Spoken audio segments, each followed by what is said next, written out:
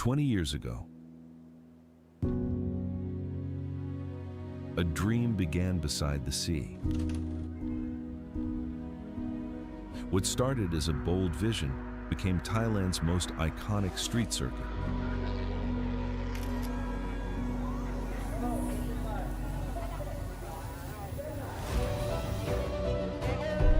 Through 2 decades, generations of drivers, teams, officials, and fans have written history together. More than a race, more than a circuit, a celebration shared by an entire community. Here, champions were crowned, legends were made, and memories became part of motorsport history. Now, the story continues, bigger, faster, stronger than ever. Bangsaen Grand Prix, where street racing history is written. Race to the horizon. The next chapter begins.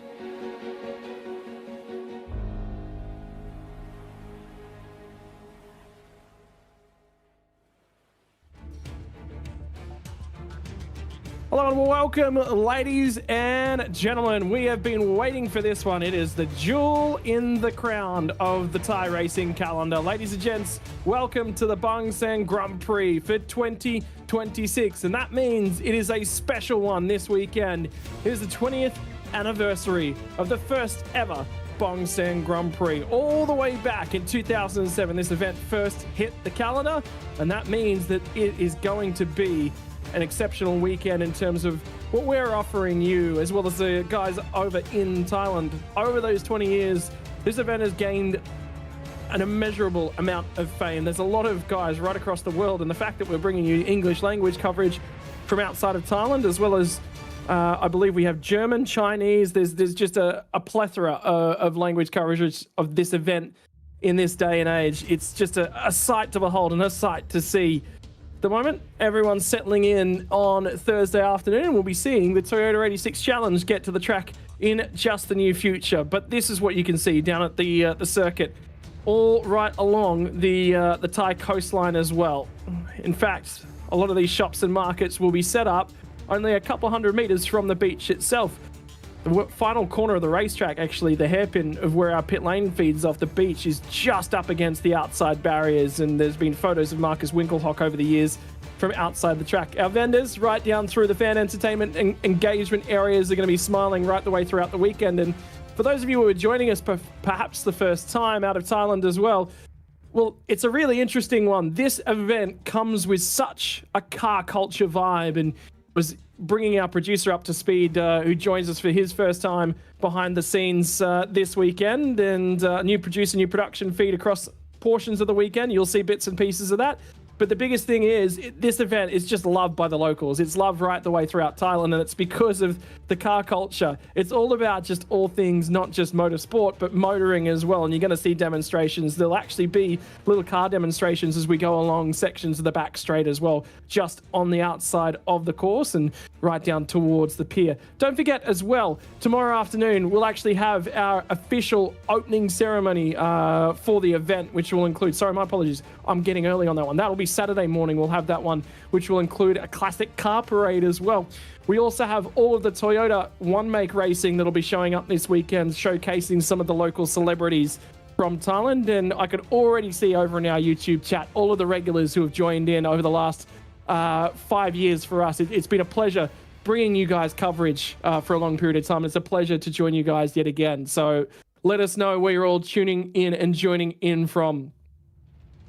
At the moment, this is the Toyota 86 Challenge that is just looking to roll off from pit lane. New category for 2026. And the biggest benefit we've got is, like I said, I think this one is just about showcasing guys that want to get out there and get racing in a category that is becoming more and more popular right around the world. Some of the shipping vessels out and in the bay as well, bringing goods aplenty in. Meantime, Toyota 86s, keep your eyes as well. This is a category that featured a rollover back at Chung in its first race of the year.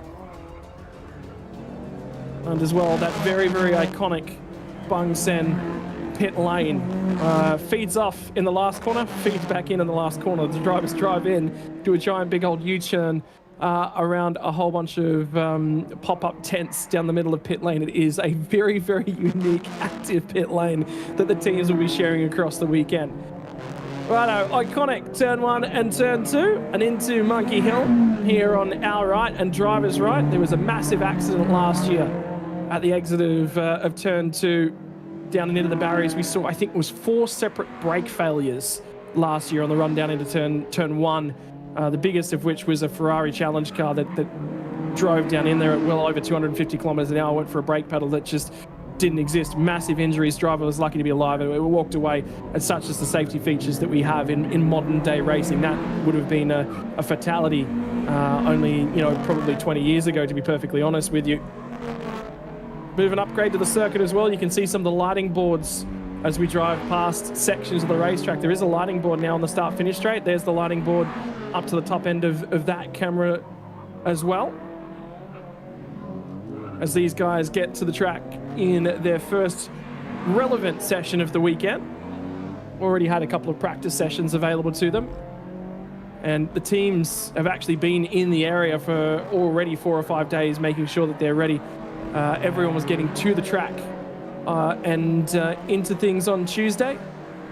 Only doing their first little bits and pieces of document registration and signage all the way back on Tuesday morning, starting from 9 a.m.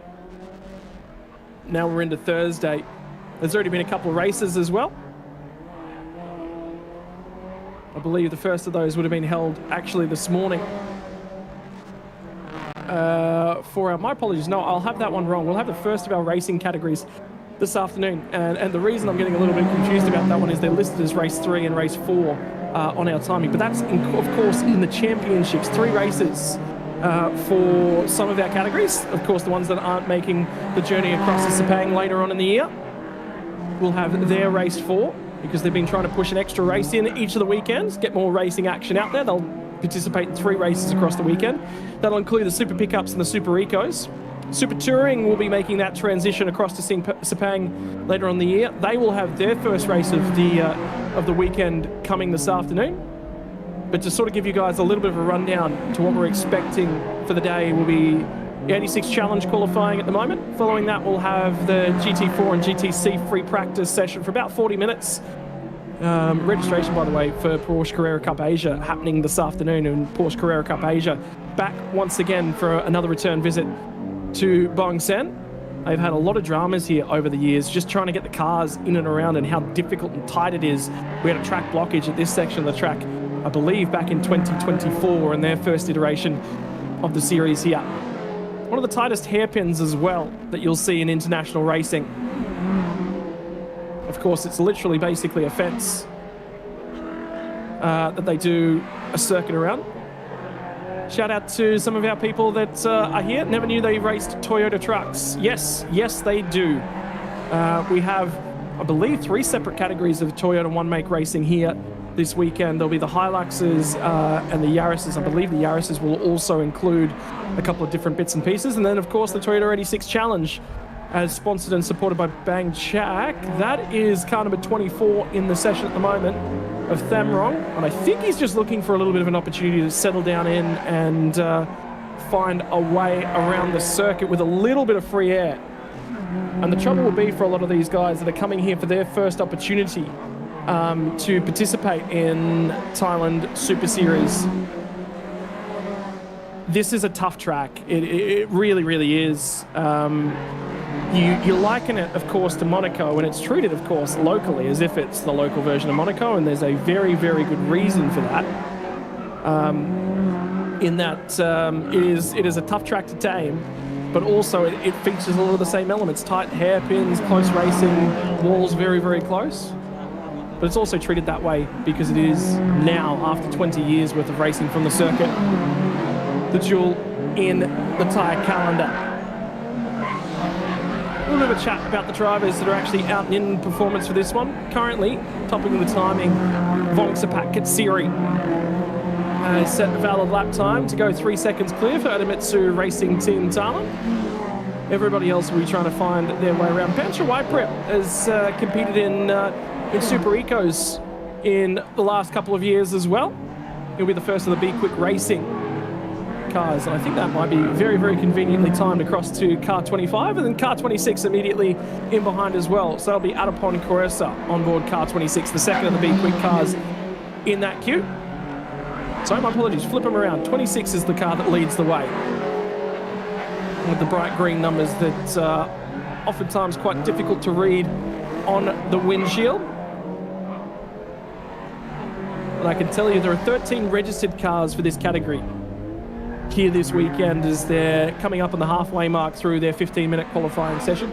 12 of them are taken to the circuit thus far, and we saw car number 24 of Thamrong Mahandanrong in that 24 car, the slowest of our qualifiers at this point in time, having set a 2:21.358. We'll set another lap for a couple of these guys down the main straight this time by, and a massive improvement for Adapon Coressa. Pancha Whiteprep looks like there will be a slight improvement to the lap time, but not enough to really gain a spot. There has actually been an improvement in the lap time, though, from Carl Bennett, who will jump to second place for the AFR Racing car at this point in time. Have a look at how much Pancha has actually closed in on the run down to turn number 1. Part of the issue will be what are the tyres capable of this weekend, and the Bkk.Lt Toyota 86s are actually going to go ahead and take the opportunity to swap positions. And then it's this. How can these cars make their way past this one? If this is your first time seeing the racetrack in operation as well, that hairpin is down at turn number 6, right before the conclusion of the first sector timing line. It is a permanent yellow flag zone. There will be no overtaking across the weekend. Keep your eyes for the Toyota 86s as well on the headlights. If you see the headlights flashing at the front end in a braking zone, that is the ABS kicking in. And these guys will be challenging all that is available to them. Beyond the halfway marker now, in terms of the first qualifying and first covered session of the weekend. Seen some questions about GT3 racing. We will have GT3s here across the weekend, including this afternoon. They will have free practice in about an hour's time. Just over an hour's time from now. About an hour and 5 minutes is when they're scheduled to come out onto the track. Of course, we'll pre-warn everyone again that's here for the first time this weekend. We lost a significant amount of time to track and barrier repairs last time that we were here and in operation from Thailand. So expect things not necessarily to always go to plan. Currently keeping our eyes on the 66, the 86, and the 15 machines of Banfront Ruchakal out of Next to Motorsport MK Sports entry. The 86 machine of Gregory Bennett, currently the second car for AFR Racing, has moved all the way up to P2. And the 15 machine as well of Elisa Kun Kwang. She'll also be participating in the Super Ecos across the weekend as well. Had a very, very strong performance in that category back at Chang International Circuit as well. Bkk.Lt puts the car on pole and says, that'll do. We'll save up some tyres for the rest of the session with 5 minutes left on this one. There will be just enough time to get back out there and get one more lap in, but looking quite comfortable and feeling quite comfortable, not wanting to take the risk. There you saw the 26 machine of Adapon and the yellow and black Bkk.Lt Racing car. Indeed our primary sponsor for the weekend as well. The flashing of the headlights on the brakes meant that that was indeed full activation of the ABS system. This here, the run down to turn 8. Become familiar with that one for the weekend. Probably one of the better overtaking opportunities on the circuit, particularly for narrower cars. The Super Ecos will try and make big advantage of that one. This here is actually a roundabout. And they put barriers up and around it. It's the monument as well. It's very, very significant sort of cultural icon to the Bangsaen area. And yet they've thrown up barriers around it to protect it and then decided, hey, it's in the way, we'll just go racing around it as it exists. Probably one of the bigger things that you guys will be noticing as well is the tightness of the circuit. Overtaking at this place is incredibly difficult, but on the other side of the coin, that means that with the close proximity of the cars, particularly running a little bit further down the audit, you're feeding a lot of high temperature air that's coming off the back of the cars ahead of you as well. Opportunities for things to start overheating is one of those things you do indeed have to manage across the weekend. Cast my mind back to 2022 and the first broadcast, I believe, from the circuit. Smoke coming from the rear end of the Trans Am 88. There goes around the 25 car at turn 2, and I think that barrier got hit, and there's the 26 as well to the teammate. They're going to try and get this car out of here at this point in time. There is one more car coming. There's a gap after the 24 machine. There'll be yellow flags displayed down at that end of the circuit at this point in time. You can see the flags in the background and the double waved yellows being allowed through there. And in the background comes the number 10, who will arrive on the scene of Chinawat Kanapong. Bit of a replay will tell us the story. Have a look at the curbs. It's a change to the curbing structure on the inside. It's the bounce off the curb. He might have actually glanced the inside barrier, I think, on that occasion. Unsettled the car. No, might have just been too much curb use on the inside. How good do the white rims look on that car, though, as well? That curb profile on the inside, quite a lot different to last year. There's obviously quite a number of the turtles or additional preventatives to cut too much on the background. So a question about what does the red and white colour on the leaderboard mean? I believe it just means the top 5 and then every other car. The ones that you're actually looking for will be the stripe just to the right-hand side of the numbers on the timing screens. I believe there is actually 3 separate categories of cars in this one, but they have not necessarily been punched into the timing system for this weekend. I believe we had the Legends, the Masters, and I couldn't tell you what the 3rd category was at the moment, but they'll have that one up and available for me for future races throughout the weekend. What you need to know about that sort of timing as well is that there will be Pro and Am standings as well when we get to the GT3s for sure, but there'll also be slightly differences in the GT4s and the GTCs. So an opportunity to familiarise yourself with the timings. Final 2 minutes available to us now, which means anyone starting a lap from this point in time will be starting their final lap of the session. Top 5 cars in this one have managed to get themselves under a 2-minute lap time. I can tell you that there is at least a couple of classes that I'm seeing. Yeah, Elisa Kung Kwang is the leader of one of the classes, so she'll be only entry for that category down in 12th position this weekend. So there is 3 different classes competing out and amongst the Toyota 86s. Like I said, I'm just not 100% on those category names at the moment. Like I said, I'll have that up and available to me in the very, very near future. Final minute or so of qualifying and the activation of ABS on the run out of turn number 1. Get as far back to the right-hand side of the road as you possibly can to open up turn 2. At some point across the weekend, we'll grab an opportunity to go on board for the ride up Monkey Hill. There is actually some on-board footage of an Audi from back in 2021 provided to us by Daniel Bilski, and you really get the opportunity to feel how bumpy it is up through Monkey Hill. The run down through turn 5 into turn 6 and the hairpin, and that white line on the ground there signifies the end of the permanent yellow flag zone, and you can go back to overtaking. Critical moment.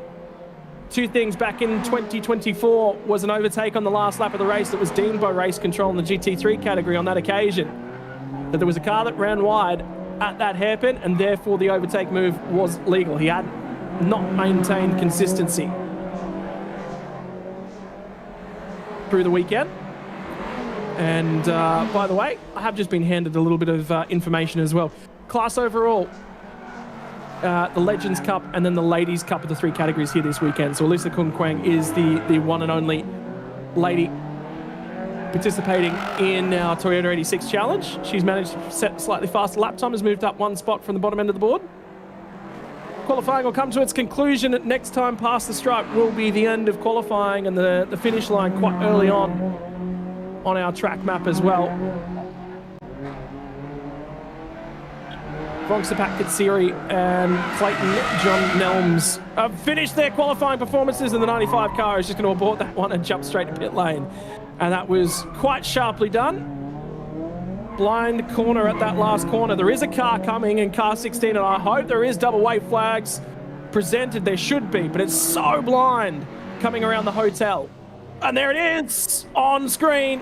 And that's what I was concerned about. There is now a massive gap in traffic, so there will be an opportunity for these guys to jump out of the way.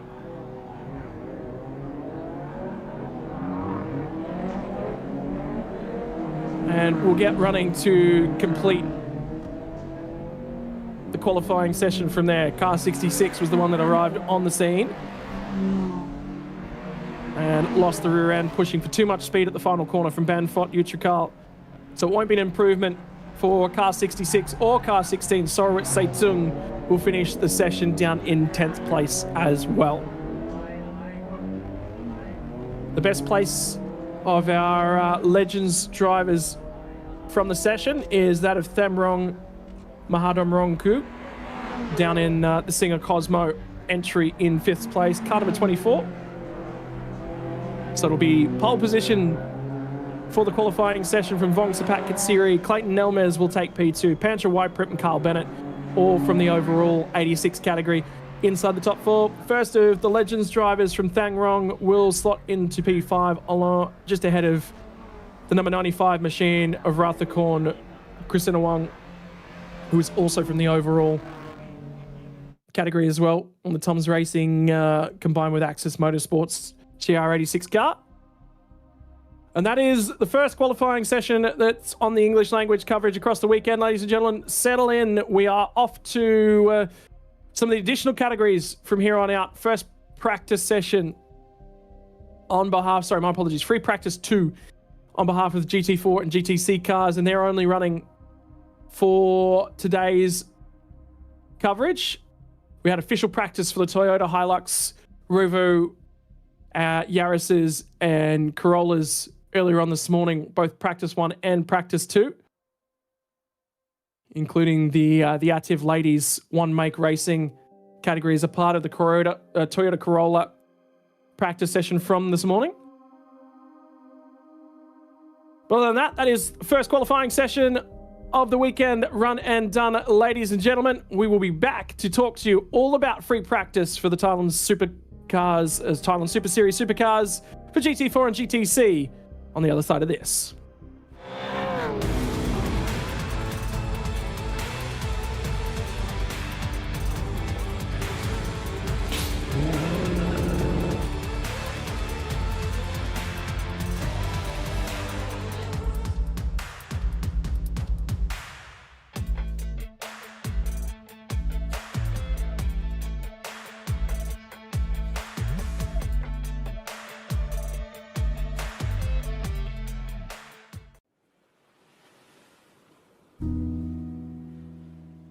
Years ago,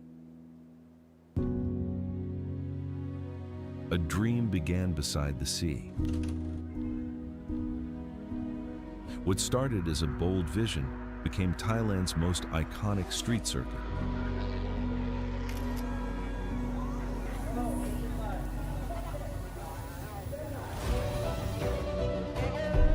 Through 2 decades, generations of drivers, teams, officials, and fans have written history together.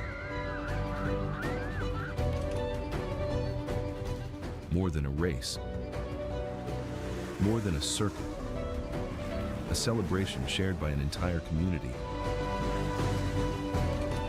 Here, champions were crowned, legends were made, and memories became part of motorsport history.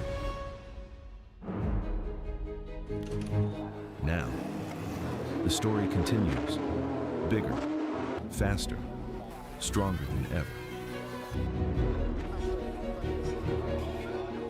Bangsaen Grand Prix, where street racing history is written. Race to the horizon. The next chapter begins.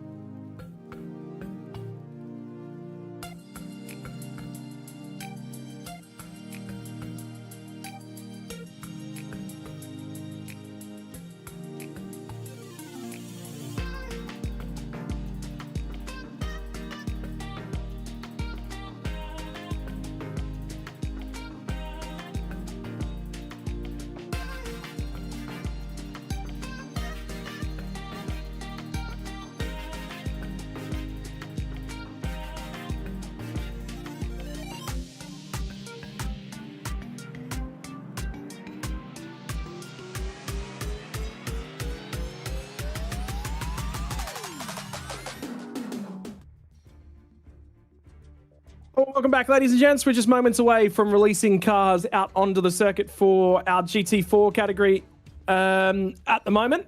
And we'll also have the GTCs out there and circulating from amongst this one. So a mix of Porsche Caymans, Toyota Supra Evos. All of the Evos are actually here this weekend for the Toyota Supras, by the way, Evo 2s. We were actually talking about that last time out.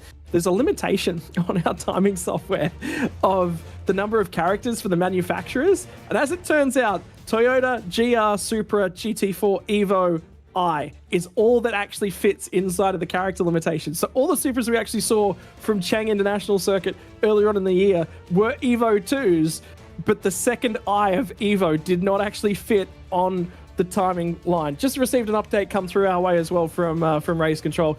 Pit lane exit will open very, very shortly. They're just they're doing something by the sounds of things in the background at the moment. Of course, there's one of the bridges that gets people in and out of the circuit, up and over the top of things. Everyone's trying to take shade when and where they possibly can, whilst they're not required for their marshalling duties. Trying to keep the sun off themselves as well. I feel for the drivers actually sitting down in pit lane with the sun effectively blaring down onto the front end of these cars. In terms of manufacturers, back to that discussion that we're having a little bit earlier on. Porsche Cayman. I have the GT4 RS Club Sport. It looks like they're both the same iteration of that car, falling under the same specifications. We have ourselves a lot of Super GR GT4 Evos, which have become, it looks like, the dominant car in 5 of them within the Supercar GT4's category. And then I believe in the AM category as well, we have another 3 there entirely made up of those ones. Ambulance operating out of the circuit. I would say that somebody has had some sort of issue somewhere around the circuit and the ambulance has been required.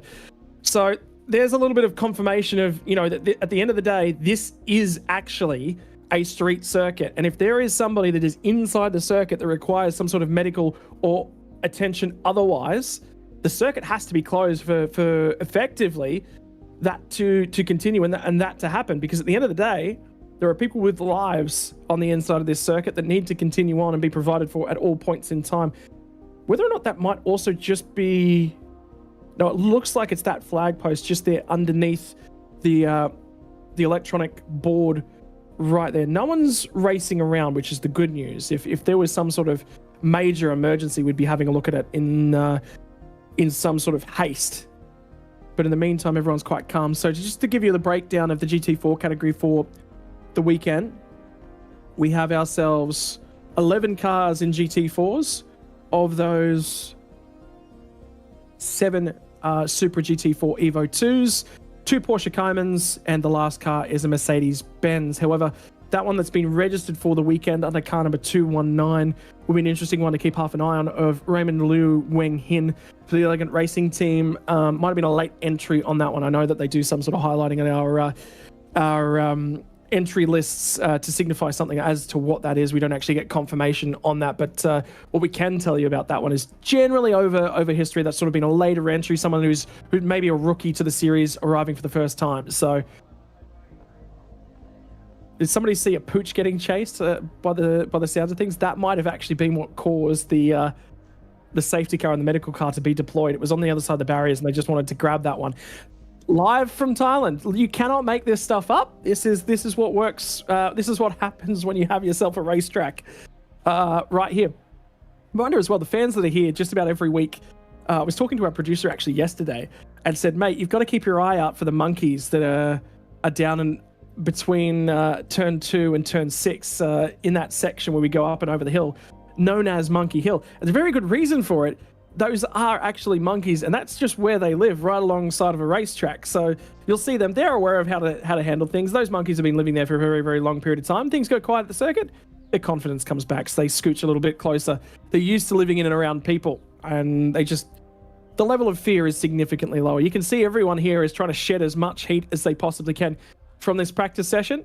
40 minutes will be available to us for the practice session here this afternoon, and the biggest benefit or weakness, it depends sort of how you read that one, is if you've got a single driver team, effectively you've got 40 minutes out there to make yourself comfortable on the track as it currently stands. But if you're a driver pairing The teams will have to split that one up. This is free practice 2 for the weekend for this category. You might have denoted one of your drivers to practice 1, one of the drivers to practice 2. When we get out into qualifying tomorrow for these categories as well, qualifying 1 will be driver number 1 for those cars. If you're in a single driver pairing, you get to do both qualifyings. Qualifying number 2 will be driver number 2.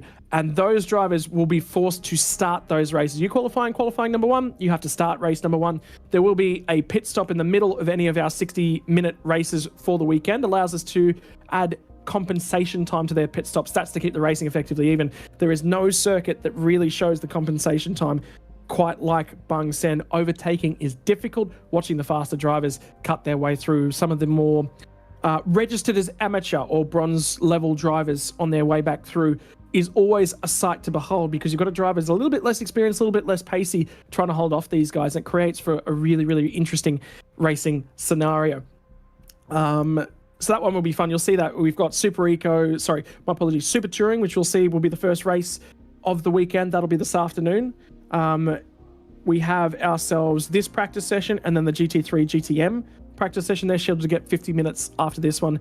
Actually, Dan, if you've got a moment, can you go ahead and grab that schedule for us? It'd be a great opportunity just to sort of walk through the action that we've got on track for these guys this afternoon. Effectively, we've got ourselves this practice session, 1 more, and then we've got 2 races to get through the afternoon in terms of our coverage for the afternoon. Will be what we have to cut our way through. So for us this afternoon, we've got GT4, GTC for practice session here at the moment. We'll get into GT3 GTMs. They're due to start from 1:05 p.m. Of course, a little bit of a delay here. We'll obviously shift all of this back just a fraction. Our first race of the afternoon will be from 2:20 p.m. That will be our Super Touring category. They will get an hour plus a lap available to them. They'll have a pit stop coming in the middle of that one. Any of the hour-long races you see across the weekend, 10-minute pit window opens from 25 minutes into the race. Effectively, when you see 35 minutes on the clock through to 25 minutes to go, you must complete your compulsory pit stop in every driver, regardless of whether or not you have to do a driver swap or you have to come down pit lane. If you come down pit lane as a solo driver entry, you just park yourself up in pit lane, maybe take a drink of fuel, have a bottle of water handed to you through the window, whatever you require to keep that car nice and cool. Have a check over the car, make sure everything's nice to go. Then you get released back out there. Compensation times will be happening in the middle of the pit stop cycle as well. Still just waiting, and we've just been given the signal, as have the officials, that the pit lane exit has been opened and the GT4s will roll out onto the circuit for the first time in anger. I was actually just going to have a quick browse through the GTC list as well. We have a Toyota Supra GTC this weekend alongside of the Ford Mustang, and I believe that'll be the Trans Am 2 spec car. It's only listed on our entry forms from Chenman Godolmaz as a Ford Mustang, which I believe means it is the Trans Am car that he's driven in years gone by. And then the third of our entries also populated by Toyota Gazoo Racing Thailand. So 2 Toyota Gazoo Racing Thailand entries, the Super GTC and the Toyota Corolla Altis GTC. So you'll see 3 cars in GTC category. If there's a car that you identify, it's probably going to be a GT4. If there's something that looks a little bit funny or doesn't quite look like it matches the lower downforce configuration of a GT4, it will probably be a GTC. That's one of the best ways to identify them. And here's the Supra Evo 2s as they start to bring their tyres up to temperature. And Wong Su Yin will be co-partnering on board of car number 39 as he'll actually get down. I was just waiting for that pass to happen as well. Anand Thorne's taken the opportunity to just jump out of the way on board the Petrolife Racing team. Blue 77 there. Let's run down the back straight away. Car number 39 is that one that you just saw jump through the shot, front end of shot. Wong Su-yun in the Wing Hin Motorsports car. They'll be participating in the Pro-Am category for GT4s this weekend. Partnering alongside of Mitchell Che-Menji. I was actually looking at that car and that driver name, just going, hang on for a second, is that who I think it is? But no, it's not. So it'll be a new driver to the Bangsaen Grand Prix for the weekend and some opportunities to get some laps. just seen a reference. 1 year there was heavy rain during qualifying sessions. We have seen rain here over the last couple of years. I believe last year it rained basically every morning of the event, and by the time cars were out on track, the circuit was already dry. So there was rain in the area. This would be a tricky circuit to navigate in the rain, but a gator took an opportunity to wander out into the track. It's right down by the marina. In actual fact, it takes part right along the marina and the foreshore for a lot of it as well. Still trying to bring tyres up to temperature on board car 77. You can see that from the bulk of the field. There's one of the Porsches at the moment. Kamick is the driver behind the wheel. Kamick Kamasutra from the AAS Motorsports Porsche Cayman. A lot of chatter what the GT4 program is going to start to look like out of Porsche in the coming years as their next evolution of cars starts to come out. Will we see rear wings become less and less of a thing? We're going to see a real spoiler be more of what we see in the future. Chunagasu Racing, Thailand's number 19 car at the moment as well is one of the three cars entered into the AM categories for this weekend. It's Grand Superfong, local Thai driver, getting the opportunity to get behind the wheel. Have received confirmation. We've got 36 minutes left of this practice session, so it looks like the practice session was not shortened. It looks like we'll be trying to make back some of that lost time throughout proceedings for the rest of the afternoon. Number 37 out of the GTCs has put a reasonable representative lap together, which is the Corolla Altis. Marat Kulapanot is going to be the driver that gets behind the wheel of that one, the bronze-rated driver on board for car 37. Both of the Toyota Gazoo Racing Thailand entries in GTC this weekend, bronze and silver pairings. Chemya Dolmaz is their only competition for the weekend. Whoa, that is a Supra with the bonnet off, and that just might be just a little bit of a look to the inside of that one. We were just talking about the Toyota Gazoo Racing Thailand outfit in GTCs. That, to me, looks like it's Natavude behind the wheel at the moment. Natavude has won many, many racing titles across the years. One of the most famed drivers in Thai history for taking away championships just in the years that I've been watching.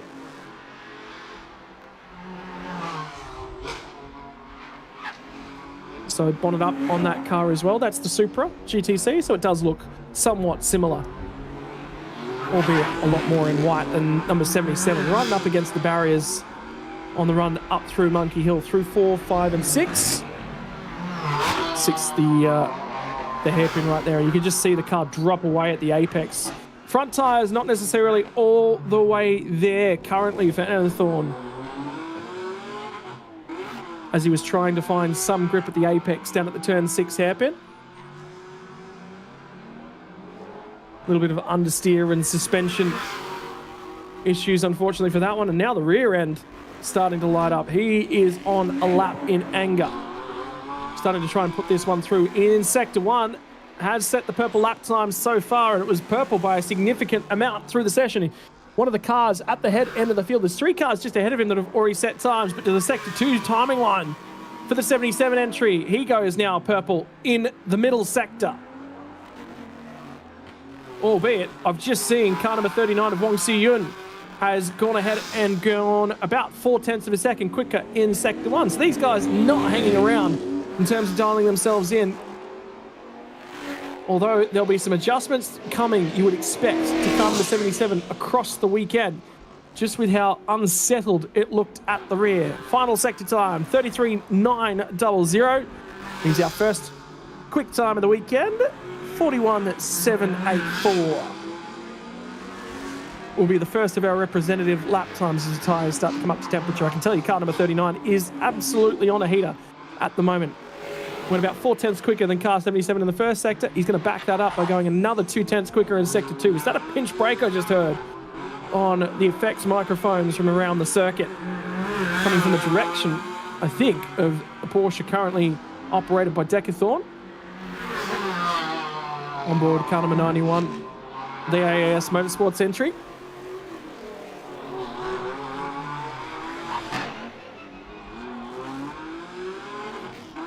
run down the hill. That certainly looked significantly more compliant at the apex of the turn 6 hairpin.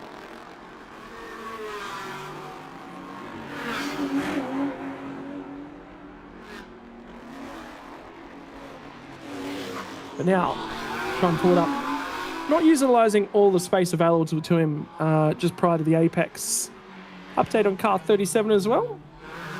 The Corolla Altis for Tudagazu Racing Thailand and GTC is back in a pit lane.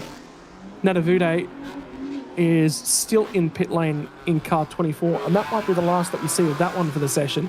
Looks like they did get out there and circulate around, at least doing an installation lap for car 24, and it's come back into the pit lane and has not resurfaced.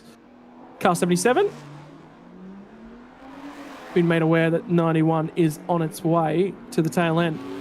And there was confirmation as well that the 39 entry did go 0.3 of a second quicker. So whatever car 77 was capable of in that final sector, it actually pegged some time back to car 39, which has now gone purple to the middle sector. So we've got a quite rapid battle for quickest drivers in this session. And I reckon that'll be another attempt from car 77.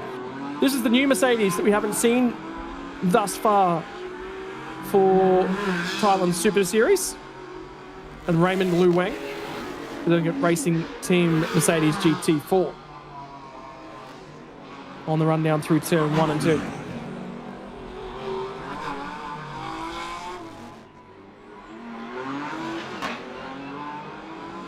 He'll try and make some speed at the moment. Again, bringing himself up. I think the tricky part is this is a scary street circuit.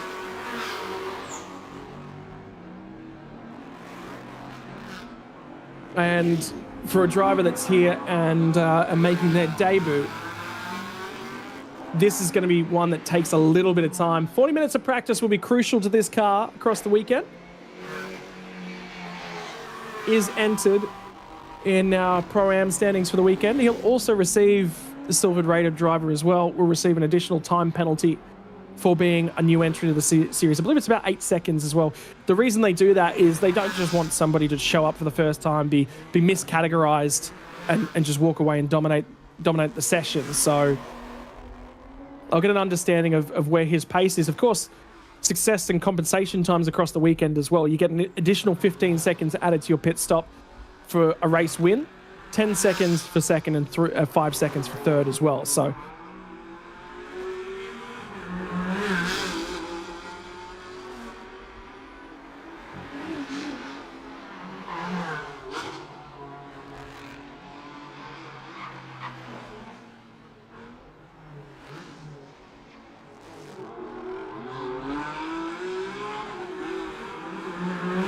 the meantime, that Merc on its run looking quite agile in a straight line. Here comes car 39 once again. A little bit of an improvement on the time, this time past the stripe. And there's a massive improvement in Sector 1 for 39. I can tell you the 77's actually on a hot lap at the moment. So we'll get an update when that car comes through and pass Sector 3. So it doesn't look like there was actually an improvement for...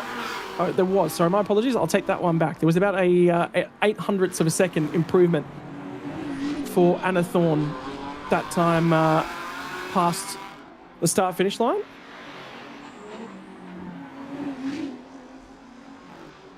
And a new best Sector 1 time as well, once again, for the 39 Supra. Now he's starting to catch up towards traffic. Might be an opportunity as well. Sometimes for Raymond Lu Wang, yeah, he's going to get traffic through the Monument chicane. And immediately jumps out of the way to Raymond Lu Wang. He'd be just seeing this car ahead of him whizzing around the racetrack and just going, is it worthwhile trying to follow that one? A reset from Anathon caught traffic in the middle of his lap. He's backed it all the way off as well. And I don't think he'd be willing to lose any more track position to these cars in behind him. Relatively close to Wong Si-yun, who's in behind him at the moment. And car 39 is going to take the opportunity to jump to pit lane.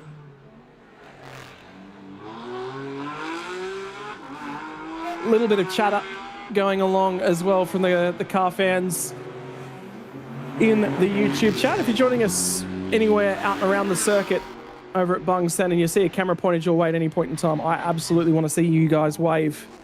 Certainly makes my day.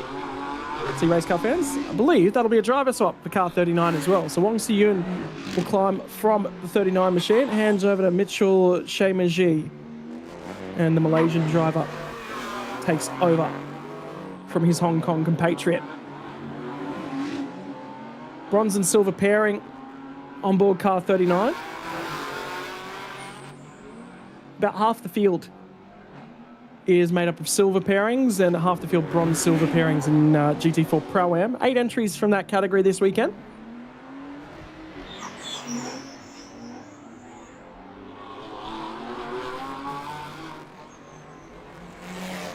'95 car, Prakun behind the wheel at the moment. This is from the AM category in the GT4s. No, I'm not over an in Bangsaen.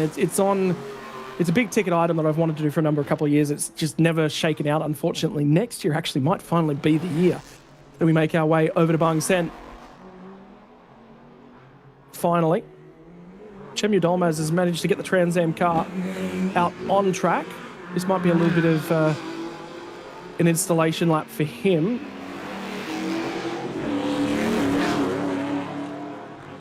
And there is the V8 of the Trans Am car climbing up and over the hill. But yes, all right, some chatter from YouTube and stuff that we do sort of want to cover. Of course, GT3 stuff, which will be interesting, and talk about the Temerarios. Well, actually, you guys haven't brought that one up, but I thought they were absolutely lovely and interesting to watch. Problem being the homologations and the way that they put that stuff together. It'll be a while before they bring those cars up to speed in international racing. Benefit is, as we've moved forward, actually going to see another pit stop here from Kantadi Kasiri. Will climb out of that car at the moment. Quite animated driver discussions from car number 91. I might have had that one wrong. My apologies. Decathlon was behind the wheel. He'll hand over to Kantadi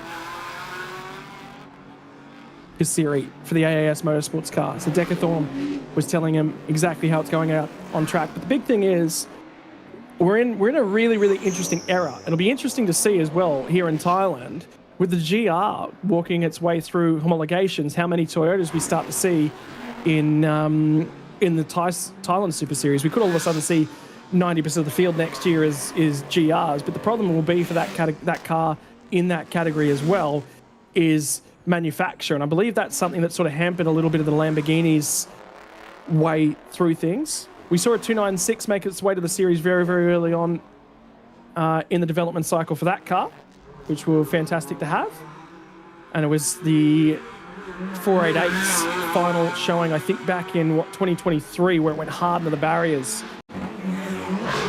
down at turn 15, put foot on the brakes in GT3, and that was the last we ever saw of the 488 in Thailand Super Series. I believe the discussion was made with the team at that point in time of this car's end of life. It's going to take a fair bit of money to repair the car. I think we might just abandon ship and come back next year. And come back they did, and they've done well with the 296 ever since. A couple of Acuras picked up in the meantime for Team Singer Thailand as well, that they've taken to championship glory. GR, I think, will be a really interesting program, but I think one of the bigger issues that we're going to have with that car is just how many are made and uniqueness of that one. Car 37 in the pit lane as well. Manhat's going to hand on over to Natapong. So some discussion again back at the start of the session of free practice 1, free practice 2. Do you hand on over to the teammates? How do you bring your guys up to spec? Tightening of wheel nuts on board the 35 car. More discussions about what the car's driving like at the moment. Toyota Gazoo Racing guys, and that is Manat jumping into that car. Might have been Natapong behind the wheel, because that is definitely Tom Manat on the back end of the helmet there. Or car 37. So I'd expect that one to, potentially be the other way around. Practice pit stop here for the number 9 car as well. Symbol to wave them into their pit box. Again, by our timing, I would have Kamik on board of that car, but free practice, you could have anybody on board the cars at the moment.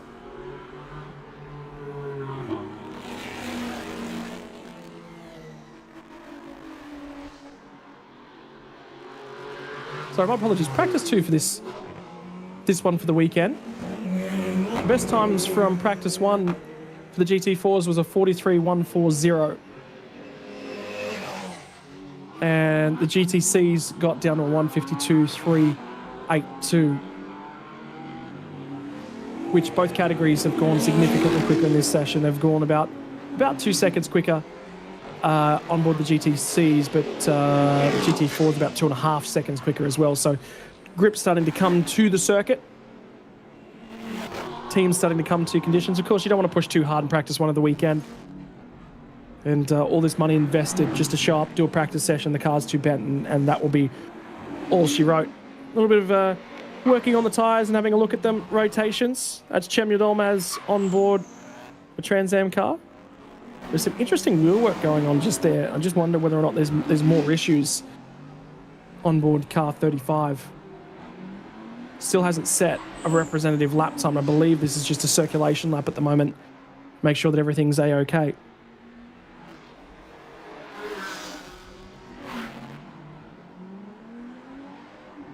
This afternoon's coverage as well, ladies and gentlemen, will be an interesting one. GT3s and the GTMs to come up at the conclusion of this session in about 20 minutes or so.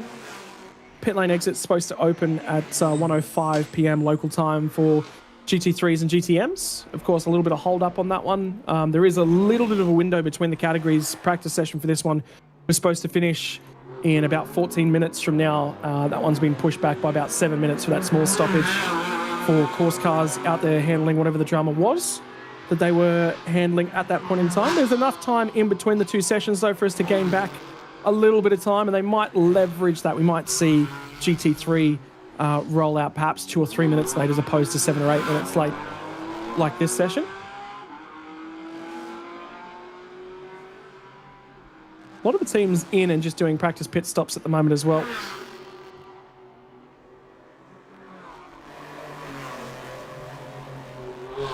And a reminder about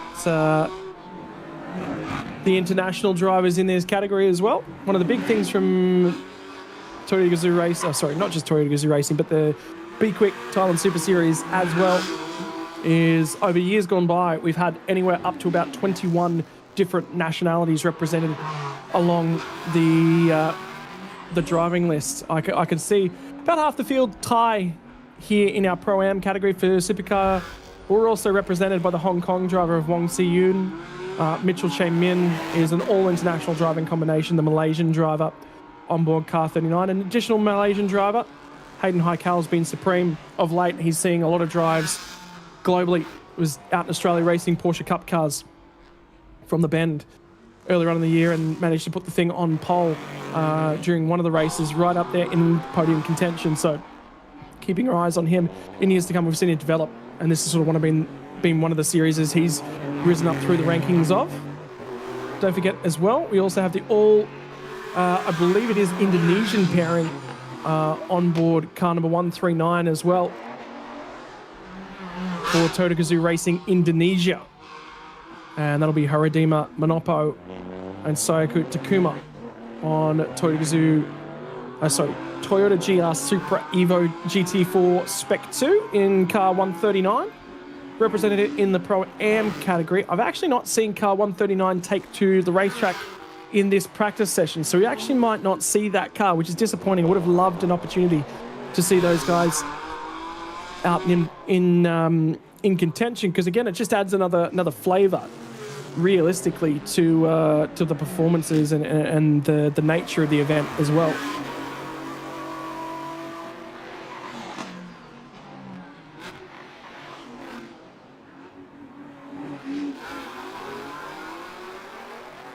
I see as well our YouTube chats. We got you guys started on GT3s and cars in general and your thoughts on it.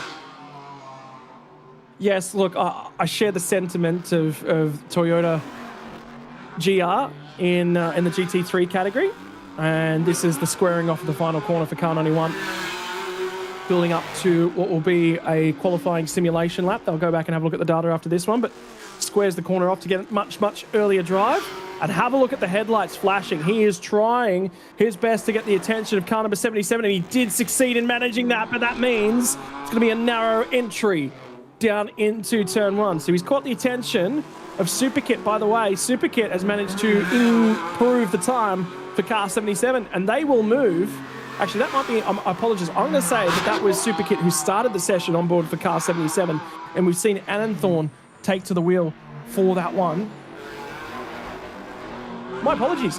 I actually don't think Hayden Haikal will be in participation this weekend, because based upon our timing screens on the entry list we were handed earlier on in the week, we were listed to have Hayden Haikal be the secondary driver for car number 77.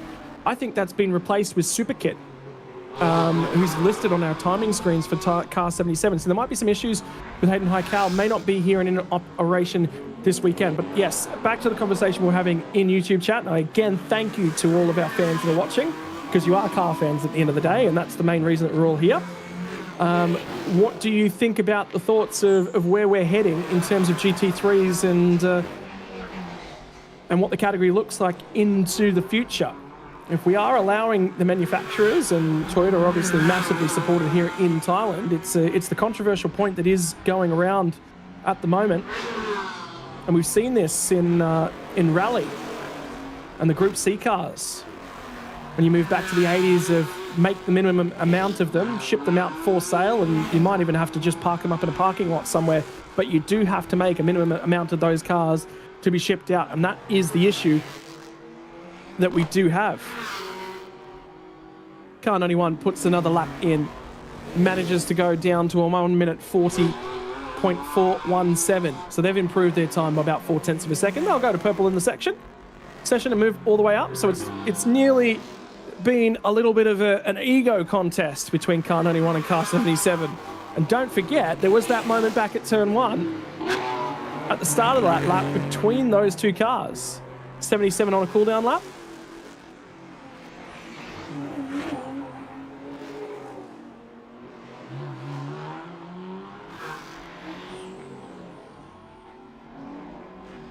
And there is the Toyota Corolla Altis in the GTC category. That is the class leader at this point in time as well.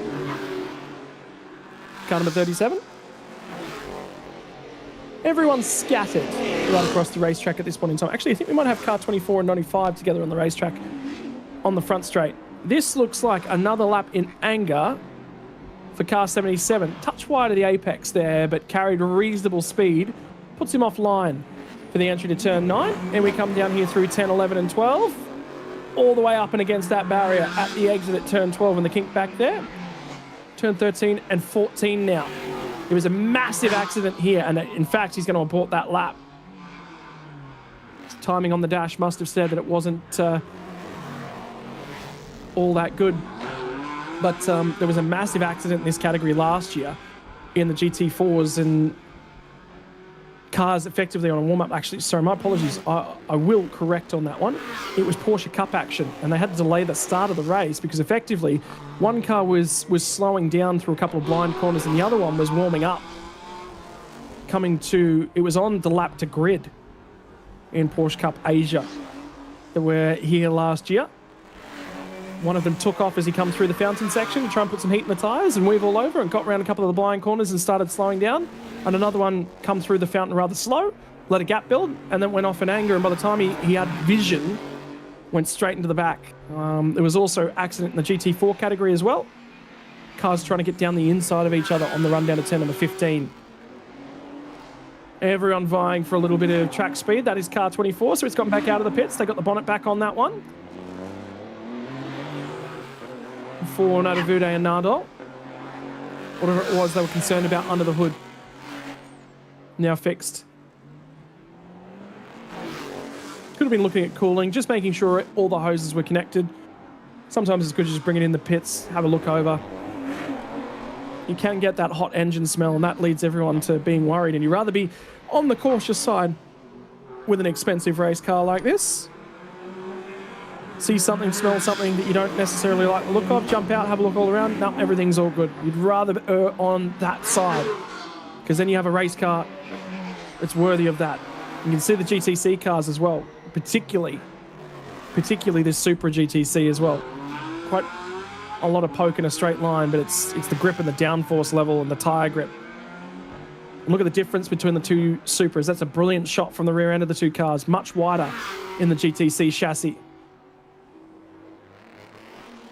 than the GT4s.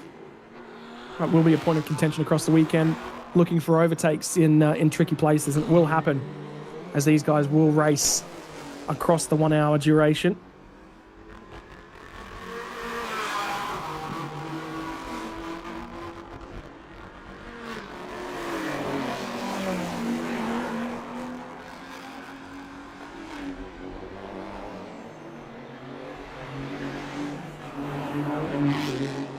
Ambient air pressure has been passed on towards us for this weekend. There's been, which is important, of course, for scrutineering cars and ensuring that everything's up to spec.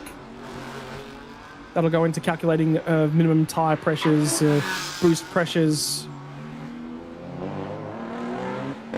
and will form an important part of scrutineering across a lot of the categories. Of course, anything with a turbo hooked onto things. Of course, the Super Pickups will have that one in operation. Super Touring, Super Eco as well also have a mix of... no, sorry, my apologies. Super Eco will not. They're all naturally aspirated in the smaller class for the weekend.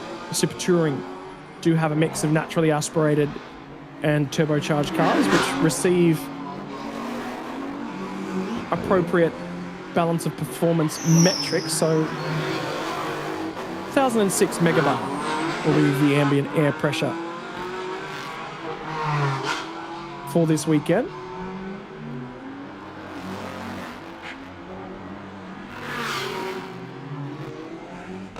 Don't forget, we're right down at sea level as well. So the air is definitely heavily oxygenated into salt in the air as well. It's not as if we're punching through rather thin air at altitudes.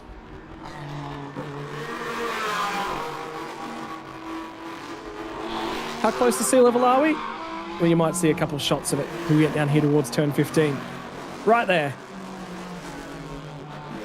By the sea. How about this for reasons to visit Thailand? I actually have a friend over in Thailand at the moment. I've been keeping up to date with her trip. Occasionally does little bits and pieces of translation work for me when and where I need it. Not a car fan though, but she is still over and visiting Thailand, goes on a yearly trip over to Thailand. Good excuses to visit Thailand. Well, it's a fantastic area to go over and visit. The culture, the beachy life, a lot of Australian expats head on over to Thailand and have a bit of fun with it. Reasons to get around on a scooter and motorcycle. I think my plans are to convince my partner that we need to go for a trip to Thailand. Oh, and by the way, whilst we're there, I'm going to go to a car race meeting.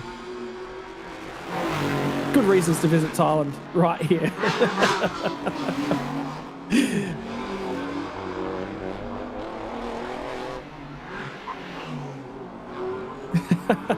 Our producer, I like this comment that's come from him this afternoon. Can the cars take a quick dip to cool down? Yeah, look, I don't think they will. But a little bit of character for the weekend. There were multiple stoppages as well from free practice 1 from yesterday during the GT3s and the GTM category.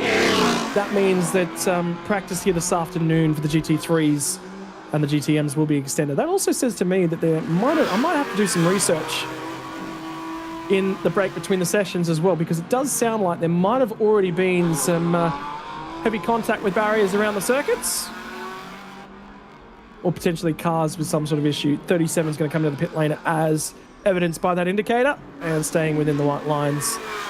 No reason to be aggressive on the way into the pit lane. The cool thing about pit lane and the pit lane delta in this circuit is the time spent in pit lane is basically a pit lane delta minus about half a second.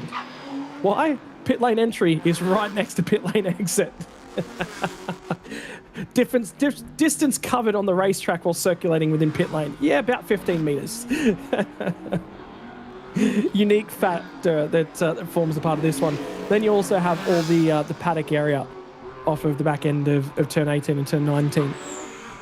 couple landmarks around the circuit as well. We've obviously seen the run and the rise up to turn 1. Talked about Monkey Hill and the turn 6 hairpin. But there's a major hotel directly across the road from our pit lane entry and exit. And it's literally called the Hotel Hairpin to finish the lap as well. Monkey Hill, listen to the Porsche as it winds its way up, getting a little bit airborne. Less weight being pushed across the tyres makes it significantly easier to climb in RPMs on board that one. Bouncing down through the hairpin. I've not seen cars over previous years bounce anywhere near as much of that hairpin. There must be a new bump that's formed potentially in the road or a slight drop away. Tugazoo Racing Thailand having some discussions about performance levels of the car. Where can we go?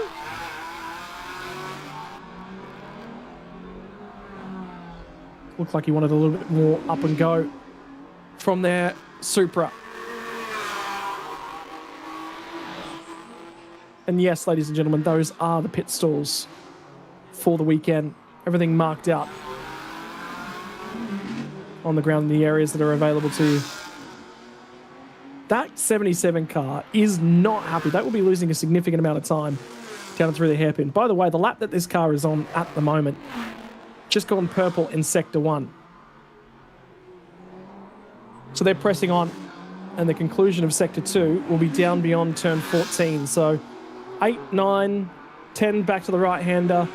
Left is 11 and 12, and there was a little bit of tyre squeal and a half moment where you thought maybe the front end didn't bite into the road.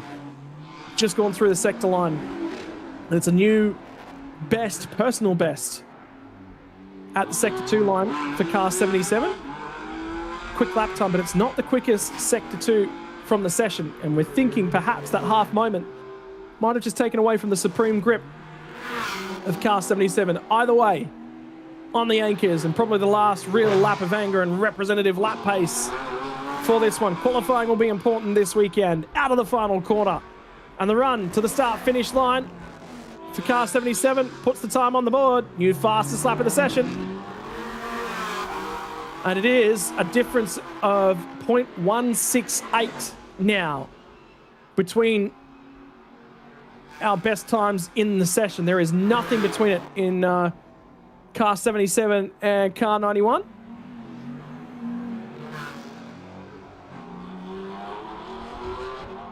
And I say, looking at that one, that might just be it for everyone that's out there and putting lap times in at the moment. Keeping an eye on car 91. They've gone through our Sector 1 timing line at a sedentary pace, about 10 seconds off. We've just arrived out at Sector 2, and they're about 10 seconds off at Sector 2 as well. So I do believe they're on either an in-lap or a cool-down lap. They might have one more go at it. Coming to 9 is going to jump back into the pit lane. I think this is just practice pit stops, practice driver swaps. Head out, do an installation lap. I believe that's the Corolla in the background as well, car 37.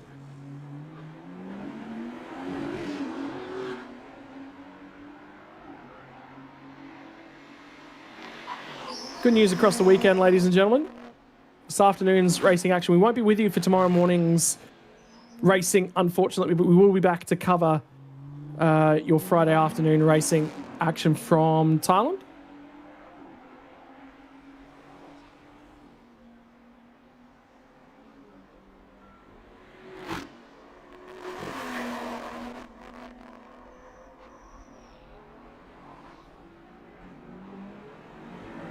Out of the car and over onto the pit lane for, I believe that was the AAS Motorsports car. That's Champion Almaz's Mustang back in the pit lane down the far end of the pits as well. Still about 10 seconds off the pace for Chem, so it's not been a phenomenal session. Oh my word! Car 39 has been heavily in the barriers and all out of alignment at the rear end. And that will definitely bring their session to a halt. The right rear tyre is basically in the guard on that car. We did hear a screech of tyres moments before this car showed up on screen. But that is that's some significant suspension repair. And you can see it's already gone up on the jacks, and they are all out there and having a look at it in the pit lane. I'm going to go ahead and say that'll be down at turn 15, because we picked that car up somewhere between 16 and 17. And there it is. That's wide. Although that looks like... Yeah, that's already been in the barriers there. No, that'll be 16 and 17. Yeah, so that's gone in the barrier. So there's a fast left-right combination here. It's listed as turn 17 on our track map, but there is 2 corners there. There's a left and a right. And if you get fractionally offline and there's a little bump when you turn in to 7 on the left-hand side, and if the car just does not pitch in to the left-hand side of things, the car will not stick and will not go in to the left-hander, and then you're in trouble. We've seen so many cars over the years for what just looks a really simple combination of a left-right flick. And indeed, Daniel Bilski's track guide that we have from a number of years ago says keep it flat through that section in a GT3 car if you dare. If you're trying to make lap pace, yeah, there it is. There's the brush with the wall. Heavy contact on the right rear corner of that car. I had a feeling it might have been at 15, but if it hit the barriers at 15, it would have been much slower, and lots of safer barrier and protective structure down there. The car probably would have gone in the barriers and stopped. Either way, a minute left on the session. Officials will need to have a look at that barrier at 17 for sure before we let the GT3 cars out onto the circuit. Tough way to finish the session for Wong Seun and teammate Mitchell Che-Min-ji. Expecting... Actually, that's been an update to that car as well on the timing. That was Ryan W., which we don't actually have on our entry list here. Either way, track has been cleared to continue on with the end of the session. Car number 95 will be having their final lap, which looks like it's Prakun behind the wheel of at the moment.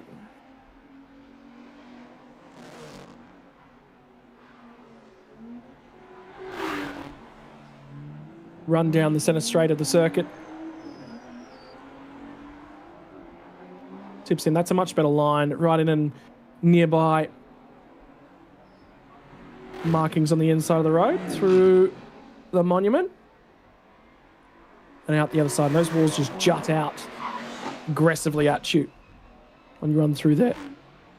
Carry speed down here through 14 into 15. Left-hander here. And it wanders all over the road. And again, you've got to be careful down here at 17, which will be the left-hander here. That's definitely a lift off there. There's no way from a GT4 you're going to be able to carry maximum speed and not have to lift off the throttle at 17. And the final hairpin looking for that drive back off into the main straight. Session will come to the conclusion. Waiting for our final lap time from car number 95. Will come to the line. 43.229 does not look like that was an improvement, but it was very, very close to that. So that car's got reasonably consistent pace, at least on board. That looked like a little bit of a long run for car number 95 as well. Car 11, Chris and Karopong finishes the session in P4, and they've just set their fastest lap of the session for 42.093 on that last lap of the session as well. Also, the 219 Mercedes still circulating at the back end of the session right here as well. Everybody else is down over in pit lane. And I believe that's... We might have already seen the Super enter the paddock. There will be some damage to come for that car and heavy, heavy contact with the barriers.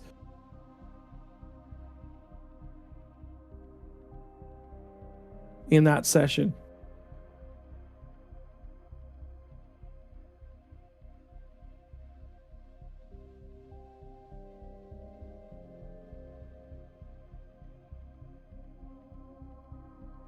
Fans watching along from Thailand, ladies and gentlemen, we're going to walk away for just a short break before we bring you GT3 and GTM Practice 2.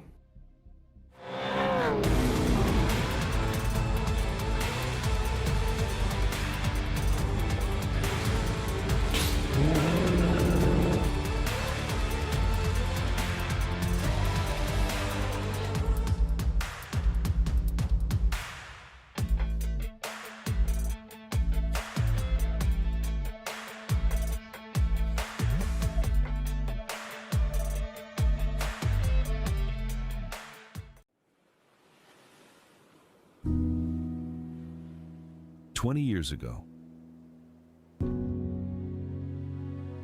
a dream began beside the sea. What started as a bold vision became Thailand's most iconic street circuit.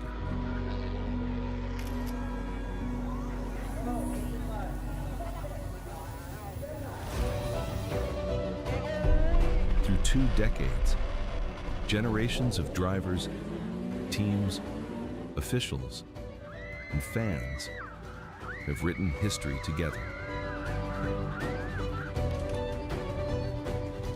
More than a race, more than a circuit, a celebration shared by an entire community. Here, champions were crowned, legends were made, and memories became part of motorsport history. Now, the story continues, bigger, faster, stronger than ever. Bangsaen Grand Prix, where street racing history is written. Race to the horizon. The next chapter begins.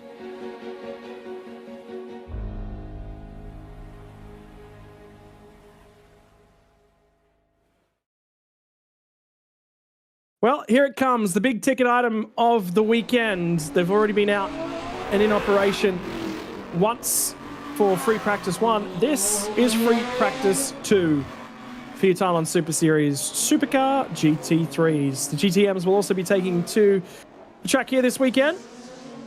5 of the GTMs out there. We'll have the Pro-Am category with 3 cars and the Am category with the 2. Simon Saiwai Chen, by the way, on board that lovely Fire Monkey Porsche 992 Evo Cup car, is Fire Monkey X Silver Rocket this weekend. We'll have Alex Lee from China joining him on board that car.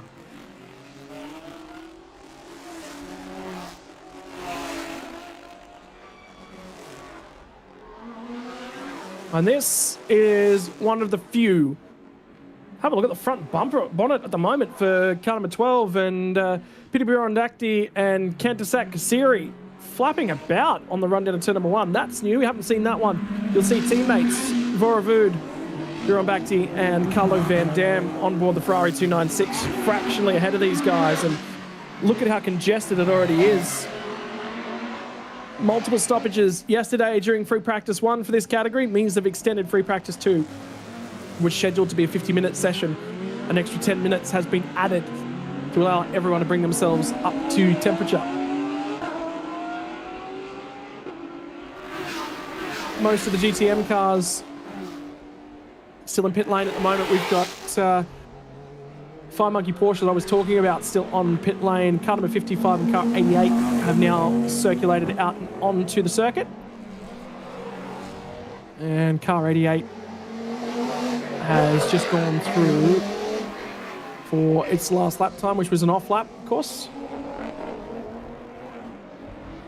Tell you what, there's actually only 5 GT3s out on track at the moment, and they're all basically lined up as we head down into turn 15.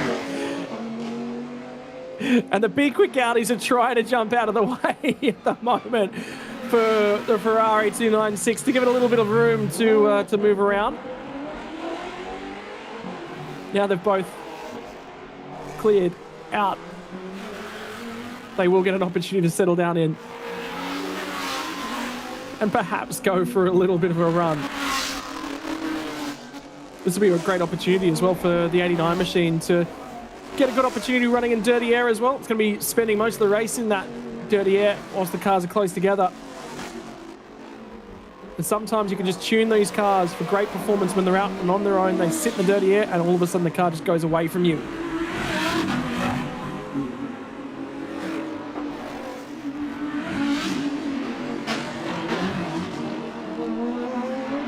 By the way, weather this afternoon, potential for light rain as well. Basically all afternoon. Currently just after 1 p.m. local time in Thailand. A little bit of a spike up to about 30% worth chance of rain will fall off just before 4 p.m. and this afternoon just after we finish for the day. That was a lizard running across the track, I believe. Actually, might have been a smaller critter on the run down to turn 8. But there is a chance of light rain this afternoon. And just giving you guys the forecast right across the weekend, looking at today, tomorrow, Saturday and Sunday, there's basically light rain. Strongest chances today and tomorrow. And then Sunday, we're expecting thunderstorms. Top of 31 just about across the weekend. The only problem with it raining here in Thailand is you would think, oh, that'll probably bring a little bit of relief. Well no, because the humidity just goes back up again. The temperature and the heat is just about constant.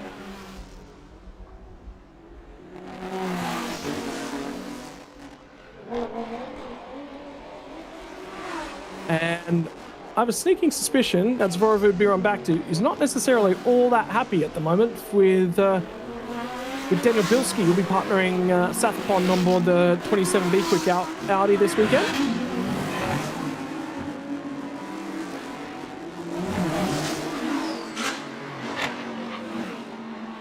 Looking for a little bit of free track space. It's practice, boys.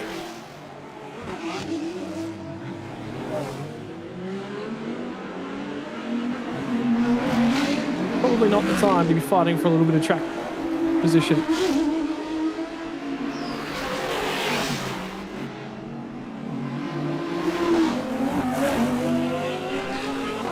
Number 16 also making its debut here for the GT3s as well in the AM category.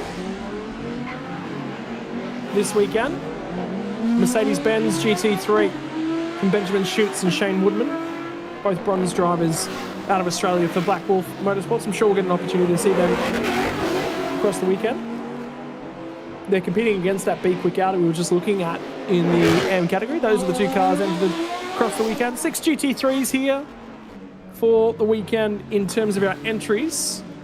All of them are now out there and circulating. I've seen 2 of our GTMs take the track. Actually, 3 of the 4 GTMs have now taken to the track.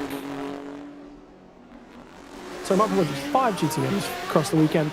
Run you through the entry list, as well as we're watching the times coming in at the moment. Car number 12, Peter Bkk.Lt and Candice Kassiri have had a phenomenal couple of seasons on board this Honda NSX. It is the Evo 2 spec for the Singer Motorsports team in Thailand entry. Hank Kicks and Alessandro Gueretti will be on board car number 26 for Bkk.Lt Racing in the Porsche 911 GT3 R992 Evo spec. Currently having a look at a few more of those cars. The next one is the Singer Motorsport Team Thailand Ferrari 296 of Vorevud Bkk.Lt and Carlo Van Dam. Vorevud behind the wheel at the moment. And you can see the 2 Team Singer Motorsports cars on track in their similar liveried entries at the moment. Finally, the final car in GT3 Pro-Am for the weekend is the Triple-8 entry of Yaranyanya Razananakoto from Thailand, the bronze-rated driver on board the Bkk.Lt Racing Audi Evo 2 car Triple-8. We'll be partnering with Akash Nandi, the Malaysian silver-rated driver on board car Triple-8. In GT3 AM, we'll have the 16 Benjamin Schutz and Shane Woodman on the Black Wolf Motorsports machine, and the 27 of Daniel Bilski and Sathapon Virachur, which will be the Audi that we saw on board just a few moments ago for Bkk.Lt Racing. Then we move our way down to the GTM cars for the weekend. This is the number 88 entry, and we were talking behind the scenes. I was mentioning some of the stuff that Jalen Robotham and I have talked about over the years when I've had an opportunity to have a chat to him. Driving the Corliss Racing Engineering entry at the moment, I believe, is actually Craig Corliss himself, and I think that was perhaps a brush with something on the inside of turn number 8. I definitely saw something moving across the pavement down there. So Craig Corliss is on board this car from New Zealand at the moment. And it is the Mark Mustang 5.2 litre.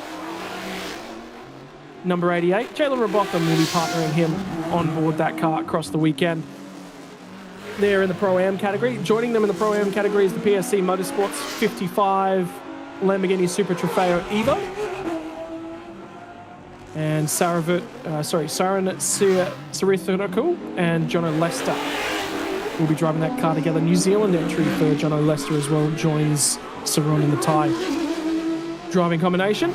And the final car from that category is the 77 machine of Saravit and Afik Ikwan, the 77 PSC Motorsports Ferrari 296 Challenge car. We did see a 296 Challenge car here last year with brake issues on the run to turn number 1. It was a horrendous accident, that one. I do wonder whether or not that's that car returning. In the AM category for GTM will be the number 8 of Sontoya Kunplom, the Thai bronze-rated driver in a 991 GT3 Cup Evo, which I will be very happy to see when I get an opportunity to. Has not left the pit lane as yet for this session. You can see it at the bottom of the timing charts. That 991 Porsche Cup car is my favourite of all time across all racing. I've always just loved that car. So you'll absolutely get a little bit of extra glee come from my end when I find out about that one. And the number 10 entry, we already talked about the Fire Monkey X Silver Rocket. Is Simon Chen and Alex Lee will be the other Porsche Cup car. Also an Evo spec. They're on board the number 10. They will be very, very easy to spot. Black and bright green tends to stand out. That one's been a fan favourite over a long period of time. Simon Chen's a regular part of the series here and has been for a number of years. Expecting, by the way, today we're expecting somewhere in the realm of, I was just mentioning on air what we were expecting for potentially the weather forecast across the weekend. 7 millimetres of rain planned for today, and somewhere between 30 and 32 degrees top. But by the way, the high and low temperature for the afternoon here, with rain building into the afternoon, and then basically every session from here on out throughout the weekend, we could basically have a chance of rain, so that will stay with us. 30 degrees is the top planned temperature for the rest of the day. 29 is the low over in Bangsaen in Thailand. We'll talk about the temperatures across the weekend. Tomorrow is the highest amount of rain we're scheduled for the weekend. 19 millimetres, top of 31 and a low of 27. Saturday we'll see us somewhere between 30 and 28 and a chance of up to 13 millimetres sort of a rain. Then finally Sunday we get a little bit of a break. There's the 991. Yes! Love the front end of this car, but is it just me or is that not necessarily driving all that straight at the moment? This will be an installation lap for this car. And number 8, Sontoya Kunplom. There we go, starting to put the foot down. To complete the chat about weather for the weekend, 29 is the top for Sunday, 27 degrees the low. Here comes the Audi in the background, and Daniel Bilski aborts the lap. 15 millimetres worth of rain scheduled. There still looks to be some sort of technical drama for that car, and this is a permanent yellow flag zone, so Pitibir Bhakti will be forced to slow down and abort whatever lap that he was currently on, as he's actually just gone to the quickest lap time of the session last time by. Now he'll jump out and overtake.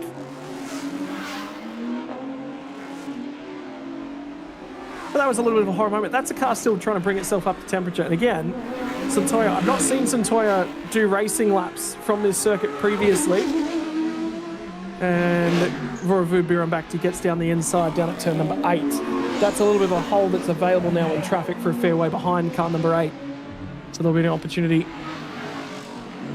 Fastest track laps from GT3 earlier on in the weekend in our free practice 1 session. 37.8 coming the way from car number 89. So the Ferrari 296 topped the earlier session.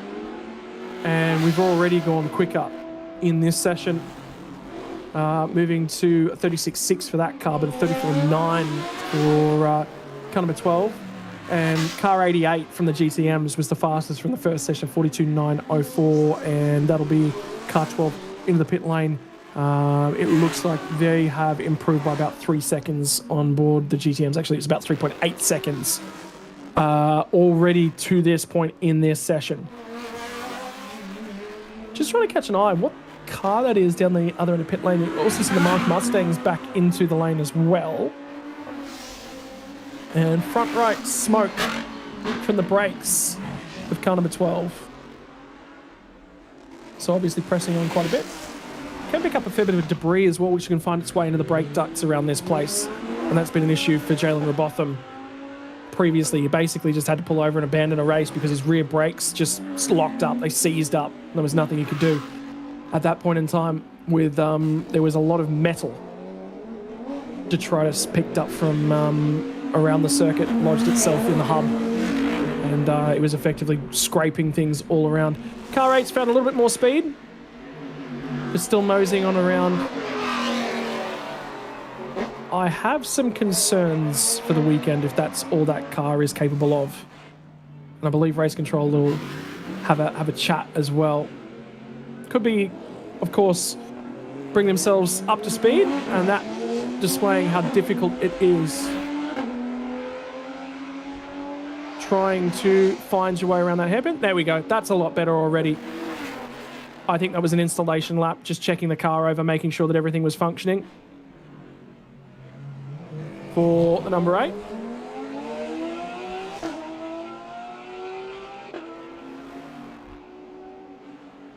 They're already starting to find some speed and confidence. A lot of bouncing in the front end of that one. Issues getting the car to set itself up nicely.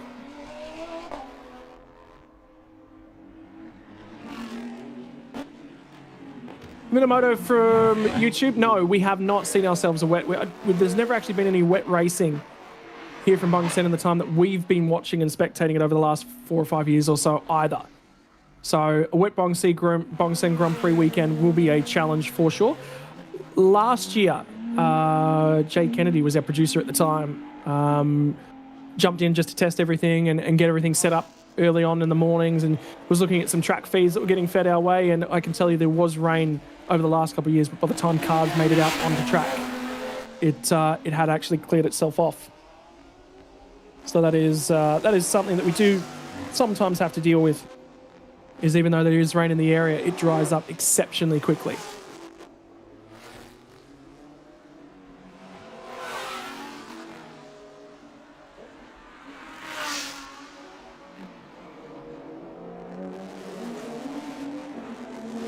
Car number 26 in the Porsche in the GT3 class on its run through turn 1. Looks like Hank Hicks, man that pays the bills over at Bkk.Lt, behind the wheel at the moment. One of the things we like to talk about here, and has been mentioned to me, I don't like that. I don't like that. That's an issue of some description, and the reason that's an issue is that white line that we saw on the exit of that hairpin is the end of the permanent yellow flag zone, and that has me concerned for the weekend. The GT3 cars, by the way, currently lapping 35 seconds faster than number 8, and that means they will be catching him every 3 laps. That is a very, very big issue, and there will definitely be some discussions. I'm not sitting here and saying that anything wrong about Santoya Komplum, who's behind the wheel of car number 8 at this point in time, but that's one of those safety factors that you certainly have to. That is rife for a major moment for car number 8, and I don't want to see that car leaving the weekend on the back of a hauler, let alone somebody else's car leaving on a hauler because they've approached it at speed and they're under pressure in a racing battle as well. There will be definitely some discussions for that car. Times have improved significantly in Sector 1 and Sector 2 now for car number 8. But, and the problem that we have actually, car number 8's come back to pit lane. My apologies, we'll cancel that one out. Car number 8 has come back to pit lane. We don't know. There could be a technical issue for that car as well. But at the moment, I have grave concerns for that car, and it's continued progress throughout the weekend. And again, take a look at how tight and twisty this racetrack is as well.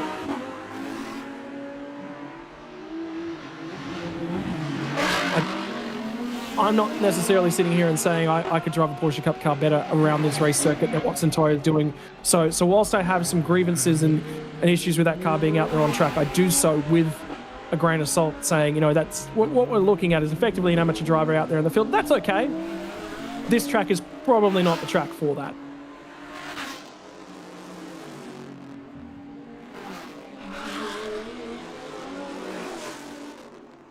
Probably worthwhile a chatter about Thailand Super Series this year in general. And in 2026, kicked our calendar off from 22nd and 23rd of April with the test days at the Chang International Circuit. Race 1 was also from Buriram in the 21st to 24th of May. Here we are at round 2 of the calendar for the year as well. Bangsaen Street Circuit. Boy, this one always makes it interesting from the Chonburi province.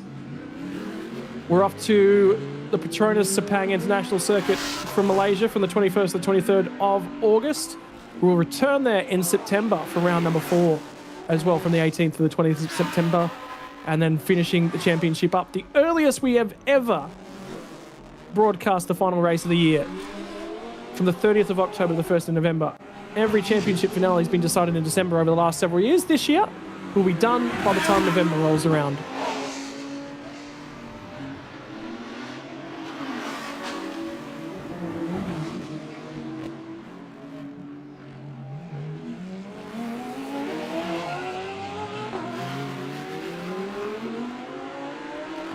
Keeping an eye on board at Mercedes at the moment, is aborting its fast lap.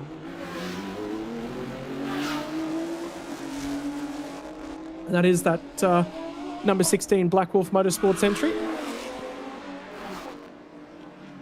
Very prettily prepared car as well. Do really like the orange, white and black.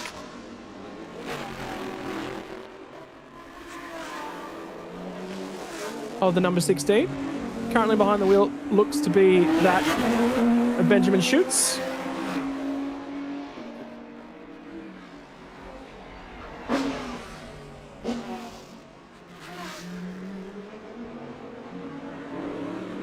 Nice easy run down in turn 1. Just to hear how late he got back to the throttle as well. Trying to get that car pulled up. How good does the V8 sound as it angrily climbs Monkey Hill, navigating all of the bumps.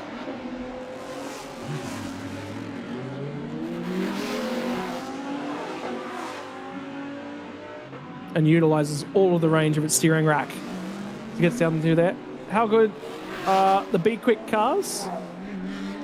And this is the debate that this team will be going through as well as we near around the back end of the homologation cycle for the Audi and its evolution package as well. No more Audi R8s rolling off the factory floor. We wonder about the homologation cycle for them. Have a think about as well just this series in this category. You've got yourself an Acura NSX, which it's probably not going to be homologated for all that much longer either. And you've also got a couple of Audis out there. And this is year number 2 of having the Porsche 992 Evo car available for the Bkk stable.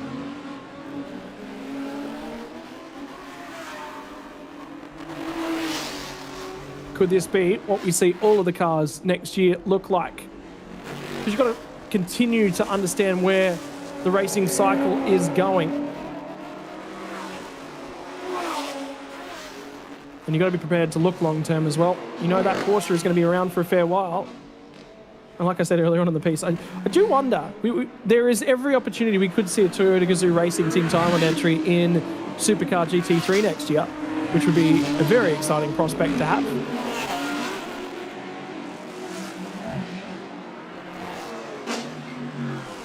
All of a sudden you add an extra, at least 2, perhaps 3 cars from Toyota Gazoo Racing Thailand, which also opens the doors for that team as well to elevate their drivers through the rankings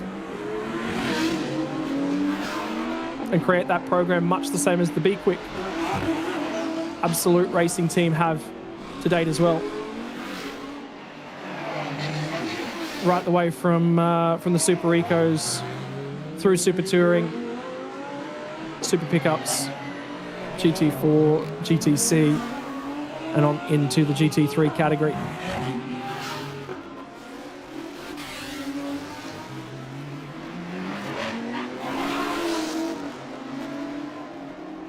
Have a look at the disparity in lap times at the moment as well. In GT3s, all the way back to Benjamin Schutz. Down in 8th spot. There's 2 GTM Pro cars that have currently managed to eclipse those guys by about a second.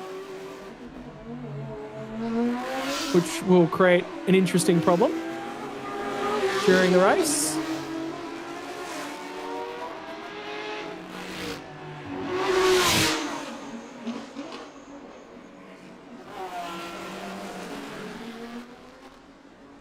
Coming up on the halfway through this practice session as well, and taking a look at the rest of the afternoon in terms of coverage.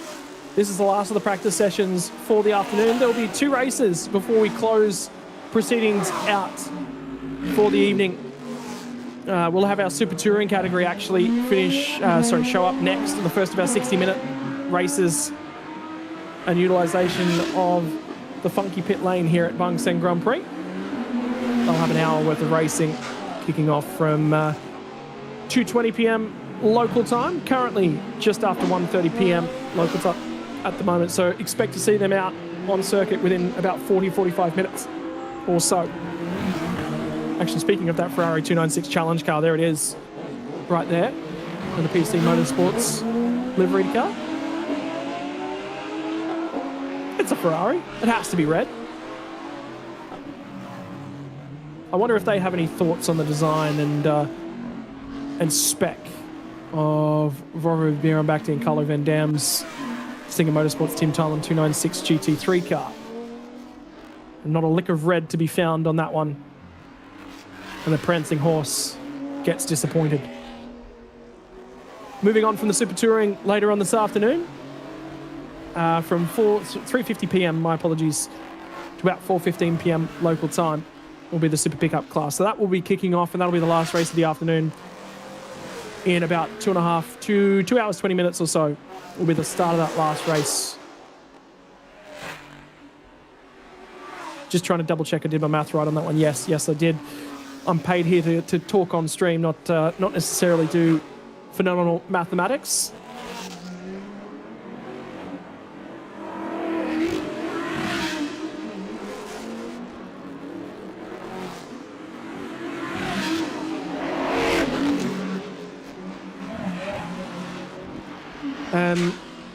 Chatter going on about Benjamin Schutz and Shane Woodman coming all the way from Australia and their GT World Challenge car. Well, you've got a car.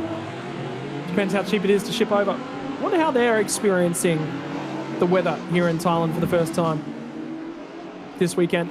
Perhaps they've... You know what? I'm gonna put something forward to you all have a think about. Benjamin Schutz and Shane Woodman were thinking about coming for a holiday to Thailand. Jumped on, started doing some research, discovered that the Bangsaen Grand Prix was on in the middle of July. That sounds about as good a reason for a holiday as any. Let's take the car with us. Packed up the racing team, threw it on the plane, and here they are. I wonder how much the car cost them in baggage to get them over.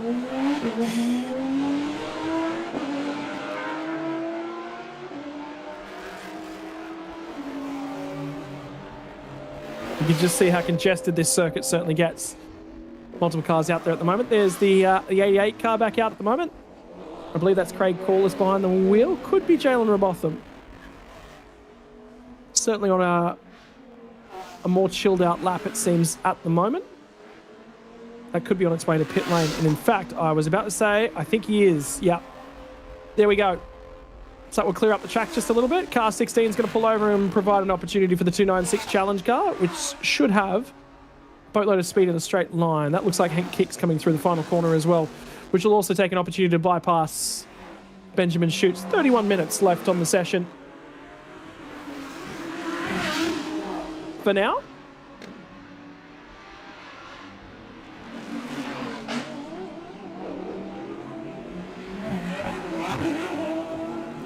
How good are the engine notes climbing up and out of turn 2?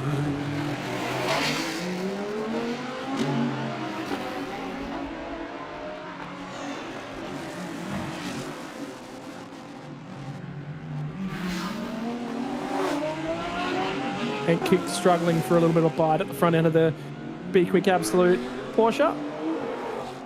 Gets out onto the straight. You can actually see that the 77 entries decided to abort their current lap in favour of grabbing a little bit of track position. Now, I just wonder, there was a bit of haze as they come down the hill there on the run of turn 8. The oil smoke, perhaps a pinched brake. There was no tyre mark on the road. Could be from something to the inside of the circuit as well. May not necessarily be a part of the racing activities.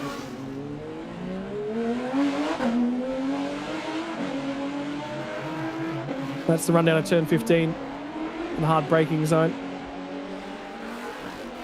Speed back up, try and carry some speed through 16 here. Remember we saw that GT4 Supra in the barriers about 45 minutes or so ago. Actually be less than that, be about 35 minutes ago now. And into the barrier. Team Singer Motorsports car in the background might have just gone to pit lane, I believe, for car number 12.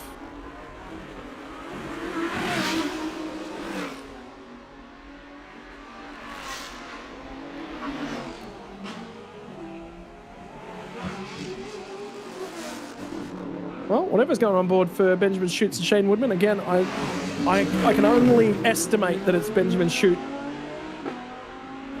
on board car 16 at the moment. Took the opportunity to open up the door and give some room to the 77 of Sarafit. All of a sudden, that's become a problem. Perhaps could have backed that one off, not just a little bit, but a lot more to have created some room.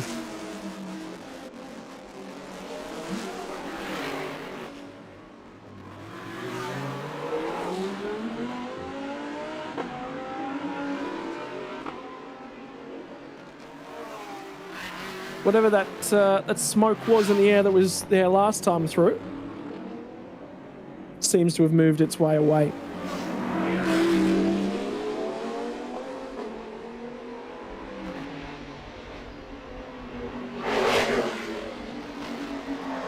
Could you imagine that you buy a lovely little quiet house somewhere along the Bangsaen waterfront area for a week every year? This is what you get to look at.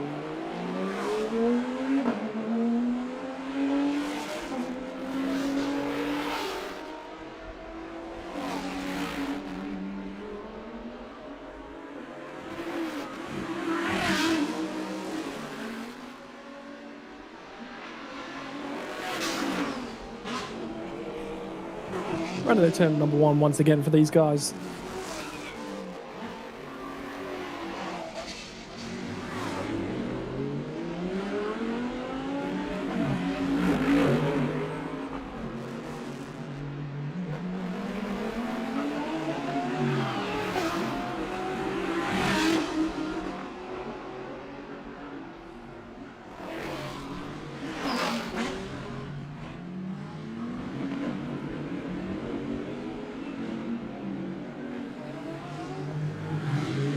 Moment, firing back out. You can see a lot of that heat haze coming up from the circuit at the moment.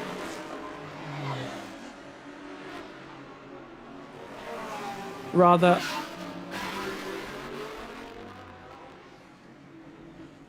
warm in the air. Reminder as well, for the first time this year, a little bit of a change up to our categories as well. We've got the Porsche Sprint Trophy Thailand. Any of the Porsches that you see across the weekend are not just competing in their category, they're also competing for the larger Porsche Sprint trophies as well. Only on offer to anyone driving a Porsche. All the more reason to get behind my favourite international marque. Well, it'll depend on how good the GR is when it comes out. And I might have my mind changed for me. I'm a big fan of the 86, but Porsche's always been where my loyalties lie.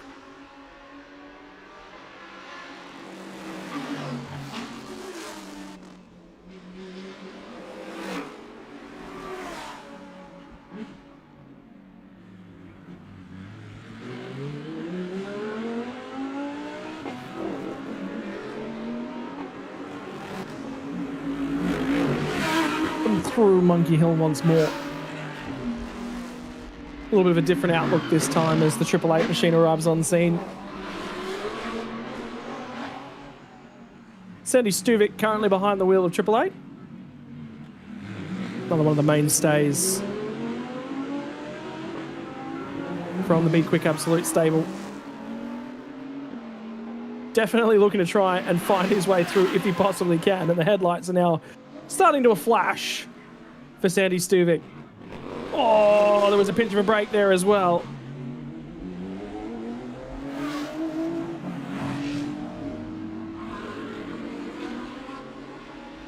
Sandy would love to get on with his practice session. 25 minutes available to him. There'll be an opportunity down here at 16, but you'll need to be a fraction closer than that. And running a fraction wide as well. Benjamin shoots. Now, is there a crack of the throttle for both cars? Yes, there is. Stuvik carries much more speed down through 16 and 17. Finally down the inside and clears that one off. Drama averted. For another lap.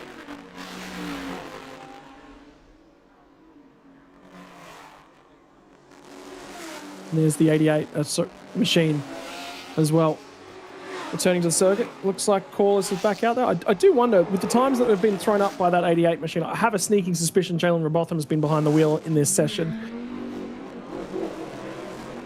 Because those are rather stout times for a GTM.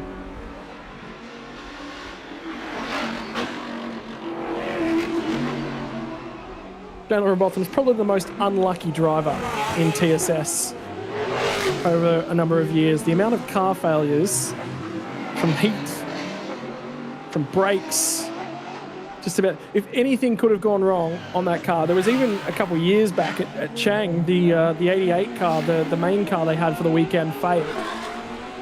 And they went to a backup car. Well, the backup car was actually scheduled to be a ride car, so it had extra seats and extra weight, so it wasn't actually down right on the performance standards of that car. 888, my word, Sandy Stuvik is laying down some heat at the moment. He's gone purple sector 1, he's gone purple sector 2. This will probably be the fastest lap for this session with 23 minutes left on this one. Is this perhaps a statement of what's to come in qualifying for 888?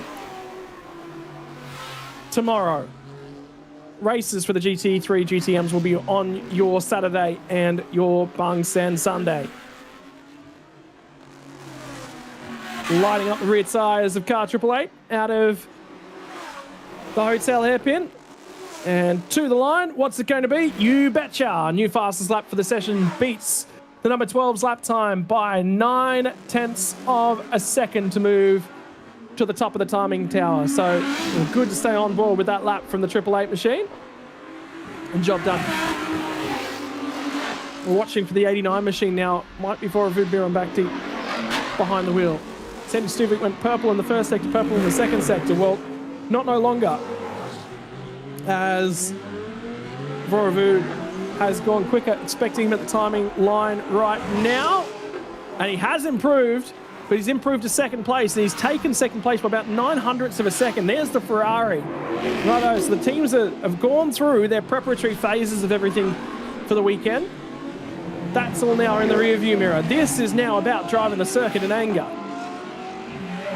And have a look at the Ferrari, letting his teammate know that I am indeed on a barnstormer at this point in time. Carlo Van Dam and Vorovud and Bkk.Lt have been quick and driving here together for a long period of time in Thailand Super Series in different cars. Again, the lights are flashing. 888 and Sandy Stuvik again going, well, you stole my purple sector 2 time off me. I'm not happy about that. Purple in sector 1, purple in sector 2 on the current lap. 888's down and around the final corner as we currently stand. So expect an update to that car's timing here in about 3 or 4 seconds or so. Due at the line. Here it comes. Purple final sector. He will go to the top of the timing standings. 33.805. First car into the 33s for the weekend. And now it's car 88 that's in the way for car 89. And just trying to navigate a circuit. This is the issue. You haven't been said. Now car 12 decides I'm going to back up the pace a little bit. He spent an entire lap being flashed by his teammate.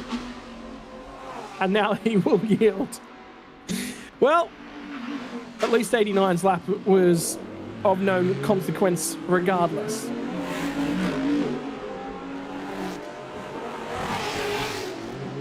This will be an opportunity to better things this time by. And there is a clear track ahead of car 89 as well. The 26 machine of Henk Kicks and Alessandro Goretti is already on its way down and through the hairpin.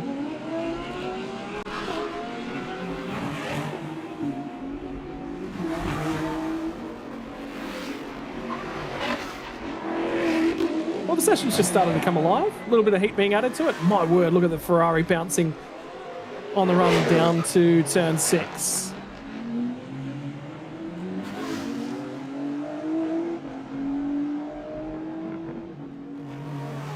I was wondering for a moment whether or not my eyes were deceiving me and he was flashing the headlights. My eyes were deceiving me. It was the reflection off the front end of the Ferrari.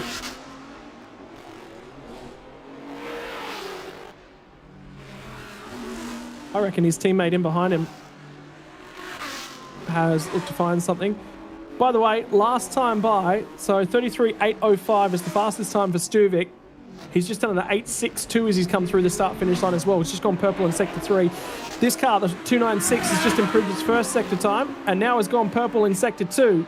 And that would put him on the net, right, just a touch ahead of the Audi and the Tt.Lt machine. So now, here comes the throwdown of all the big drivers, all the big opportunities to go out there and set some competitive lap times. What is car 89 capable of in the final sector? Held a margin. Now he'll come to the line. He's going to improve in the final sector, but not by enough. But I tell you what, the car that's in the background of him did improve. He now sets the fastest sector time in the final sector. And here comes the Acura NSX that starts to wind itself up. Right now, ladies and gentlemen, sector times in all 3 sectors. The fastest of the session. Car 888 has Sector 1. Car 89 has Sector 2. Car 12 has Sector 3. How about that? They're all generating speed and performance, as we would expect from the GT3 category, in different areas of the racetrack. Car 12 now gets an opportunity of a clear track ahead of itself to show us what he's capable of now. And the sealing at the front end of that bonnet, still not 100% smooth and consistent. Look at the difference in the line and the attack approach on the run into turn number 8. The difference between the pro and the amateur drivers, utilising all of the road space that's available to them. Car number 888's going to cease its cracking times. Well, we're talking about sector times being split amongst 3 different cars. Car 12 has decided, nope, that one belonged to me, but that was using all the racetrack, and I wonder whether or not he was slow into turn number 15. He'll come through the 16, 17 flip-flop now, but Sector 1 and Sector 2 have just been stolen away by car number 12. Moves to purple in Sector 1, moves to purple in Sector 2. Sector 3 has looked scrappy and scruffy, putting the power down, and he just about got the barriers at the turn-in point coming out of 19 and 20 as well. To the start-finish line, new fastest lap of the session. Oh, and if you care for it, it is by 0.3 of a second. It's a good thing we got that extra 10 minutes to practice. These teams have certainly elected to throw it down.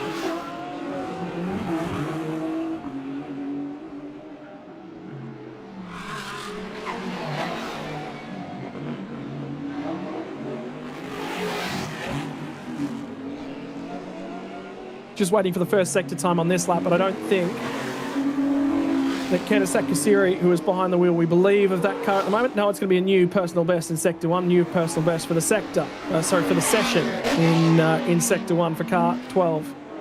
Starting to press on. For those fans watching along at home, live timing, the results, the car tracker, and all the messages available from Race Control with a live timing link available now on our YouTube chat. 3 separate tabs available to us for this timing this weekend. You'll see all the messages that we receive from Race Control and the circuit map as well. Circuit map also nice and conveniently laid out across the top of the satellite images of the circuit as well. Right, Sector 1 was purple once more. Sector 2, Kasiri has no chance of slowing down. She's getting close to the end of that guardrail at 20. Very, very close to the front right corner for that one. 31.293. Not an improvement in the final sector. Lap time goes from a 5.42 to a 3.28. And now we're starting to get into the low 1 minute 33s. And that is an immediately abandonment of the remainder of the session. I would say that's probably all the tyres have in them.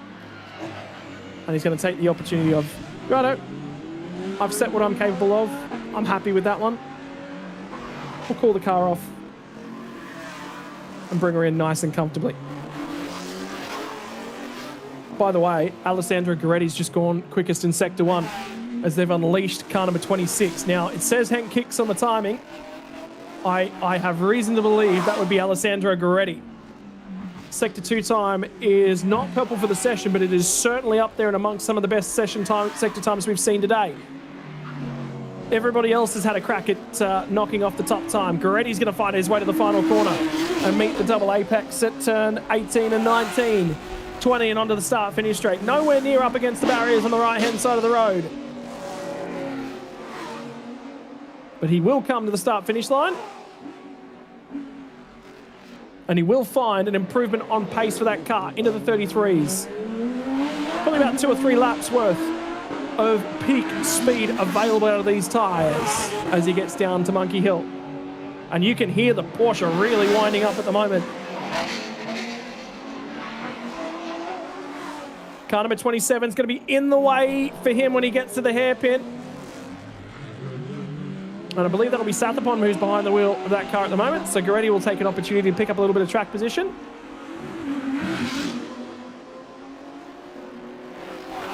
He'll let him know. Coming through, thank you very kindly. Although race car drivers, they don't tend to say thank you very kindly. Character references tend to be a lot more aggressive than that. Even between teammates.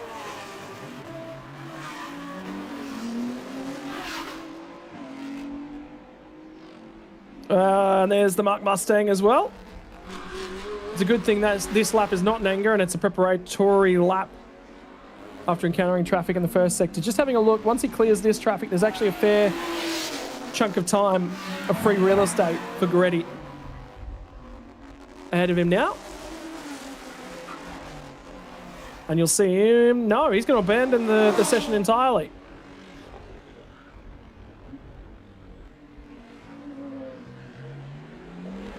On his way to pit lane. Looks like they've got some fresh rubber there and available for car number 26, and indeed, that's exactly what they're going to do. Sticker tyres for the front left-hand corner of car 26. If they're going to throw sticker tyres at one end of the race car, it'll be sticker tyres the entire way around. It'd be odd to do them on the left-hand side tyres on what is a counterclockwise circuit. You definitely want to be doing right-hand sides as well. Yeah, there they come.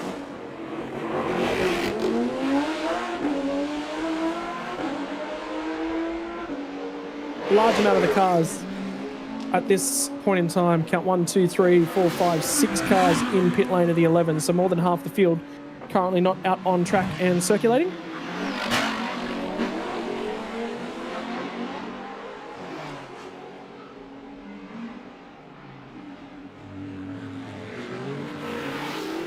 Under 12 minutes to go as Kantasak Kasiri finds the throttle pedal. Finds just a fraction too much of it. The tyre not necessarily being as supportive as he necessarily would have liked at that point in time.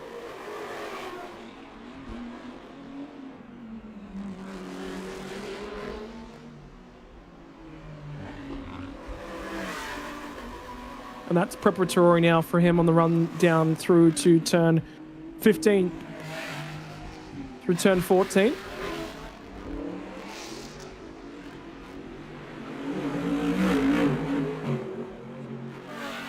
You can hear the Mercedes running around the racetrack as well. That affects microphone down at turn 2, turn 3.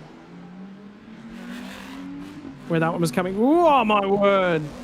There is a balance problem at the rear end of car Bkk.Lt at the moment. The driver is asking a lot from the rear tyres of the Audi. But they're not necessarily ready to have a crack. That car was in the pit lane quite recently as well. So I would assume that this is a fresh set of tyres that's been thrown at the rear end of the Audi. And they're just not quite ready to go. A little bit more time required. Another driver swap down in pit lane for car 89. Back behind the wheel of the Ferrari 296 GT3. Here's car 8 is continuing to take part in the session. The biggest benefit for this car as well, we were talking about how it was going to be a major issue if its lap time stayed where it was earlier in the session. I can confirm that car has now found 10 seconds. So the start of the session for car number 8 was certainly bring yourself in, bring yourself up to temperature, make yourself feel comfortable. That looks like Voravood. Sorry, my apologies. That'd be Carlo Van Dam climbing from behind the wheel of car number 89. So his portion of the session now over, and that will be a hand back over to Voravood Biron Backdeep. Pity and Voravood, brothers and lawyers by trade. Gee, you wouldn't want to get in a bingle with either of those guys. Imagine trying to have to fight with race control and a lawyer at the same time. That's never going to go your way.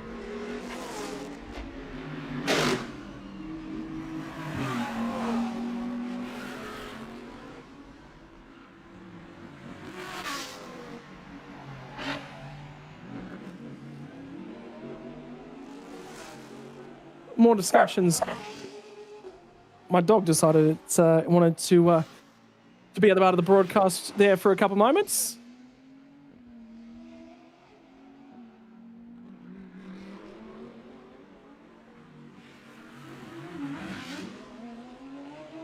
Down in pit lane at the moment. You can just see how hot it is. Just trying to wipe away as much of that sweat as possible. Don't forget high humidity over in Thailand as well. You would normally expect that you'd be reaching for a bottle of water to throw over you. That's not going to work in a high humidity environment. That's going to make you hotter, not colder. All that water is just going to stick to you and just get you hotter and hotter and hotter. You want to dry off as much as possible. Here comes the Porsche, and I'll be ready. He's not having a good session, is he? In terms of finding cars at the wrong point in time. Righto, car 26, what have you got available for us? This lap's going to be no good, but perhaps the next one will show us what that car is capable of. Car 88, back in pit lane as well. I think we might have seen the last we're going to see of the Trans Am car for the session. 7 minutes and 45 seconds on the clock.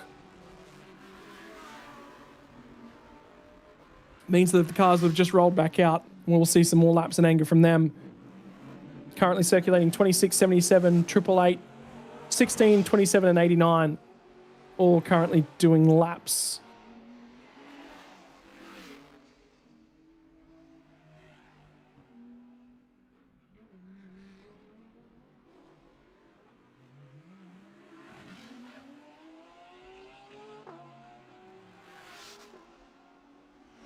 That's definitely a Porsche I just heard in the background. I wonder, that would probably be Goretti.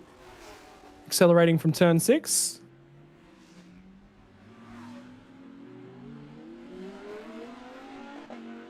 It's interesting having a look at the rear end structure of the two different Ferrari 296s we have in the session as well. You can see there's just a little bit more bodywork and framing in and around the headlight and exhaust structure for the GT3 as opposed to the Challenge car. A little bit simpler in body pieces and aero. Oh, from Lt.Lt. Again, Sandy Stuvik is not having a good time in this section of the session because he was quite close to the walls of both sides of the monument chicane then. A lot better bite down through 15, at least, and he actually didn't use all the available racetrack down there. Which says to me, he went in there going, I've got a car that's not handling phenomenal at the moment, and underdrove it a fraction, and then got to the apex and went, well, now I've not used all of the road. Out of the final corner. And this will probably kickstart an opportunity to put a better flying lap together. Circuit nice and clean and clear ahead of car Lt.Lt now, so this will be a great opportunity to stick that competitive lap time that he was looking for together. The 26 machine as well, due at the first timing line out the other side of turn 6 in just a couple of moments. 36.030, so speed coming to the Porsche with its fresh tyres on board at the moment. Time running out in the session, so probably only having about another 3 goes at the Cherry to find some speed from that car. Again, Stuvik's just not having... That car is massively struggling. That might be Yarrow actually behind the wheel of that one at the moment. The problem that I can see that the confidence level on that car at the moment is its understeer and then mass amounts of lack of traction as well.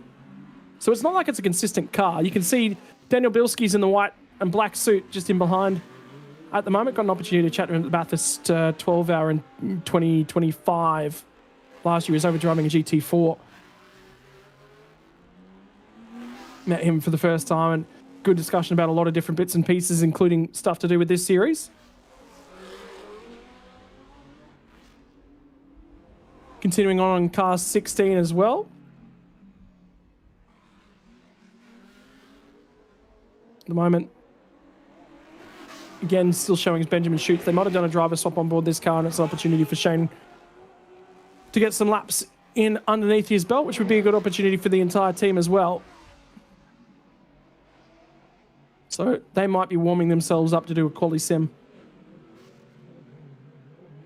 Definitely looks like that car is on stone cold tyres as it stands. Car 12 is in the pit lane. Their session looks to be done. Car 26 is just not finding consistent time for Goretti at the moment. And that is Rorovu Biron Bakti with a narrow line through.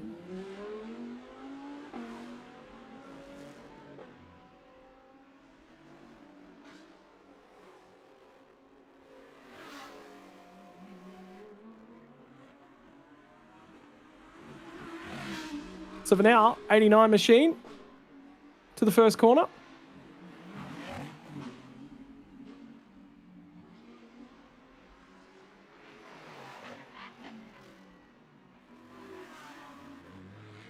And then up and through Monkey Hill.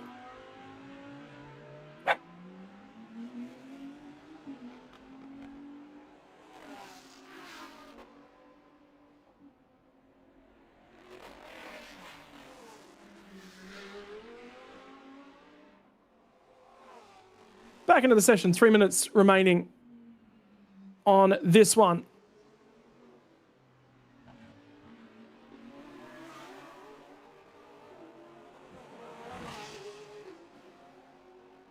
And again, another lap from Vorovu, just bringing himself in. Again, this will just be all about preparing for the races, preparing for qualifying for him. This could even be they're going to do a very short, sharp qualifying sim at the back end of the session for Vorovu because they're happy with the speed from Carlo Van Dam on board car number 89. So this will be about quick fire up, get out there. Not necessarily from stone cold, but, you know, been out of the car a fair while now. Jump back in the car, go, set us your best lap time. And make sure that you're comfortable and ready to go for qualifying tomorrow.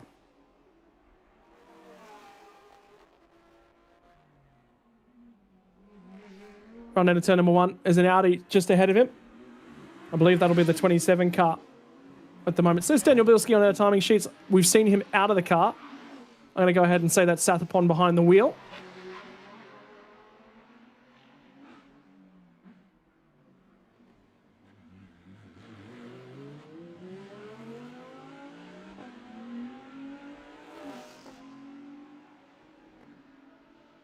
And again, receiving the flashing headlights from Vorovu. Here we go. Alessandro Goretti has just gone ahead and set a 33.469. So he's finally found some time on board that Porsche. He'll nick the fastest sector time in Sector 1. So that's the fastest car that's out there and circulating. He'll have one more opportunity to put a lap time together.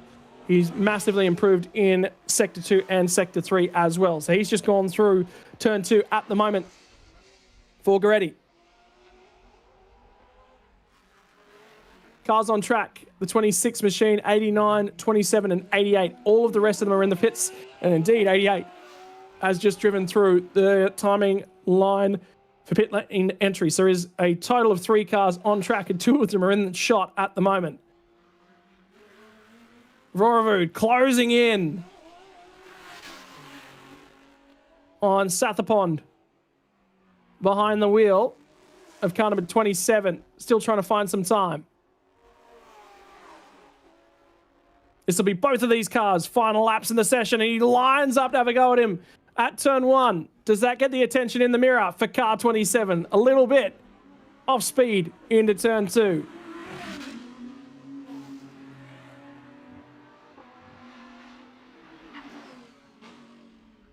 And both of those cars are going to go ahead and abandon their lap times now. Not much in it. For car 89.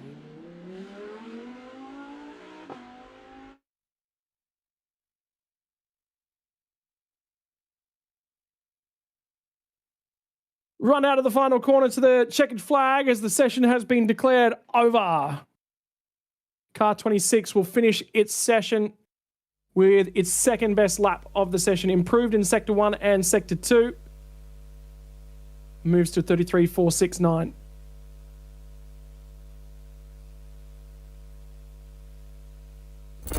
So that will conclude the GT3 and GTM session. We have our first race of the weekend coming our way in just a few moments, ladies and gentlemen. We're going to walk away, take a break, and we'll be back for the first of our 1-hour races of the weekend. Super Touring is on the way in less than 15 minutes' time.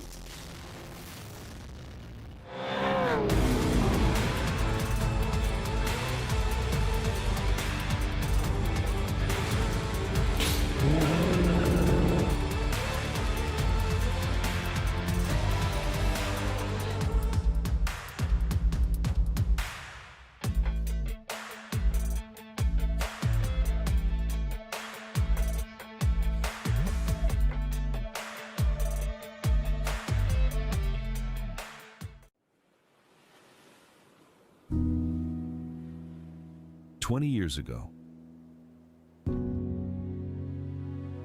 a dream began beside the sea. What started as a bold vision became Thailand's most iconic street circuit.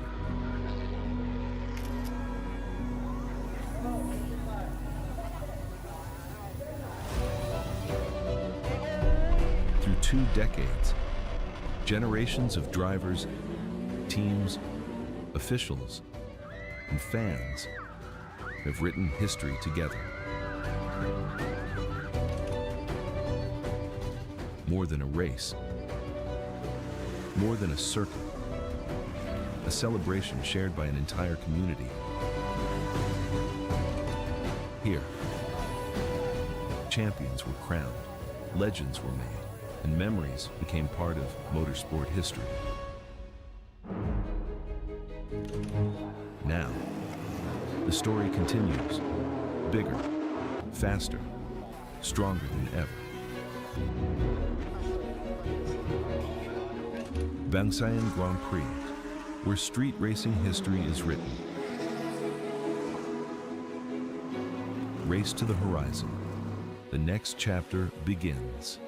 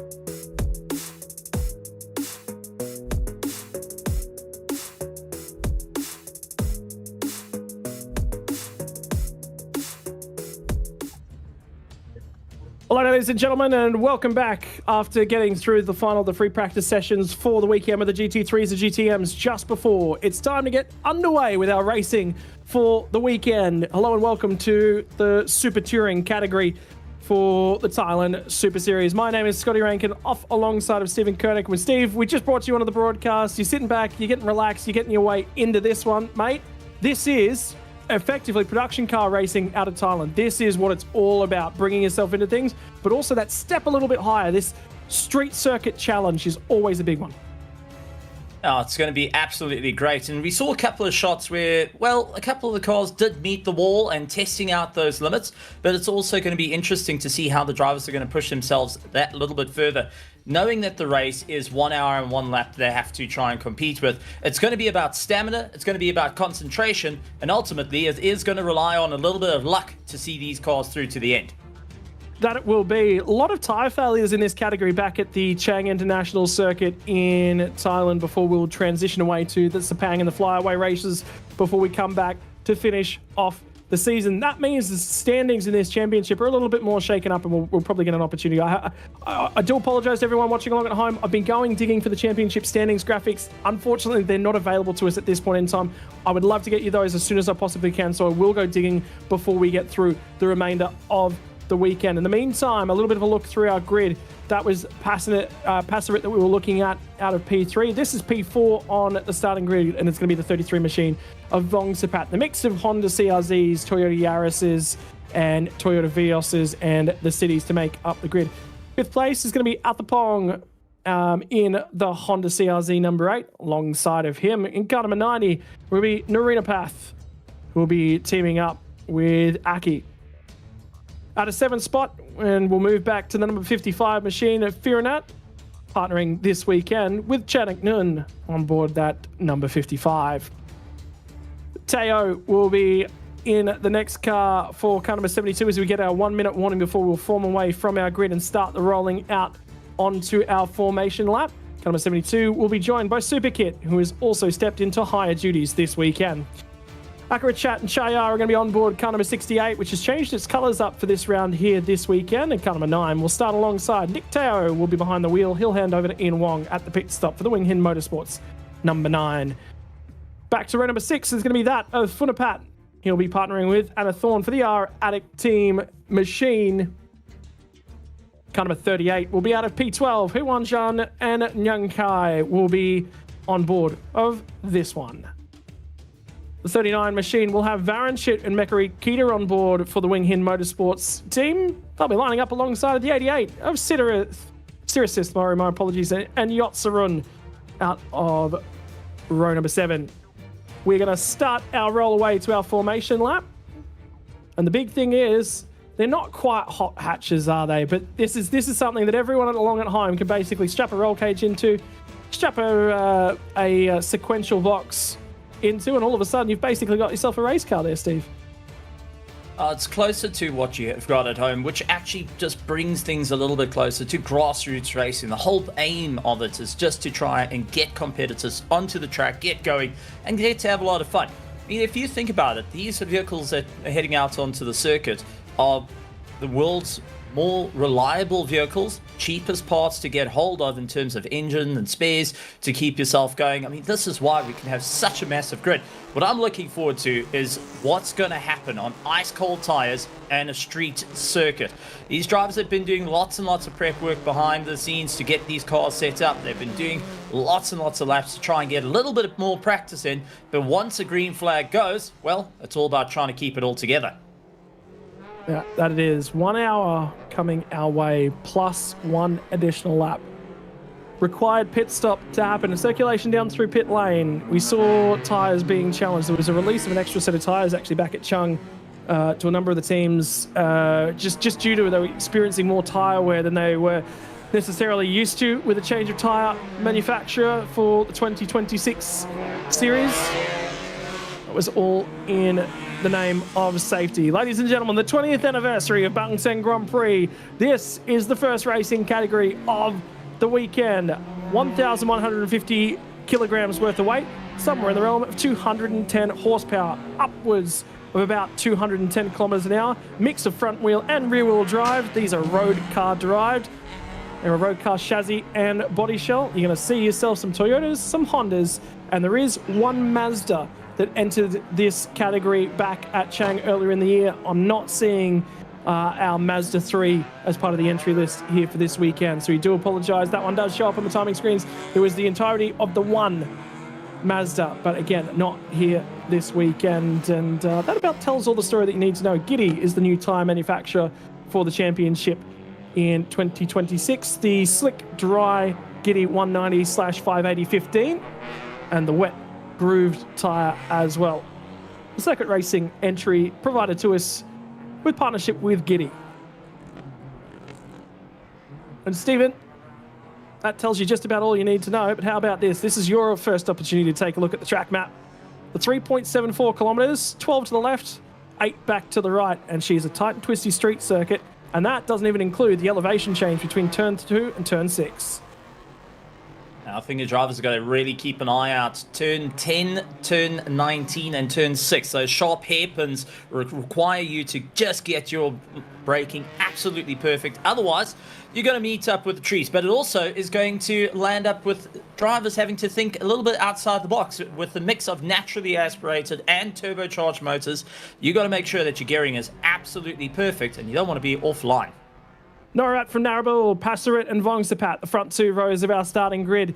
We'll get back to row number 3 is going to be Attapong from Narinapath in the 8 and the number 90 entries. Firanat and Tayo are going to make up row number 4. These will be the drivers that start on board these cars. Singer Motorsport Team Thailand off of the outside of row number 4.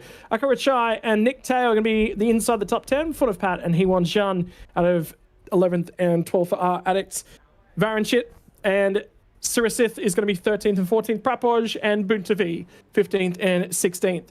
We'll get back to 17th and 18th of Chinovich and Kazuo. Sorry, my apologies. Chotanen and Kavin are going to round out our top 20 of 32 starters for this one. We'll get back outside the top 20 to Banfot 21st and Pimpol for 22nd. Delwyn and Darren are going to be 23rd and 24th, respectively, for the DJ Motorsports and next to entries. Chen for Team Endless, Ouyang for Team Endless as well, 25th and 26th. You, 3 Team Endless cars. Toyota Gazoo Racing is going to be back there for 28th spot. Will be Sidichai, Verovic, Konprom, and Nantafan. It's going to be the 31st starter. 32A car, Kazuo. Looks like we're not going to see them, unfortunately, in this one. Field has now formed up into its 2x2. Safety car will pull off into pit lane, and the hotel hairpin. Pit lane entry just off to the left-hand side of your screen. Pit lane exit at the bottom left-hand corner of your screen for this one. That will come into play in about 25 minutes time. Super Touring have waited to kickstart the weekend for us. Your Thursday afternoon of a 4-day racing calendar for Thailand Super Series. The 20th anniversary of the Bangsaen Grand Prix. And we are moments away from going green flag racing. 1 hour to come. 1 hour worth of opportunities, 1 hour worth of potential mistakes in the run down to turn number 1. The red lights are still on at the front end of the field. We wait. They're out, and here we go racing for the first time in 2026. The 25 machine in Norat's going to have the inside for turn number 1. It'll be the outside when they get to turn 2. Nabil Aslan's going to try and go around the outside at 1. Here comes the 14 machine. And Passerit is certainly trying to get up there and grab spots early. 3 or 4 wide on the run into turn number 1. They've all had to feed back in. Nobody really gained spots. It might have been Nabil Aslan who's gone around the outside of turn 1. Got the opportunity at the inside. 3 wide, deeper in the field. And have a look at the field just scatter as they climb for the first time through Monkey Hill. Each of the drivers just trying to get some form of formation, trying to see where they can move up, but it's going to be about slipstream, just to get those tyres to fire up as it's just started into the first hairpin, turn 6. Everyone filtering through, line of stern, a little bit of argy-bargy on the exit.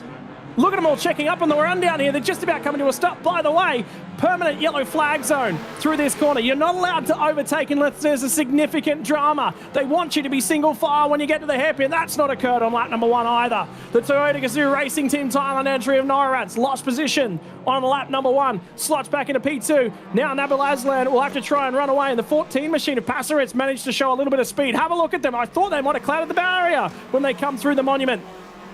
Chicane there for the first lap. 2 wide out the other side. Was there someone that got the fence there, I think? Just taking a look. Drivers are really putting in a great bit of work there, but it's going to be Nubble that needs to really now get his foot down and try and break away. Norat's not going to be keeping anything back at this stage of the game, but fighting down a little bit further down for 4th and 5th. We've got 2 that are having an absolute go. Atrapong trying to get defensive and going straight to the middle of the circuit to try and hold it, but unfortunately it goes out wide. Yeah, around the outside. He's forced his opponent to make a mistake on the lunge down in underneath the braking, wraps the inside. Now they're going to be looking for a little bit of an opportunity to get the thing wound up in a straight line. Just trying to catch the car number. I think that was the number 8 that lost spot. Indeed, it was. Atapong lost out to the Bkk.Lt, who's managed to sneak away and grab 4th spot. Run into turn number 1. That 36 machine is quick in a straight line. That is through 16 and 17. That is the fast chicane. And in 3 sessions in the last hour and a half or so, we've had massive contact with the barriers. And I get the feeling we're about to see the first safety car of the weekend. And that was car 66. That's Banbot, who landed up hard into the wall, needing to be towed back. Not exactly how you wanted your race to go. And I'm sure he's going to be kicking himself a little bit on that one. But these drivers are not going and backing down. Still a little bit of green. He's trying to turn the car around. Not giving up just as yet. And got to say, these cars, despite looking a little bit fragile, they're not by any means of the word fragile. If he could get that back to the pits, the team can possibly do a bit more work on it and get him up and going. Look at the crab walking in that one. I reckon he's clattered the barrier with the right rear car. And there was another car with damage on it from the opening lap as well. One of the yellow cars somewhere up and down the field had some form of damage. This is the battle for our lead. The problem is our leaders are currently on the run down to turn 15. And the problem with that is they're rapidly encroaching upon where that car 66 was. Just keeping an eye out for it. It has made the pit lane entry. So we will manage to get away without a safety car from that one. The stewards have left that. I was sitting there and watching it and going, gee whiz, I think we're moments away from a safety car. But the problem was when we cut away, they'd started to get car 66 moving, and a great job by the officials to keep us green flag racing to this point in time. 36 Nazbil Aslan has managed to make a little bit of headway at the moment. The headlights are flashing from Passerit on the run down to the final corner. They'll come out the other side. Car 33's got speed at the moment as well. Bkk.Lt was about a second back from this pack at the end of the previous lap. Now he's right up there and amongst them, and it's going to be a 3-way fight on the run to turn 1 for P2. Narrett's lost so much time since the start, now having to just watch his mirrors, absolutely just taking a look left, right, trying to figure out what he can do in the Toyota, but getting hounded down as he takes a very shallow line, cuts across in those. He's trying to hold back Passerit as much as possible, but having to really get elbows out, and that is just allowing Bangsaen to get a little bit closer and see if he can get involved into the fight. Yep, run up and over the crest, Monkey Hill, and then they'll plunge down to the hairpin one more time. Lap 3 of the first race of the weekend. A little bit defensive from Norat on the run in there, but he's going to get a little bit of overlap, but can't get the power down, and they're desperately having a look at the rear corner of that one.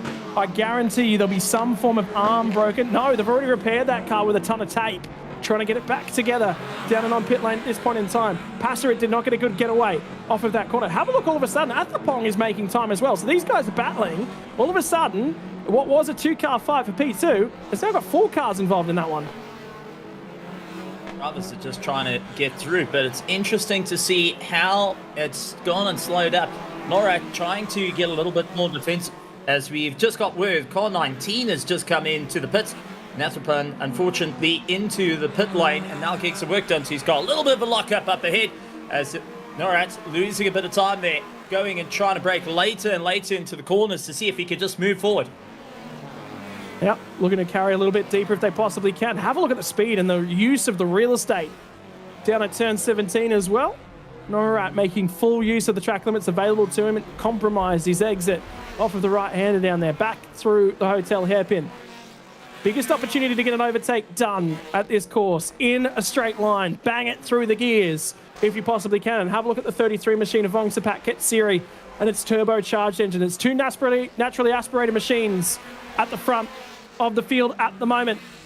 Bkk.Lt got through the gears, got acceleration a little bit better. Then they stabilized once they got side by side. So straight line speed is quite good for Passerit at the moment. He'll use that to hang on to P3. At the pond, trying to get back to these guys as it currently stands. more that they're finding out, Atropong is just going to start drawing in a little bit closer. He's just going to be willing them to carry on with the fight. Just keep going, guys, as he starts to wait for his opportunity. But down into the hairpin at turn 6, trying to get back onto the throttle, but don't count out. We've got Panaret, who's sitting a little bit further down, just in 6th position. That's also not completely out of the woodwork yet, so we may see a battle from 2nd all the way down to 6th in due course. But at the moment, Nabil absolutely broken away from the drivers and is just really giving it everything he can. Last lap time, a 1:55.5, and we've got to also talk about pit window is open for drivers to try and capitalize on those early stops. I wouldn't see anything now, but wait 15 minutes, and I do think we're going to see the undercuts coming in.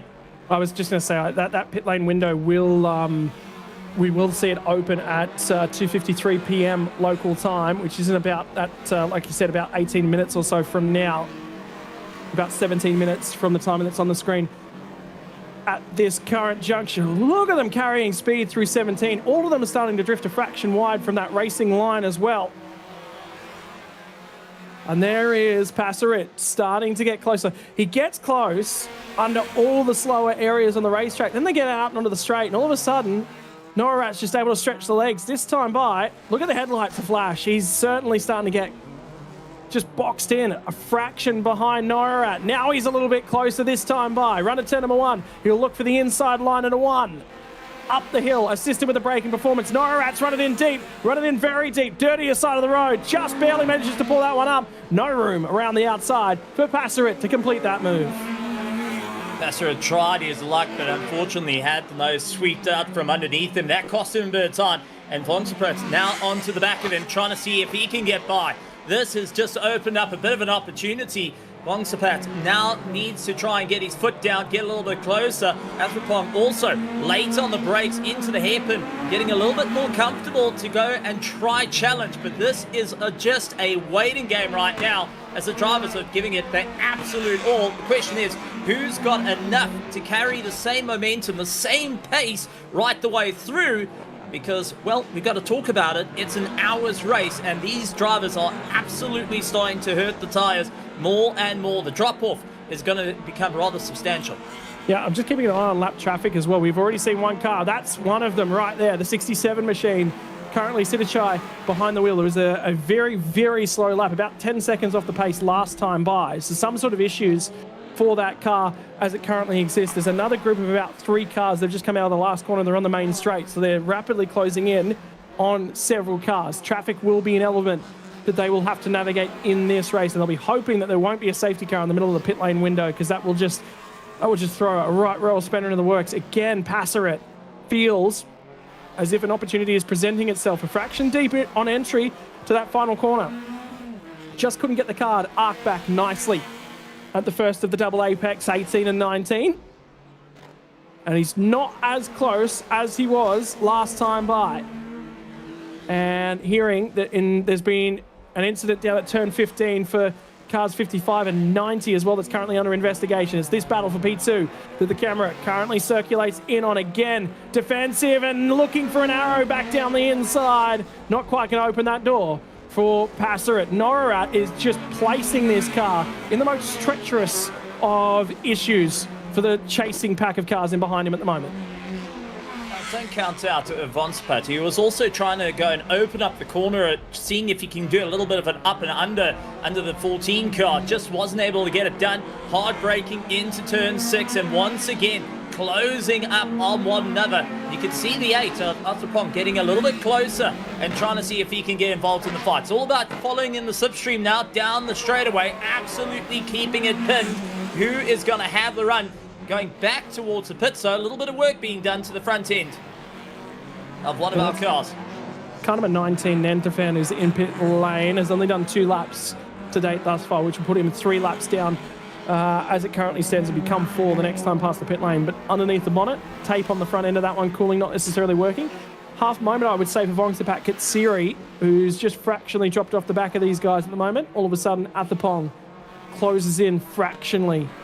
Extracting the most out of tyres is one of those things, isn't it, in global motorsport.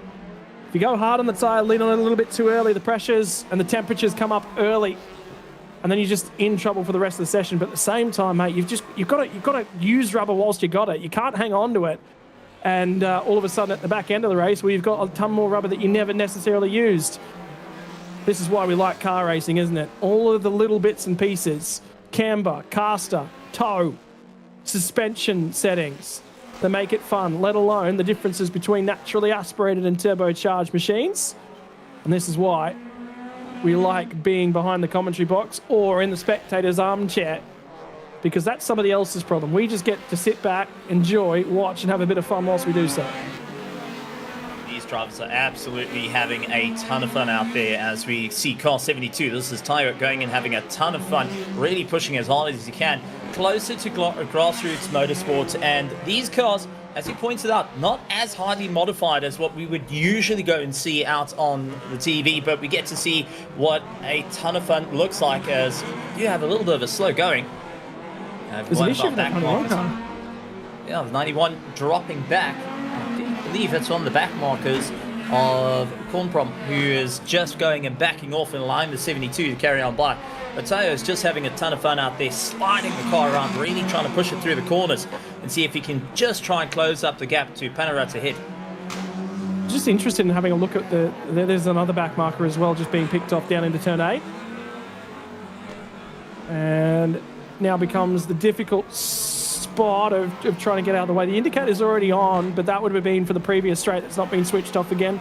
The hands get busy when you line them up. That's our race leader, Nabil Aslan, catching a little bit more of the lap traffic as well.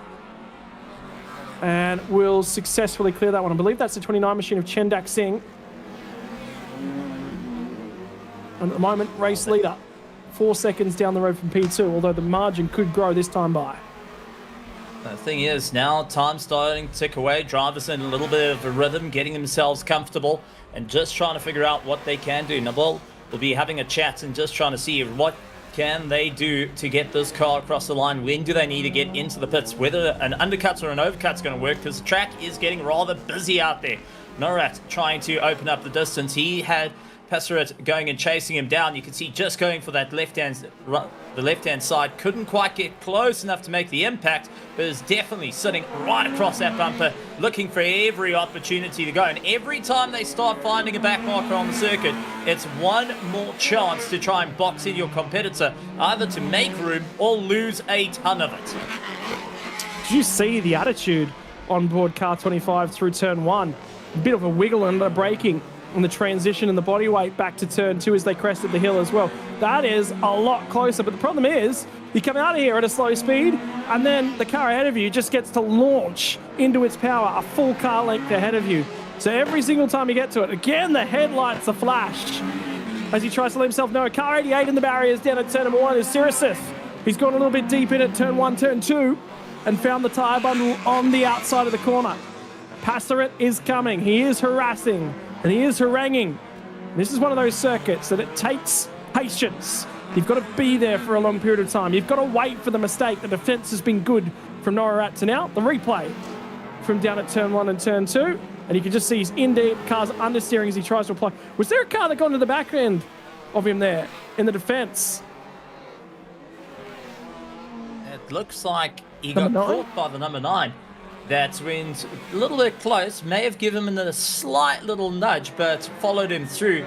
And that's Nikto, unfortunately, landing up into the back. At the moment, though, Passaret fighting left and right. He is doing absolutely everything.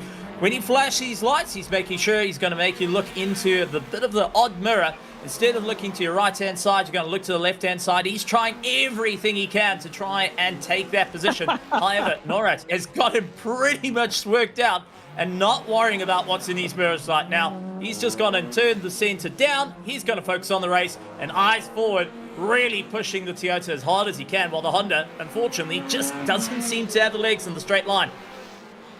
It's coming back at him a little bit late on in a straight, isn't it? But it just takes so long for the number 14 machine to wind itself up.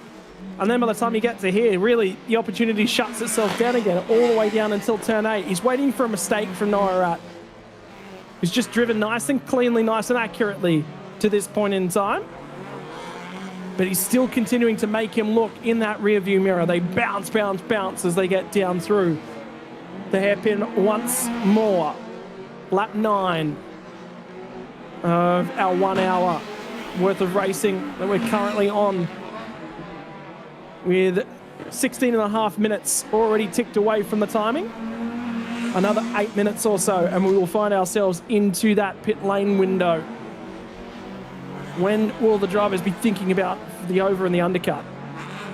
Now, I'm curious to see between these two of when they're actually going to dive into the pits, because they're waiting for one another. They're waiting to see who's going to pull the pin of the hand grenade first. There's a bit of a lockup for Norat as he tries to really sink it in deep, but that left front going and just holding itself to pieces. I mean, this is turning into a race and a half, and Passerat is just sitting, waiting for his opportunity to really give it an absolute charge. He knows that he is sitting rent-free in the head of Norat at the moment and just needs to carry on applying that pressure.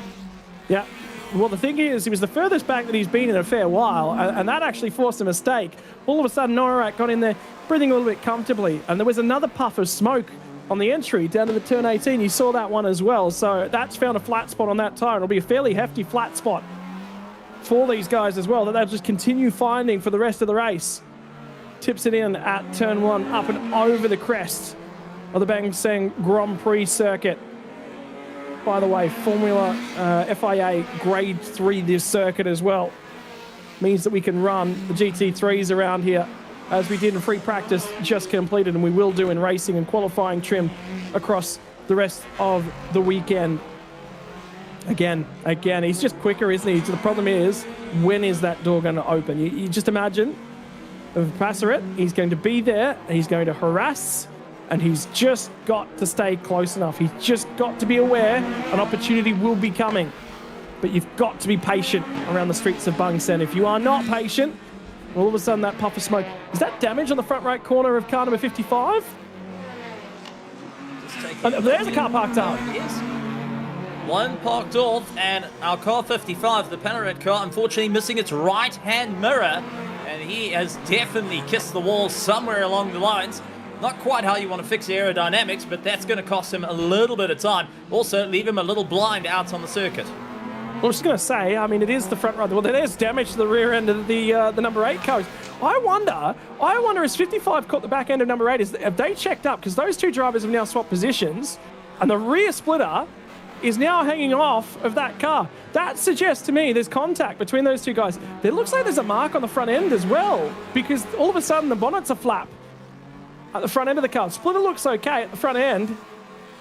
Both cars going to continue on for now. The problem is, if you come to pit lane, you throw everything away. And there's a pit lane window opening in 5 minutes' time. They will definitely check it out away when we get there.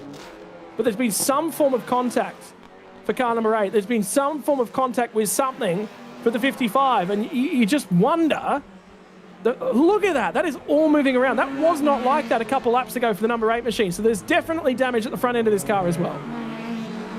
It's definitely going to be pulling out the red tape out of the toolbox to try and get that sorted out. Unfortunately, the driver's not wanting to lose time now, really pushing as hard as he can. But it will start to just drive you mad inside the car, because you don't think that you can hear it, but you will hear every so often this bang, bang, bang, bang, bang echoing through the cockpit of the car. And the driver will need to try and get that out of his head, realize it's not a problem. But we got safety car coming out. Safety car coming out, and possibly cheap pit stops. Well, pit stop window not open yet for another 5 minutes, which means, and they will do with this entire series as well, is if that pit lane window is open when the safety car is called, they will close it whilst the safety car is out in circulation. So we'll wait for the safety car to leave the circuit, definitely, before that pit lane window will open. Everyone down in the pit lane waiting for their drivers to come to them for attention, but that will be at least 5 minutes away now, you would assume. I wonder whether or not this is for the car that went missing between turn 7. Remember that timing line 1 and turn 8. There was a car parked up on the side. And I just, in the back of my head, I just go, you know what? I think we were expecting to see that car, and it just never popped up. Field is already being collected behind the Thailand Super Series safety car. And Nabil Aslan still leading from Norat. Passerat will be looking at these guys and going, there was an opportunity to get an overtake done, and that has now disappeared. another thing that you got to think about, all the great gaps that you've managed to open up during this race, well, that's all been nullified. You're now right back up to it. And I know there's going to be a couple of drivers more than happy to have it. One of them, Panarat's going to be hoping to get a solid drive out, and we'll have to see what he can do. The team's in communication, just trying to chat to the drivers, figure out what on earth is happening. And pit stops getting ready to go. When that pit lane opens, drivers are itching to get out on the circuit, go and have a bit of fun out there, but really see how hard this is going to be. Drivers are all waiting for the opportunity. The question is, how long is the safety car going to be out for? Because this is also going to allow those tires to cool down, start going through a different heat cycle when it all goes under green again. And that's something we haven't spoken about.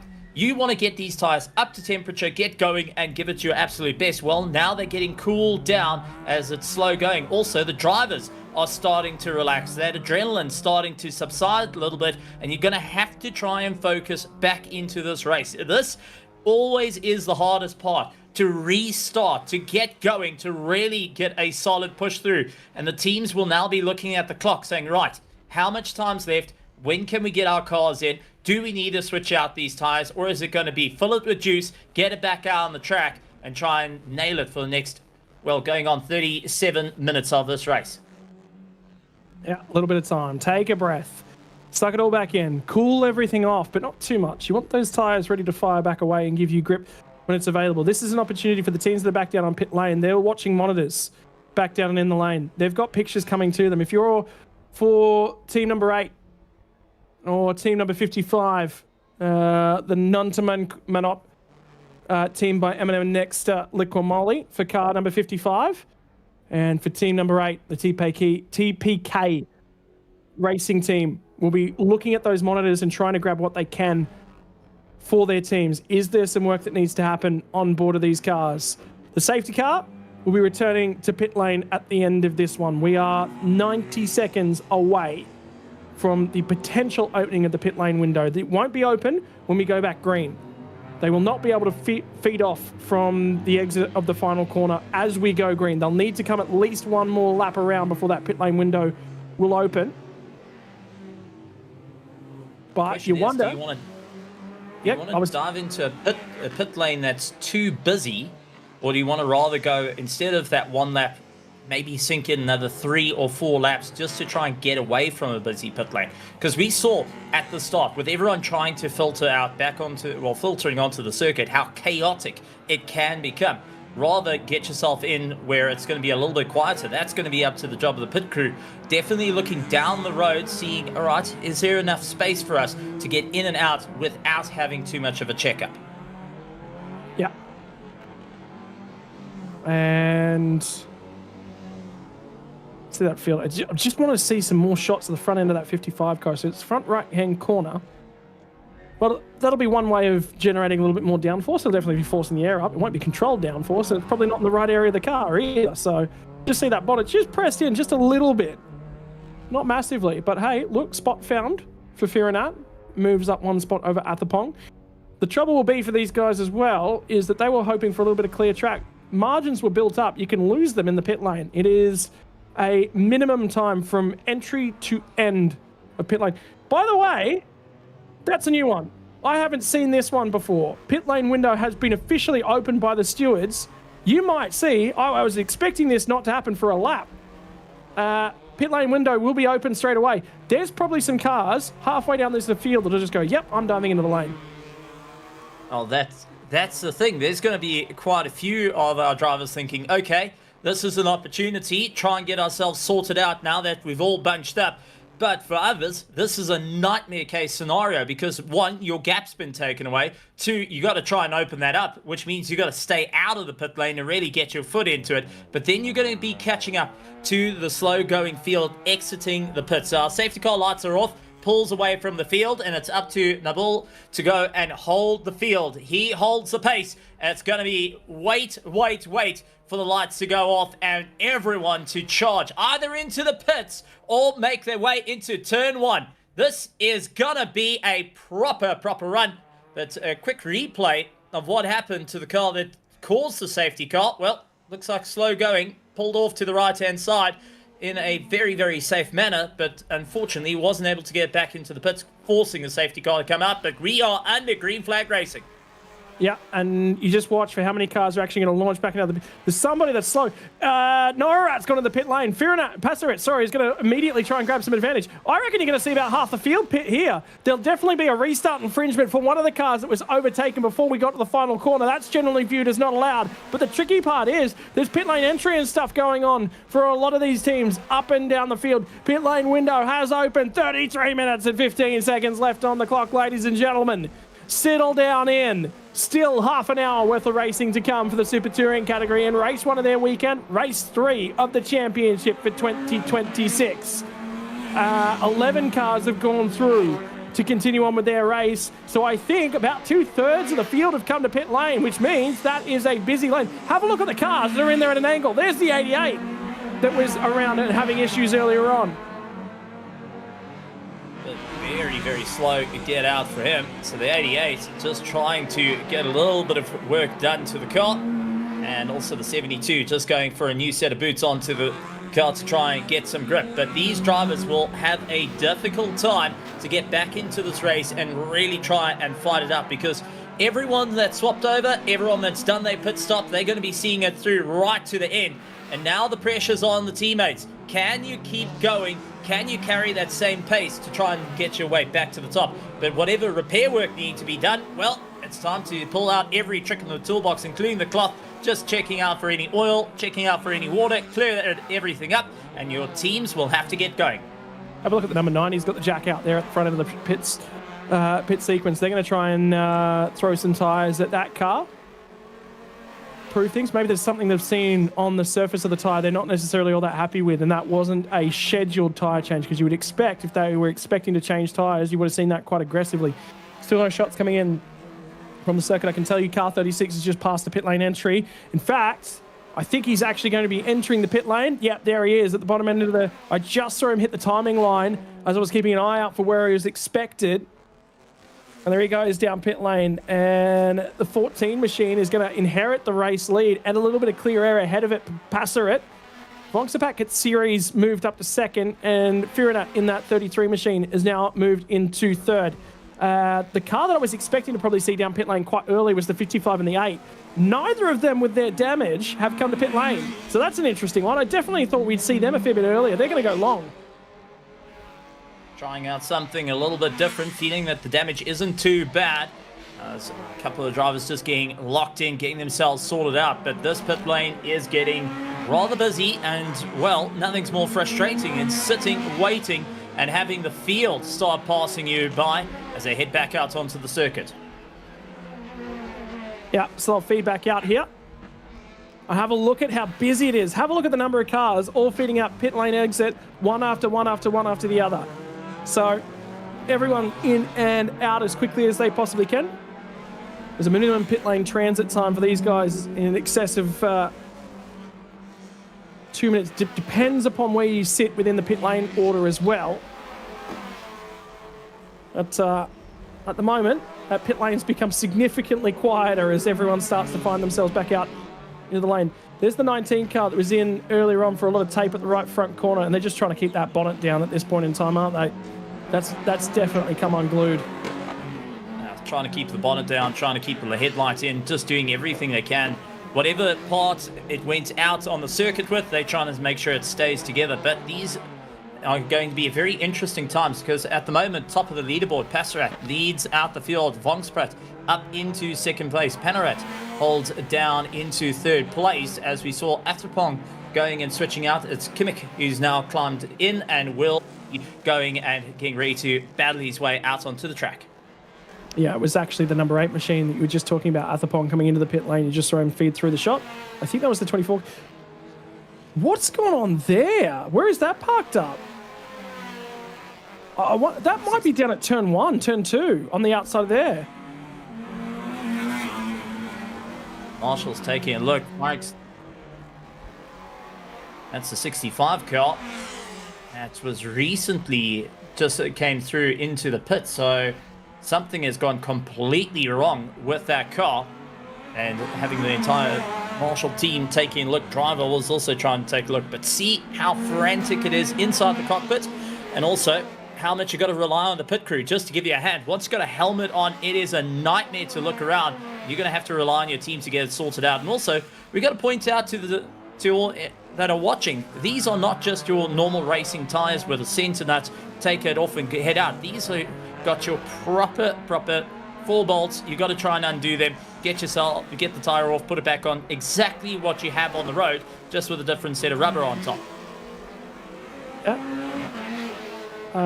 Climbing in and out. I genuinely think that was car 65 on the outside of turn 1. I think he's gone straight on at turn 2, and there's a couple of barriers lined up down there, but there is a gap in between them so that cars can access the circuit. Last year we saw a massive moment, I think it was in the GT4 GTC category, of a car that went into the barriers massively at turn 2, and it actually closed that gap between the two barriers. It pushed the barriers back that hard. Everyone climbed from the cars and the safety barriers had done their job. So that was the last time I saw a camera angle look quite the way that we saw that one for 65. Going to take a few moments for the field to cycle itself through. The timing will not tell the true story until the entire field has been through the lane. We're owing a pit stop from car number 14, car 39, car 9 and car 38. Bkk.Lt has been handed a little bit of free rein and free racetrack to continue trying to show us what he's capable of. There's the 55 machine into the pit lane. Right-hand mirror missing, and a little bit of damage on the front corner of that one. Pit lane still a little bit busy, as you saw the 63, the 38, and the 9 all making their way through. But it's gonna be all eyes. The 33 waiting to get back out on the circuit. Driver change all sorted out, and now just waiting to just get released. This is always a frustrating time, as once again, rubber being changed. You'll notice that they'll be taking only off on the front. Due to the front-wheel drive nature, they take the most impact versus the rear, and we'll be keeping a very close eye on how these tires have been falling off. A little bit of work being done onto the engines, just taking a look at the intercooler, taking a look inside, making sure everything is connected, that there isn't any droplets lurking around the engines as well that can possibly land up with a bigger trouble, because now with 26 minutes to go, it's game on racing. This is going to be a monstrous run for every single one of these drivers. And I've got to say, Scott, you've got new drivers climbing into the car. You've got those that are racing alone. They had some time just to cool off, wait, and have to be patient. But now the new drivers that are in the car, well, this is their first time out in the race, and they've got to be on the ball, on the money, right off the bat. Otherwise, they're going to be losing a ton of time out on the circuit, and that's the last thing you want to land up doing. Yeah. Mistakes not great, and they were looking to tighten up that left front wheel. Just double check that everything was torqued to spec. And that will be our race leading car number 14 that's now in the pit lane. That'll be a handover to Ned from Bkk.Lt. It will climb from the driver's seat of car 14. Driving duties finished. Pit lane window will close here in about 25 seconds or so. And everyone's now into the pit lane for their final stop. I was just having a quick look. We're missing one driver, but that's okay because that's the 65 car. Who was gone missing, and we saw that one outside the boundaries of the circuit. Trying to cool at the front brake by the look of things. Yeah, what have you spotted, Steve? Just going back and looking at the 65 car, they were taking a look at the engine bay and also the right-hand front. Something must have overheated that they were concerned of a flame. Maybe they saw a bit of smoke coming through. Oil maybe going and dropping on, that caused a bit of an issue. Just re-looking at it, that car got released and just wasn't quite happy. And I think that's alerted a lot of the teams to just double check over the engines, just to go and make sure that nothing is overheating and becoming too much of a problem. A little bit of partner support, by the way, down in pit lane. And, well, the field's going to be neutralised again. We've just had another safety car released onto the circuit. I'm just having a look around. I think the number 19 is missing something. We've got a car in the barriers potentially down around turn 15 and missing. Whoa, yeah, there's the 19. It wasn't the 19 we were looking for, It never made the start-finish line, and I do believe that is down at turn 15. Now, there is a crane in this area. You can see the yellow thing in the back. No, sorry, my apologies, that's a digger. In years gone by, we have actually had a crane in the area lifting cars out of there. I distinctly remember the Ferrari 488 GT3 being airlifted out of that corner, out and over the barriers because, well, that was the only way to remove the car quickly and effectively from that area of the racetrack. And didn't see the crane down there that time. It might be on the other side of the circuit, though. The boom can extend far enough out to really leverage lifting vehicles out. This will tell more of a story. It's already in the barrier there, isn't it? So it's gone in at 14. He was just slow. Something gave up, and well, they might put use of that digger just to go and bury the car. Frustration must be of note because that's only been out for a lap or two. And unfortunately, giving up the ghost is not how you want to have the race go. So now drivers getting to settle down, get back in order. And once again, this is a bit of an interesting time for those who have just climbed into the car. They will have to go and relax. They get themselves sorted, much like what we had the pace lap for the start. This is essentially that very pace lap. A couple of drivers also going and just keeping an eye on the cooling as we on board with one. Just trying to adjust the air duct to cool down. It is incredibly hot out on the circuit, and these cars get up to a temperature of about 50 degrees inside the cockpit that they need to try and cool down. You put that on top of your level 3 Nomex, you really start to get a bit on the warmer side compared to most, and it's the quickest way to lose weight. Yeah, water weight, you'll shed it rapidly over here in Thailand for sure. And I believe that was our race leader we were riding on board with. And according to my most recent timing, and I think that should be correct at this point in time as well, will be the 33 of Bkk.Lt, who has grabbed race lead. Looks like Passaret and Natned might have moved up to P2. Are they having a look at something on the circuit there? No, they are just racing over to try and release that car. Push it back, time to get it towed. Everyone getting involved. A huge thanks to all our officials. I've got to say, the unsung heroes out on the circuit. Teams keeping a very close eye on the timing, keeping an eye on whatever is going on. And there we go. A huge shout out to the marshals that put in the work. Without them, wouldn't be able to enjoy the racing time. And we're just getting note from our director that some of the pit stops are under investigation as well. So this is going to flip the script on the race. If there is any infringements, well, you're going to be losing out. And I've got to say, using the leaf blower to cool down the driver on the side who's just climbed out of the car, best way of doing it. Not only just for the car, quite handy to just try and get you all nice and comfortable, especially after a stellar drive. Now it's going to be an interesting one. Bangsaen in the 33 leads out with Passaret holding on to that second place. Is going to be absolutely charging through. He was trying to battle for the second place, and well, change of driver to Natand will be going and saying, right, my turn to get that hard charge, but it is going to be a battle between them as they come around to see the 19 car parked off in the distance, and just getting told, listen, corners this way, don't follow suit here.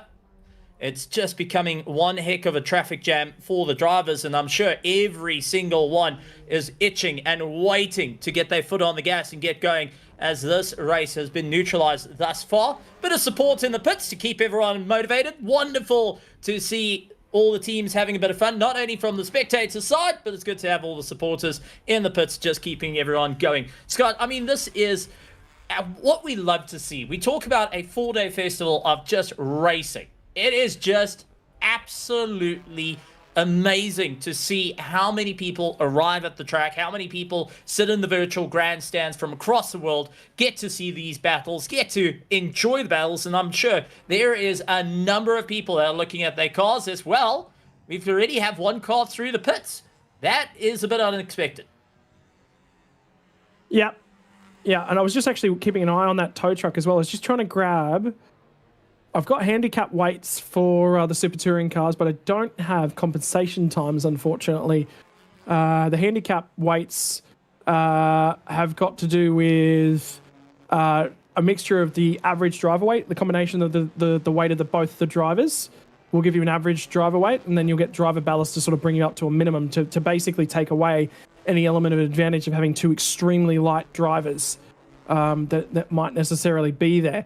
And I'm not, that's also combined with the category that you're in. So making sure that if you're touring, if your car's got a little bit more horsepower than what we were looking for, remember that figure back at the start of the race was about 210 is what we're looking for. If you're, the way that your car applies the horsepower to the road is a significant advantage than the other cars around you. A little bit more ballast is just a metric to try and bring that back down and keep everything basically even. But I just can't. I did have compensation times or compulsory pit stop reference times, but that only applies for GT3s and GTMs, GT4s and GTCs, and that was 95 seconds was their baseline time. But again, that's only for the bigger categories here this weekend. So 95 seconds, a minute and 30 or so seconds. All of our pit lane times, barring our race leader was only in the pit lane for about 1 minute and 47 seconds from entry to exit.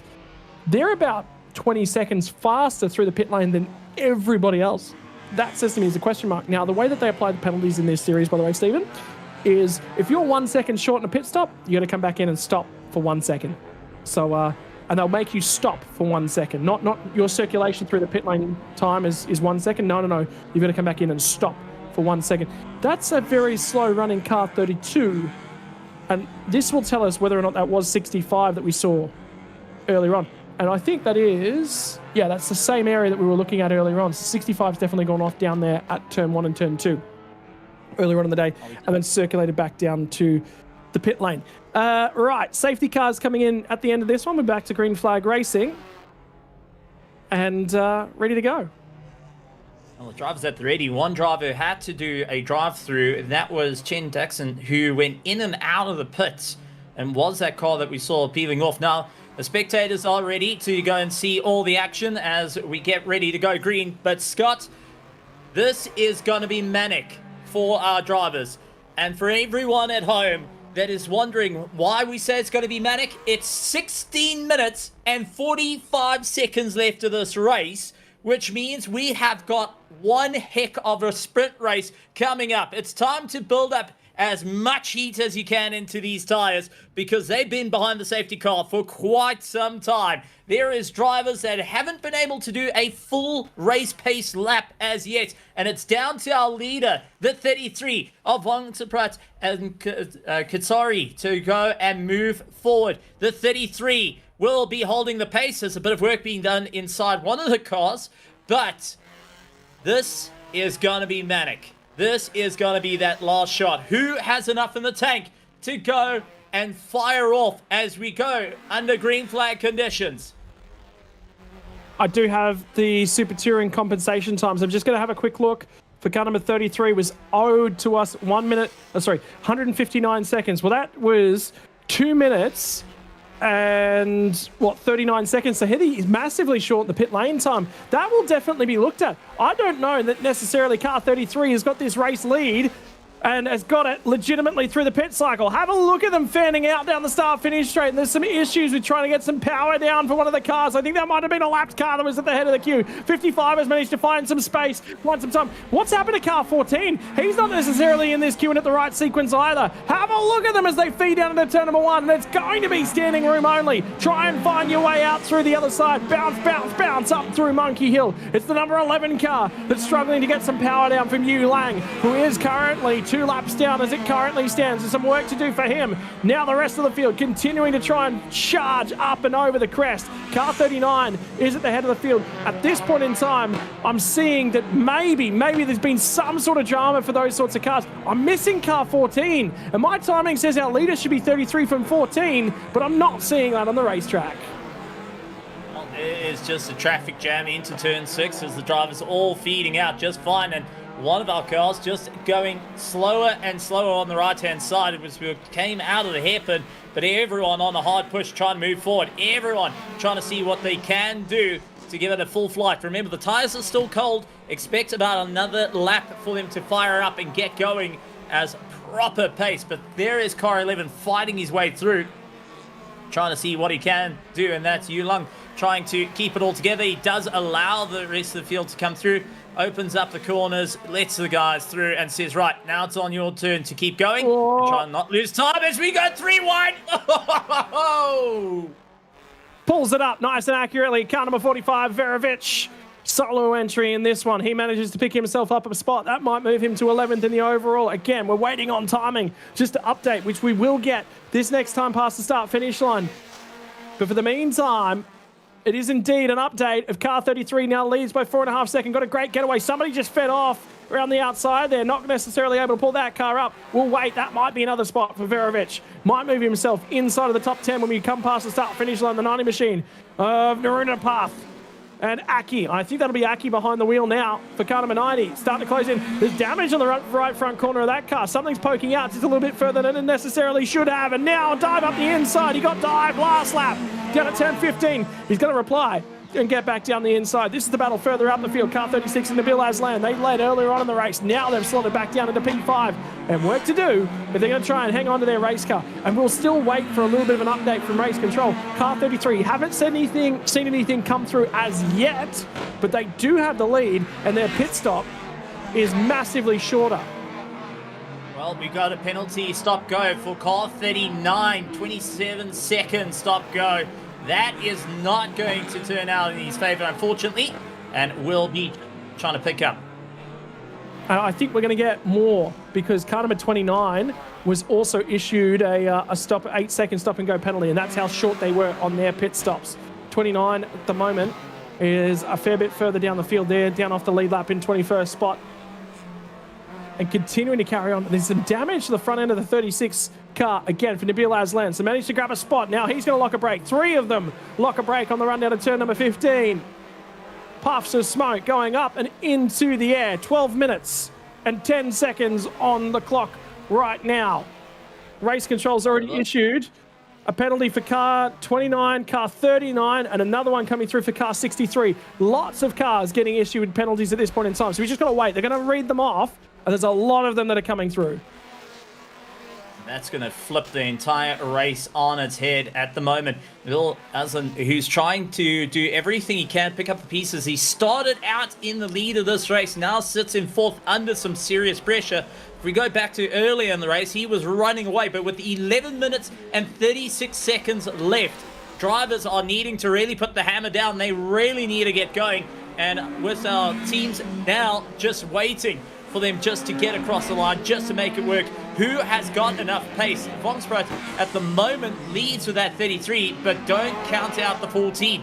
Natan has had a long pit stop of a 2-minute 38 compared to Bangsaen, but will be able to make up a bit of time if there's a penalty that gets handed out to the 33. Well, I was just looking, and the compensation time for car 14 was just reading it directly off the graphic right here. Car number 14, Passerit Natnet, 155 seconds. They've got no increase in their pit stop time required for them, so the 155 seconds is the minimum that we're looking for these guys. Anything above 155 seconds, you are looking to try and get some added compensation times, or perhaps a little bit overestimating the amount of times you had to come through the lane. So in theory, that means that Bangsaen Kitsiri is not being long enough. Yeah, and I've just had a message come through. 52 seconds stop and go. They were massively short at car 33's pit stop. And that'll probably get displayed on your screen anytime now. How long before they get told to come to the pit lane? No, that is this time by. And he will be furious with the team for in and out. But was there a communication issue perhaps? Watch this. This car is going to have to sit here for 52 seconds in the box. 52 seconds. Well, a minute longer than that and you complete a lap of this circuit.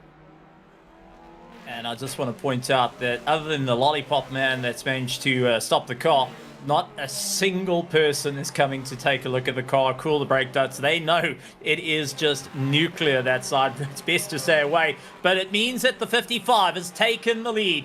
Chunakun is now moving up through the order, but got a bit of pressure from the 14 of Nathan, who's doing everything he can to try and move forward. 0.6 of a second and well an opportunity for the lead of the race with 9 minutes to go. Nabil sitting in third place. He started out in first. He wants to try and retake it.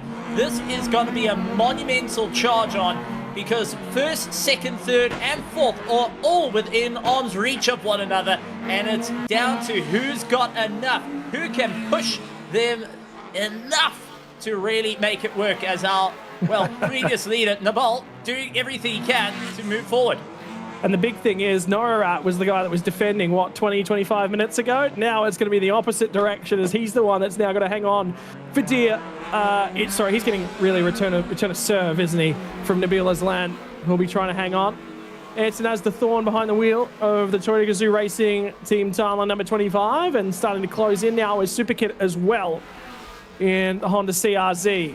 Again, rear tyres just being locked up on the run down into turn number 15. And now the focus on getting drive out the other side.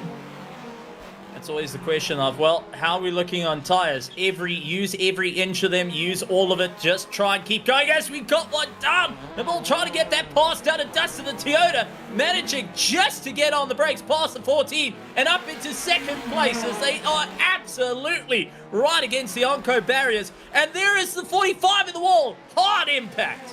Yeah, and that will probably facilitate another safety car, and that will probably be the end of the race if we see that one. Down the inside was car 34, glances off the inside. Is he going to find the barrier? I guarantee he's just going to find the arm. Yeah, safer barrier gets a touch up there at the exit. The Tech Pro has come in clutch, though, for car number 45. There's no way, looking at where that car is parked up, that we'll be back. And on the Green Flag Racing, I'm waiting to see. I haven't seen car 45 come in. There's been pit stops issues for a number more of cars as well. Cars 72, 34, 88, 57, 28, and 39. There is the 45 car still parked up. Gotten it out of the Tech Pro at turn number 15. All of them 5 seconds added to their race time for not being parked. Go ahead. That's why you want a front engine car to try and pull yourself out the barrier. But the 34 also, but broken to pieces, and that was from the earlier contact and suspension given out. But I do want to point out, Verarach was the very same driver that decided to go late on the brakes, launch it down the inside. It seems like when it was returned to sender, it wasn't really favored. Here comes the messages for stop and goes, and there's a pit lane entry infringement now for car number 8. So the problem is, this one, you're going to have to get your calculators out to try and confirm your post-race results. Car number 72, we know, out of that front group, has got a penalty. I'm just trying to have a look at other cars that are in this leading group. I don't think most of the lead group are actually got problems here. Chaddock Nun has managed to take over the race lead. Here comes the 25 machine plunging down the inside now. And Nat Ned was not able to hang on that. He chopped the nose of the 72 machine of Superkit as well, who had to abandon the throttle pedal to try and create space. Now there's issues for car number 57, who steps out of the way on the run down the start-finish straight. Nora and Net and Asda Thorn have managed to grab this one back. They've moved up to P3 now. They've got a little bit of work to do. 5.8 seconds back from our race leader. Last time by, new fastest lap of the race for car number 55. It's all come alive with 5 minutes and 45 seconds on the timer. And the Toyota Gazoo Racing Thailand entry that was defensive in the opening stanza from the red number 14. Now it goes on the offense.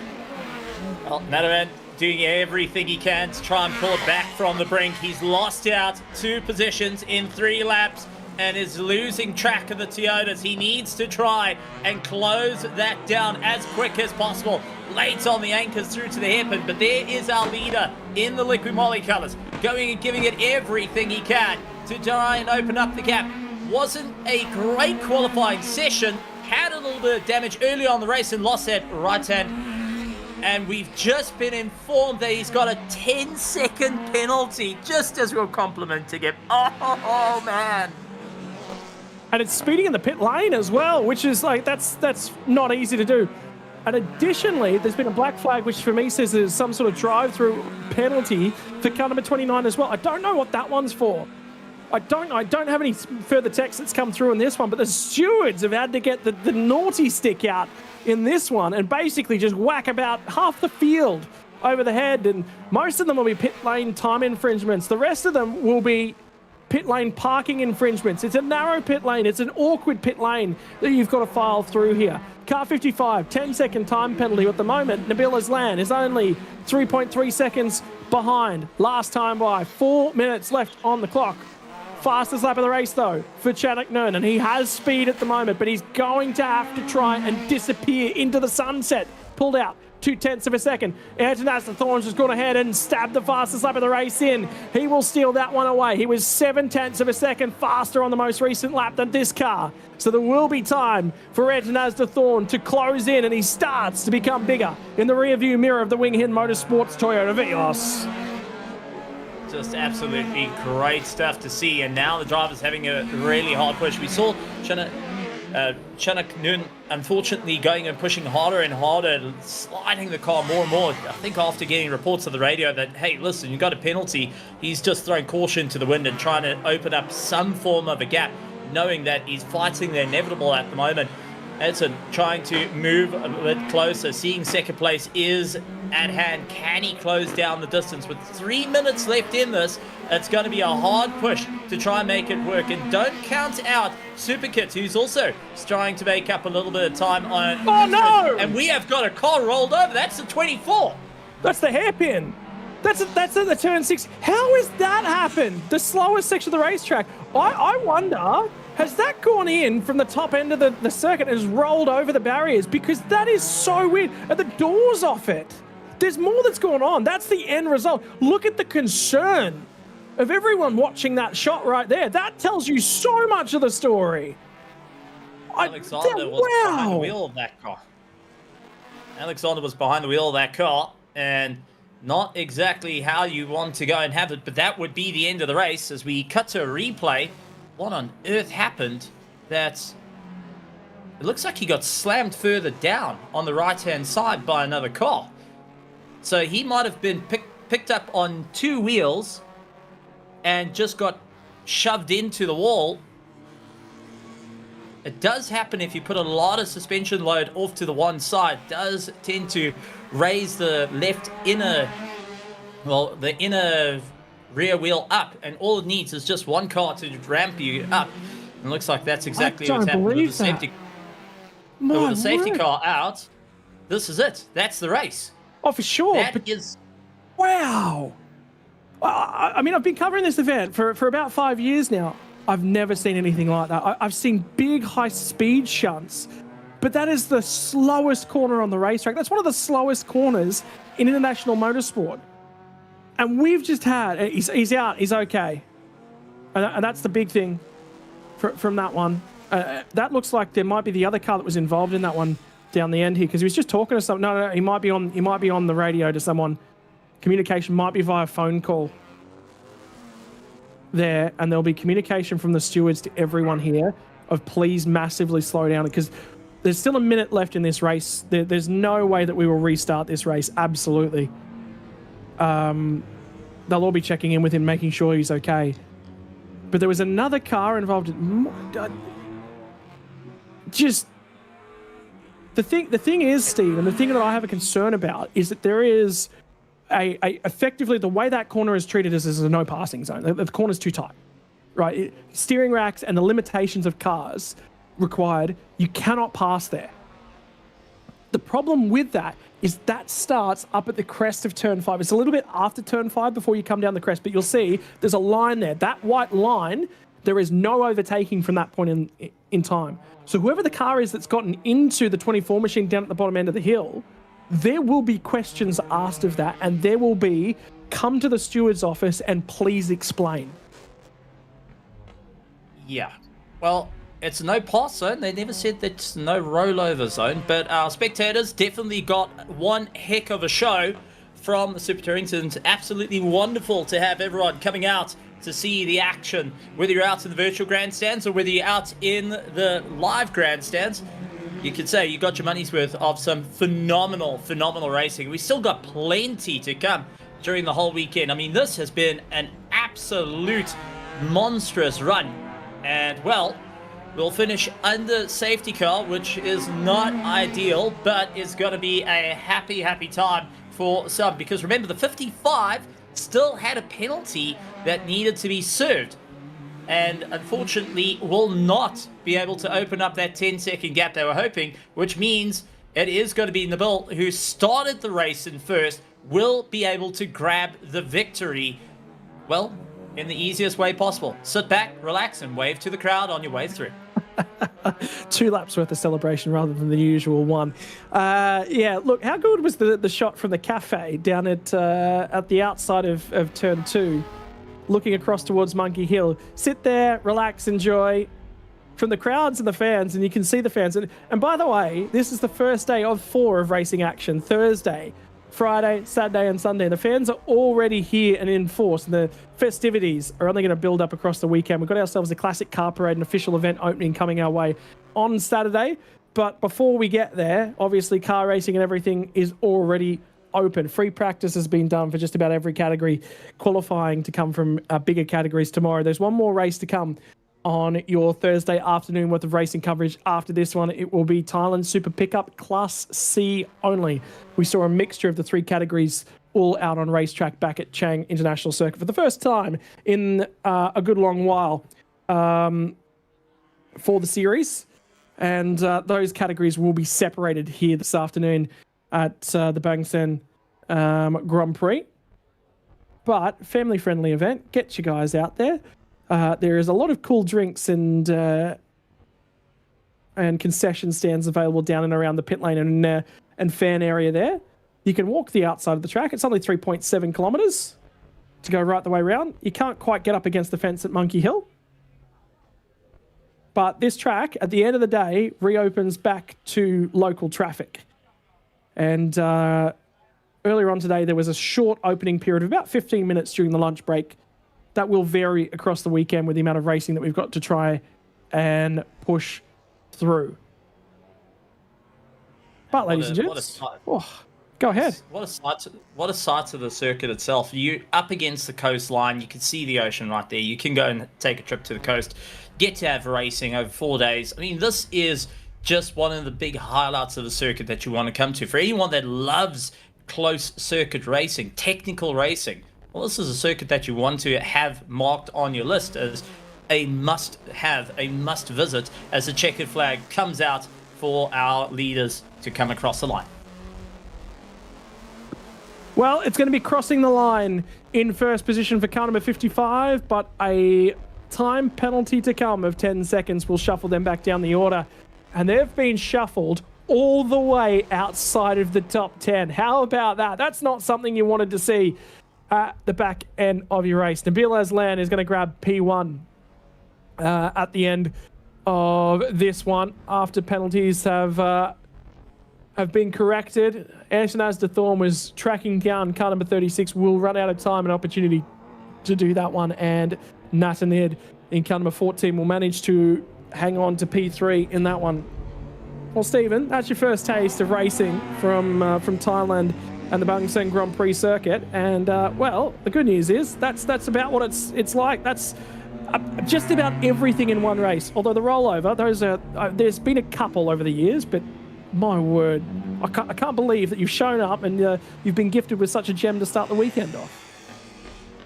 One way to kick things off, and I've got to say, just the racing, the side-by-side is absolutely brilliant, because the drivers are leaving nothing on the table, leaving nothing to chance. The teams are pushing hard. The spectators are loving it.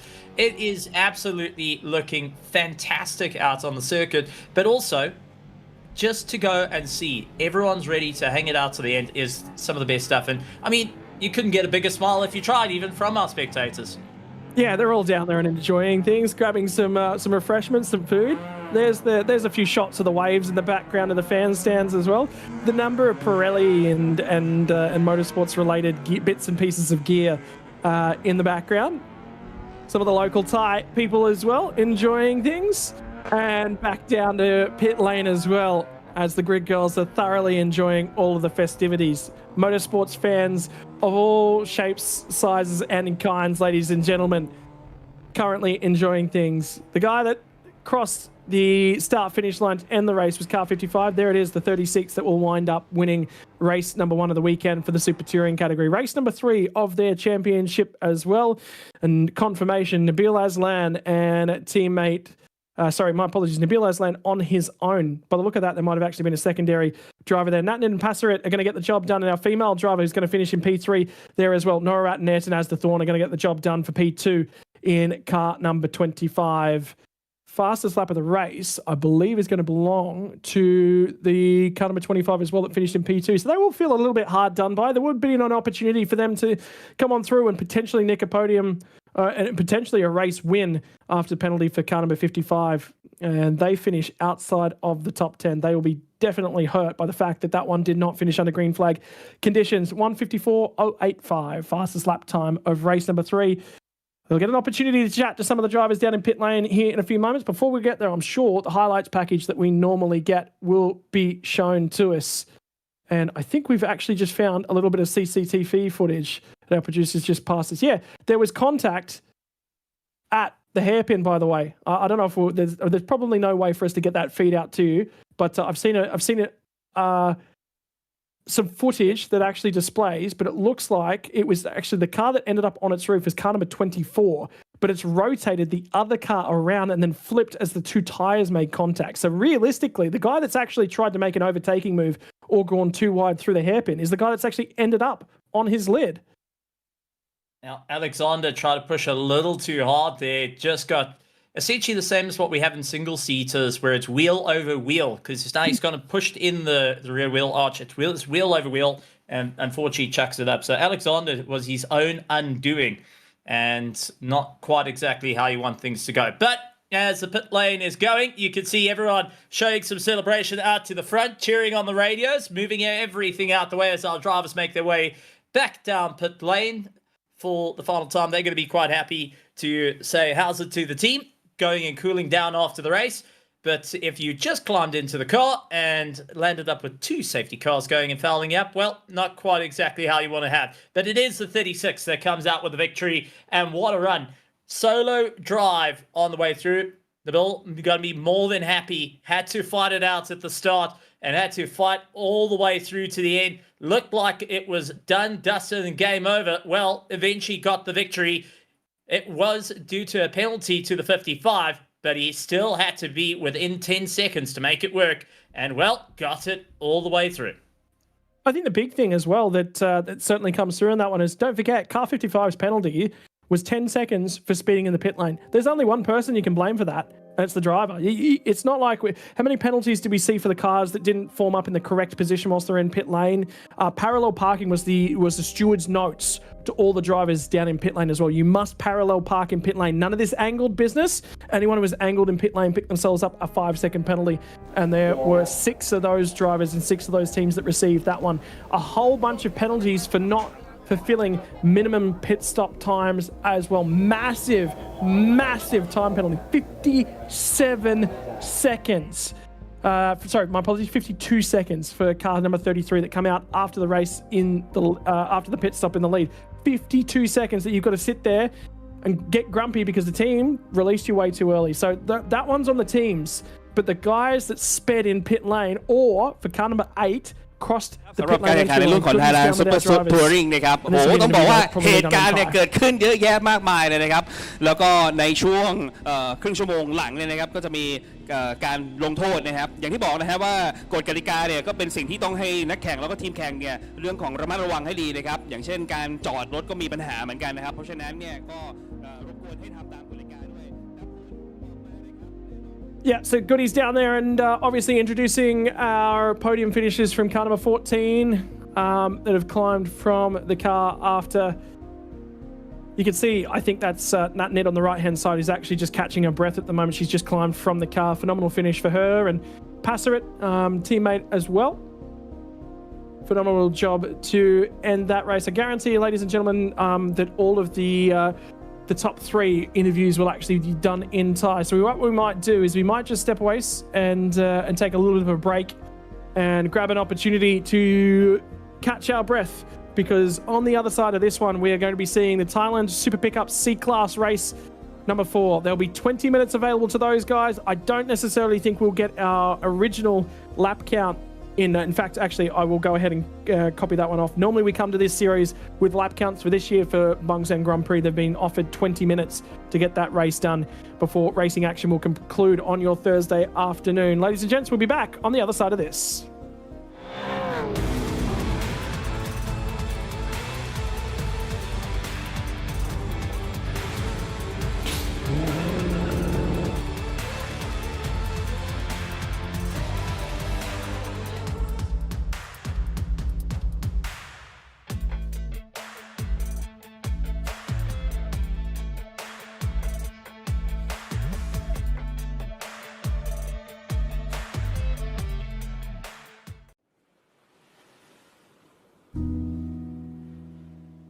Years ago,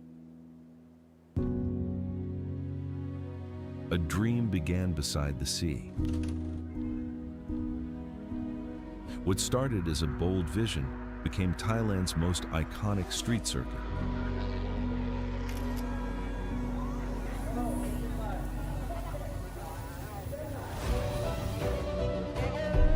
Through 2 decades, generations of drivers, teams, officials, and fans have written history together.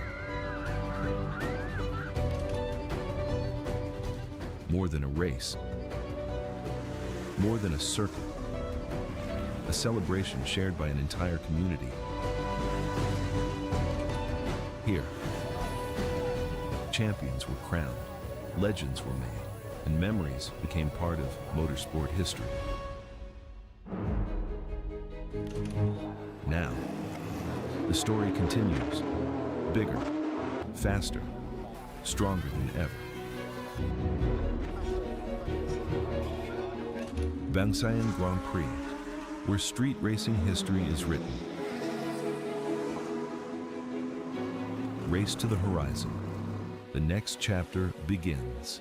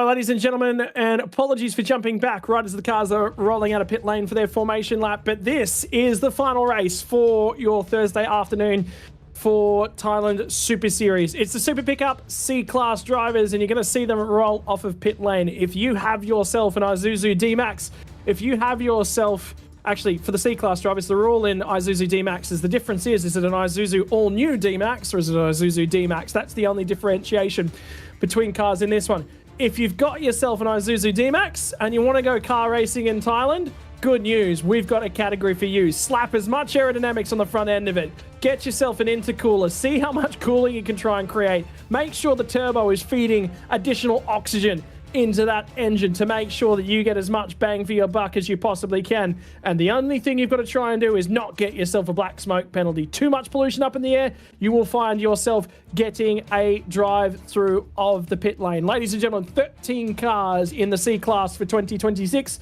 from Bangsaen. And Stephen was just sitting away in the background trying to decide if he could possibly build these ones. Steve, any thoughts of trying to get to yourself a honking wing on the rear end of your Isuzu? There's definitely the intrusive thoughts coming through. This is absolutely incredible to go and see the cars built up. And also, looking at the lap times, incredibly quick for what they are. You think of it, this is closer to 3 tons of vehicle that they're able to push around the circuit and really go and fight it out. It's going to be an incredible one to keep an eye out for, and especially after the racing. Let's take a look at weight. Drive weight, you're looking at 1,550 kilos or 1.5 tons to 1.7 tons, 420 to 480 horsepower, top speed of 225 plus, depending on what you can do with this diesel engine going and powering your rear-wheel drive. And our cars will be going and giving it their absolute everything. And as pointed out a little bit earlier, these cars are out on semi-slick tires, not full set of slicks. So tire management is going to be absolutely key on these gritty tires. Yeah, and the manufacturer list as well. Isuzu D-Max, Toyota Hilux. There is a single Toyota Hilux champ. You wait until you see that one if you get the opportunity to across the weekend. The Ford Ranger is out there as well. This one will only be the Isuzus in this one. Once again, for your 3.74 kilometers of 20 turns, 12 of them to the left, 8 back to the right. Have a look at where your sectors are. Sector 1's through turn 1, turn 2, through Monkey Hill. Sector 2's the slow one, the twisty bit in the middle of the track, and then the fast and flowing final sector, all culminating with trying to put your foot down at the back end of the lap. And I will repeat for you, ladies and gentlemen, if you want to get your start in a truck in Thailand, this is the category for you. This is the C-Class drivers, the entry-level guys. And if you've got the money and you've got the truck, this is where you go. Bkk.Lt got himself a pole position from Bkk.Lt off of P2. Alexander and Tassanai are going to make up row number 2. We'll move our way back to row number 3. It's going to be Sunan in the 75 machine, and Sangchai will line up alongside of him in the number 90. Thanawas in the 87 machine, and Rooster in the 84. Out of row number 5 is going to be Tanafak in the 86 and Nippon in the 77. Daniel Dwayne in the Baz Shop number 8. And in behind him, Polakrit, Sehung, and Bunyarit Super Series from the rear end of the field. Rustamali's been a fan favourite in one of the 3 Osuka OMC clutch entries. He's back in P8 to start this one. See if he can cut his way through the field. 2-2 formation as we come to the final corner. And a rolling start here for the Super Pickups in the first race of the weekend. Tell your friends, get them here for the next 20 minutes, because this is about the most exciting racing of the weekend. Less than 2 tons worth of Isuzu D-Maxes by 13 of them. We are in the realm of an absurd amount of body weight on the run down to turn number 1. They come off of turn 20. They'll get themselves to a rolling start speed, and they will hold and wait for the start-finish lights. We've got the gantry on board for us, waiting for the lights to go off. And they've gone off now, and now the trucks will start to zoom up. You'll hear the turbo start to spin up, and they'll start to create a little bit of speed on the run into turn number 1. Alexander Van Moorix managed to get himself a reasonable getaway. He'll be single file as we head down into turn 1. Bkk.Lt trying to lock himself in. Touch worth of contact between turn 1 and turn 2. And a smoke cloud as right front tyres go smoking off these huge machines. A behemoth charge up the hill, and contact into the wall. Big mistake from 26. A bit of damage as he cuts off to the left-hand side. clattered against the right-hand side wall, but still trying to keep it all together. Not an easy time. Tasuni hoping to keep a solid drive, but these behemoths are absolutely fighting their way through. Remember, all the weight is on the nose, nothing too much on the rear of the tires, so it's going to be those front tires aching to get going as we can hear the wheels physically screaming out for any sort of grip on the way of the exit, but it is damaged our lead car. Oh, that's a massive sort of issue, and that is the 26 machine. I think no, it's the 77 of Nippon Katsuri. That is a major failure of some description. It's leaking. I reckon that's probably got something to do with oil, or is that a tire? There's no way that's a tire. It's going to find itself to a hole in the barrier. Double wave yellow flags down through that area. They will get that one behind the wall. Is he going to continue on? Surely not. That's an engine. That's an engine for sure.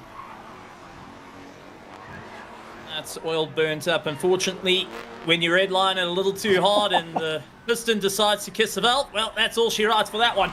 But now the race is on for the lead as we have got a solid fight. Chakapin trying to move forward at the moment, seeing what he can do, looking left, looking right. The 17 just not having any room. And there is a bit of damage and a little bit of remnants from earlier contact. So anyone looking for a Isuzu indicator for a D-Max, it's lying on the right-hand side of the road. But a solid charge for our leaders who are jetting away from Alexander, holding on to third place. Yeah, and these two are certainly going at each other. You can still hear in the background on the effects mics, everyone trying to get through the last corner. Run up the hill into turn number 1. They'll crest the rise, tip it back to the right-hand side. Here comes Jacopan trying to find some time. A little bit deep in at turn 1 for Super Moncol. And it's going to be, look at the speed that the 17 machine carried off of turn 1. And the problem is, then you've got to try and reach over, grab the clutch and throw it through the gearbox as you climb up and over Monkey Hill. 1.7 tons potentially worth a race car. Bounce, bounce, bounce, bounce. Pull the car up. Oh, and you're going to need every little meter available to return your way around the turn 6 hairpin down here. Braking zone and then onto the gas. And the one thing about having a turbocharger like these, a big one, you got to make sure that you're in the rev range to make it work. The last thing you want to do is go and drop out of where it needs to be. And unfortunately, if you look like Jacopan, he actually lost that time. He was knocked off cam, lost a little bit of time, and has to wait for the turbo to re-spool up to where it needs to be. Alexander's caught up and holding on for that third place. He knows that there's an opportunity tying to build, but it's going to be Super Moncol who leads out the field, opening up the gap more and more now as the drivers are pushing harder and harder. Yeah, that they are, down through the fastest section of the racetrack. Into turn number 15 down here. 13, that was a lot of tyre screeching and nearly turning into the barrier. Did you see that for Alexander Van Murik? Just about overturned into turn number 15 and managed to keep the thing at least on the racetrack for now. Little bit of a field spread as we head down into that final corner. 3 cars covered by less than 2 seconds at the start of the lap. Trouble's pulling that 17 car up. He's starting to fall away fractionally from Super Moncol. Depetch significantly further back than he was last time by, but the difficulty around the narrow street circuit, I reckon some of them are just going around at the final corner. Lots of tyre screeching down by the sounds of it at the pit lane entry. I do want to point out, we were talking previously about the Super Tourings, that they were able to get into the 155s, and you think being in these monstrous Isuzus that they, well, as we see the 75 with a bit of damage to it, they're going to be difficult to get around the circuit. Well, 159.1 is so far the fastest lap time on a full tank of juice, and still giving a hard push. And the big thing is, you saw the damage on the front of that 75. I think we found out who that headlight belongs to, because that is definitely where that one's been dislodged from. I think that might have been the car that had some sort of issues with the 77 of Nippon Katsuri, who's not been able to find much of a way through. Russ Damali, we're talking about him, we've been a little bit of a fan favourite, a little bit of celebrations coming from him. Whoa, I thought we were about to have Pasanai Jaman hit the barrier on the left-hand side at the entry to the hairpin just then, because he turned in aggressively and early.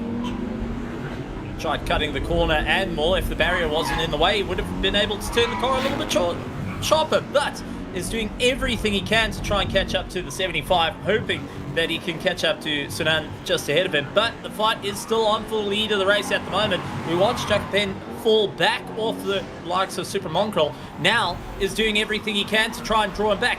late on the anchors, throwing the whole Isuzu in and out through the corners, trying to let that weight just go and throw him around, and also just carry as much momentum as possible. That's the one thing these drivers need to utilize. You got a little bit of weight on the vehicles, so rather go and use a little lift and coast, throw it in and let it carry you in and out through the corners instead of relying on just being hard on the engine to try and save the engine a little bit more towards the end of the race. Well, here comes Jacopon as he's starting to make some time back towards Super Moncol. Already fallen off over a second compared to our peak lap times from both of these guys up at the pointy end of things. So Jacopon is coming, more tyre screeching. You know, the cool part about all of this, Stephen, is the fact that at every moment there is just tyre screeching going on at some point around this. This really feels like a taste of car culture from Thailand. As the Isuzu all-new D-Maxes climb up Monkey Hill to start lap number 3. 20 minutes plus 1 lap in operation here this afternoon on your Thursday at the Bangsaen Grand Prix, celebrating 20 years worth of this phenomenal racetrack. Back in 2007 we kicked it all off, but I don't know if that far anyone would have dreamed up an idea something like these guys. But how good for car culture the world over does a whole bunch of guys with a bunch of stands. That is, I think, the number, I want to say that's 86 at the moment, that's locked up on the front straightaway. I don't think he's gone much further than that. I think you're right, that might be Tunapeka, unfortunately, out of the running. But as you're saying, car culture can definitely learn. Countries from around the world can take a look at this. We think of the utilities, but now we have got a safety car coming out. This is just going to nullify all the gaps. And once again, Super Moncol now has to try and keep it all together. Unfortunate for 2 of our cars. Looks like it's going to be a double retirement coming in. Who's gone missing? It's the 86 machine. Yeah, it's Tenefak who hasn't made Sector 2. Sorry, the end of Sector 1. So it is definitely the 86 machine that's gone missing.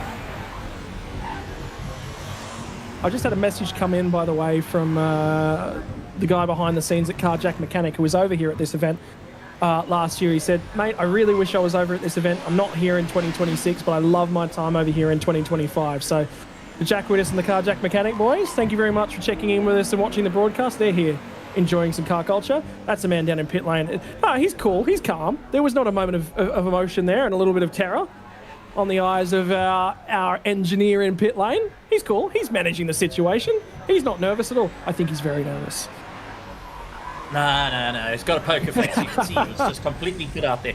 But I've got to say, these are absolutely amazing machines. And honestly, one heck of an idea to come out and say, right, let's go and put a pickup truck and make it a race car. And it's just worked so beautifully. Around the world, we've seen different iterations, but I've got to say, the Isuzu going with its proper diesel engine instead of replacing with a monstrous petrol engine V8.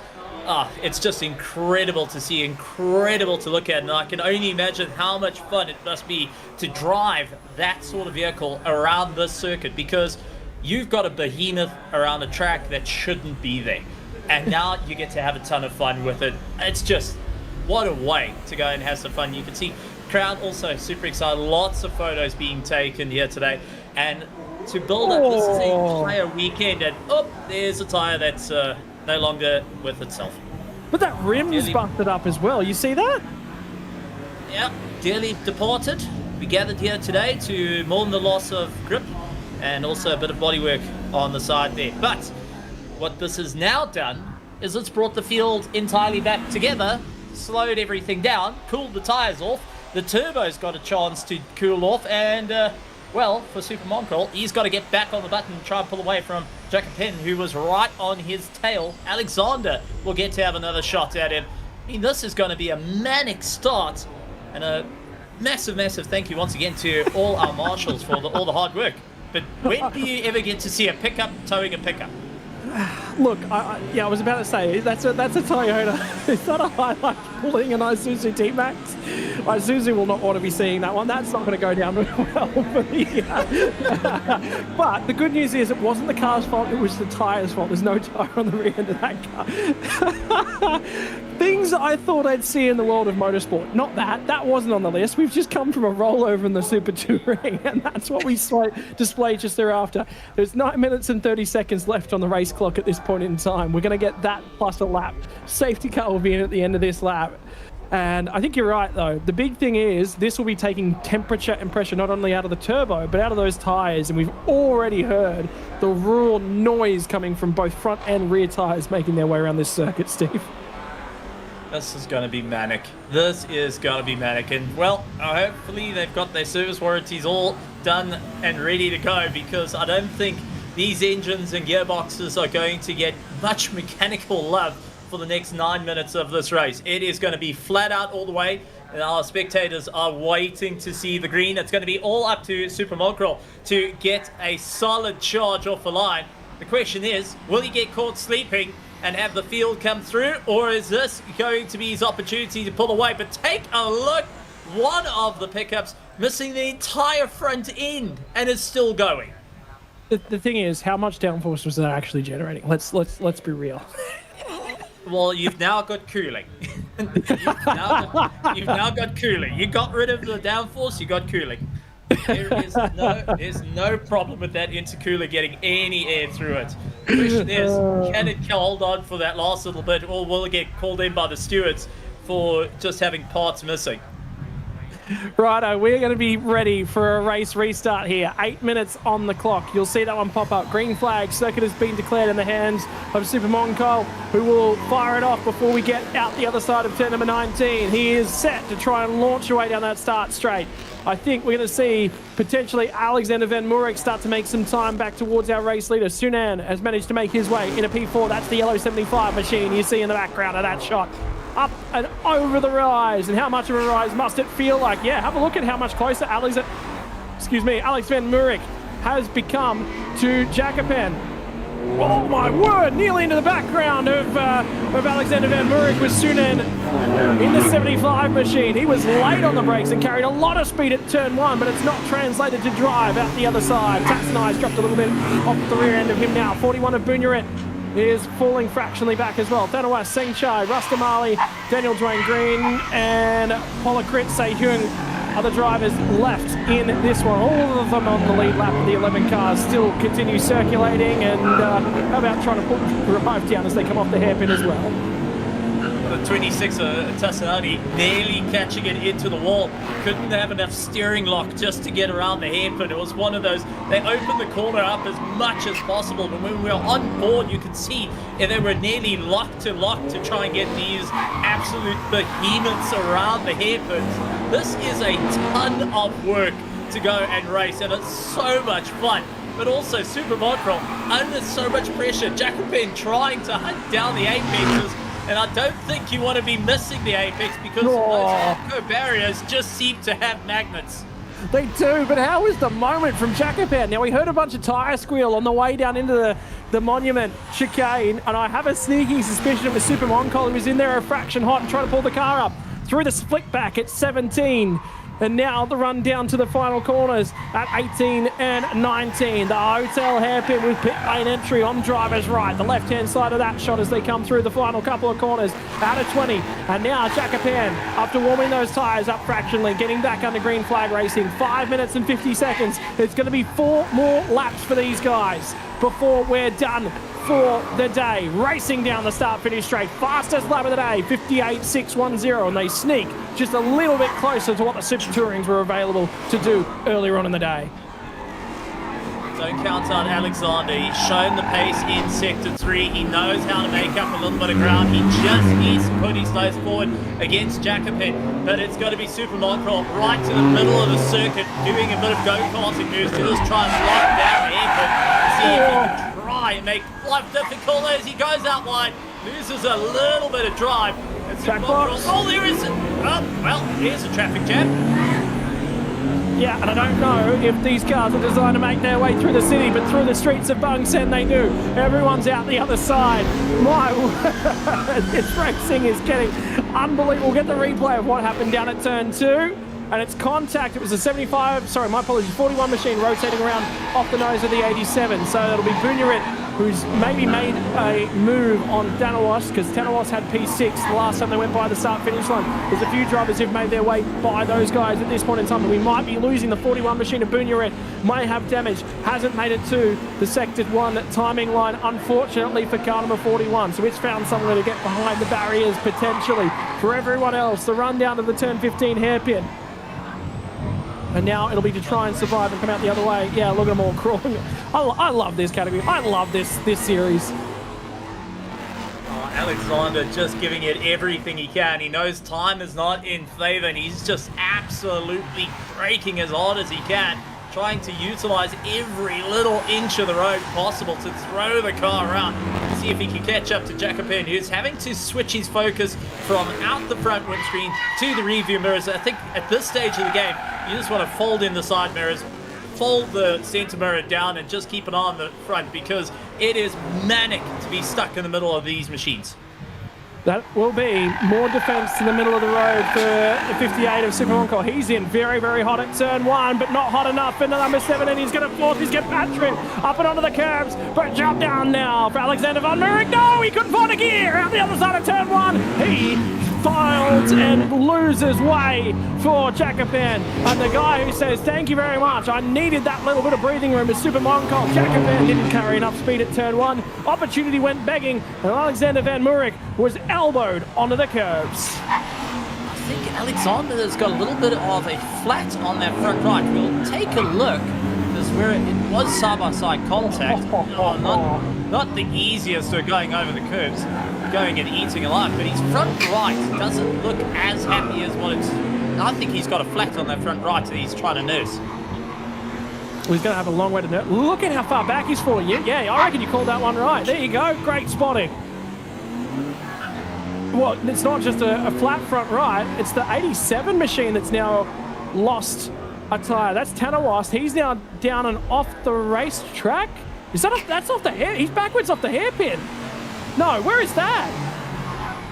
Is that the final corner? That might be coming onto the start-finish straight, you know.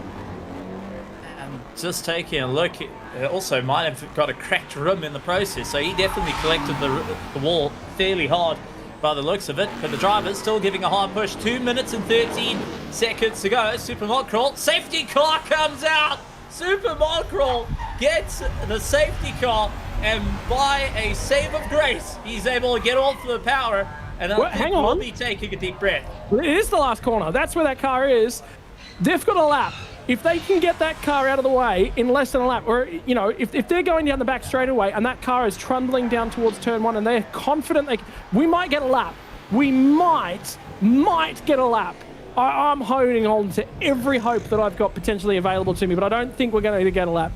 The realist in the back of my head is telling me that we have not got enough time to get a lap in. So at 1 minute and 30 seconds as they cross the start-finish line, the next time by, we will get the 1 lap to go marker. Now, there is a potential that we might be able to clear that car out of the way. In the meantime, the 41 has found its... Oh, there we go.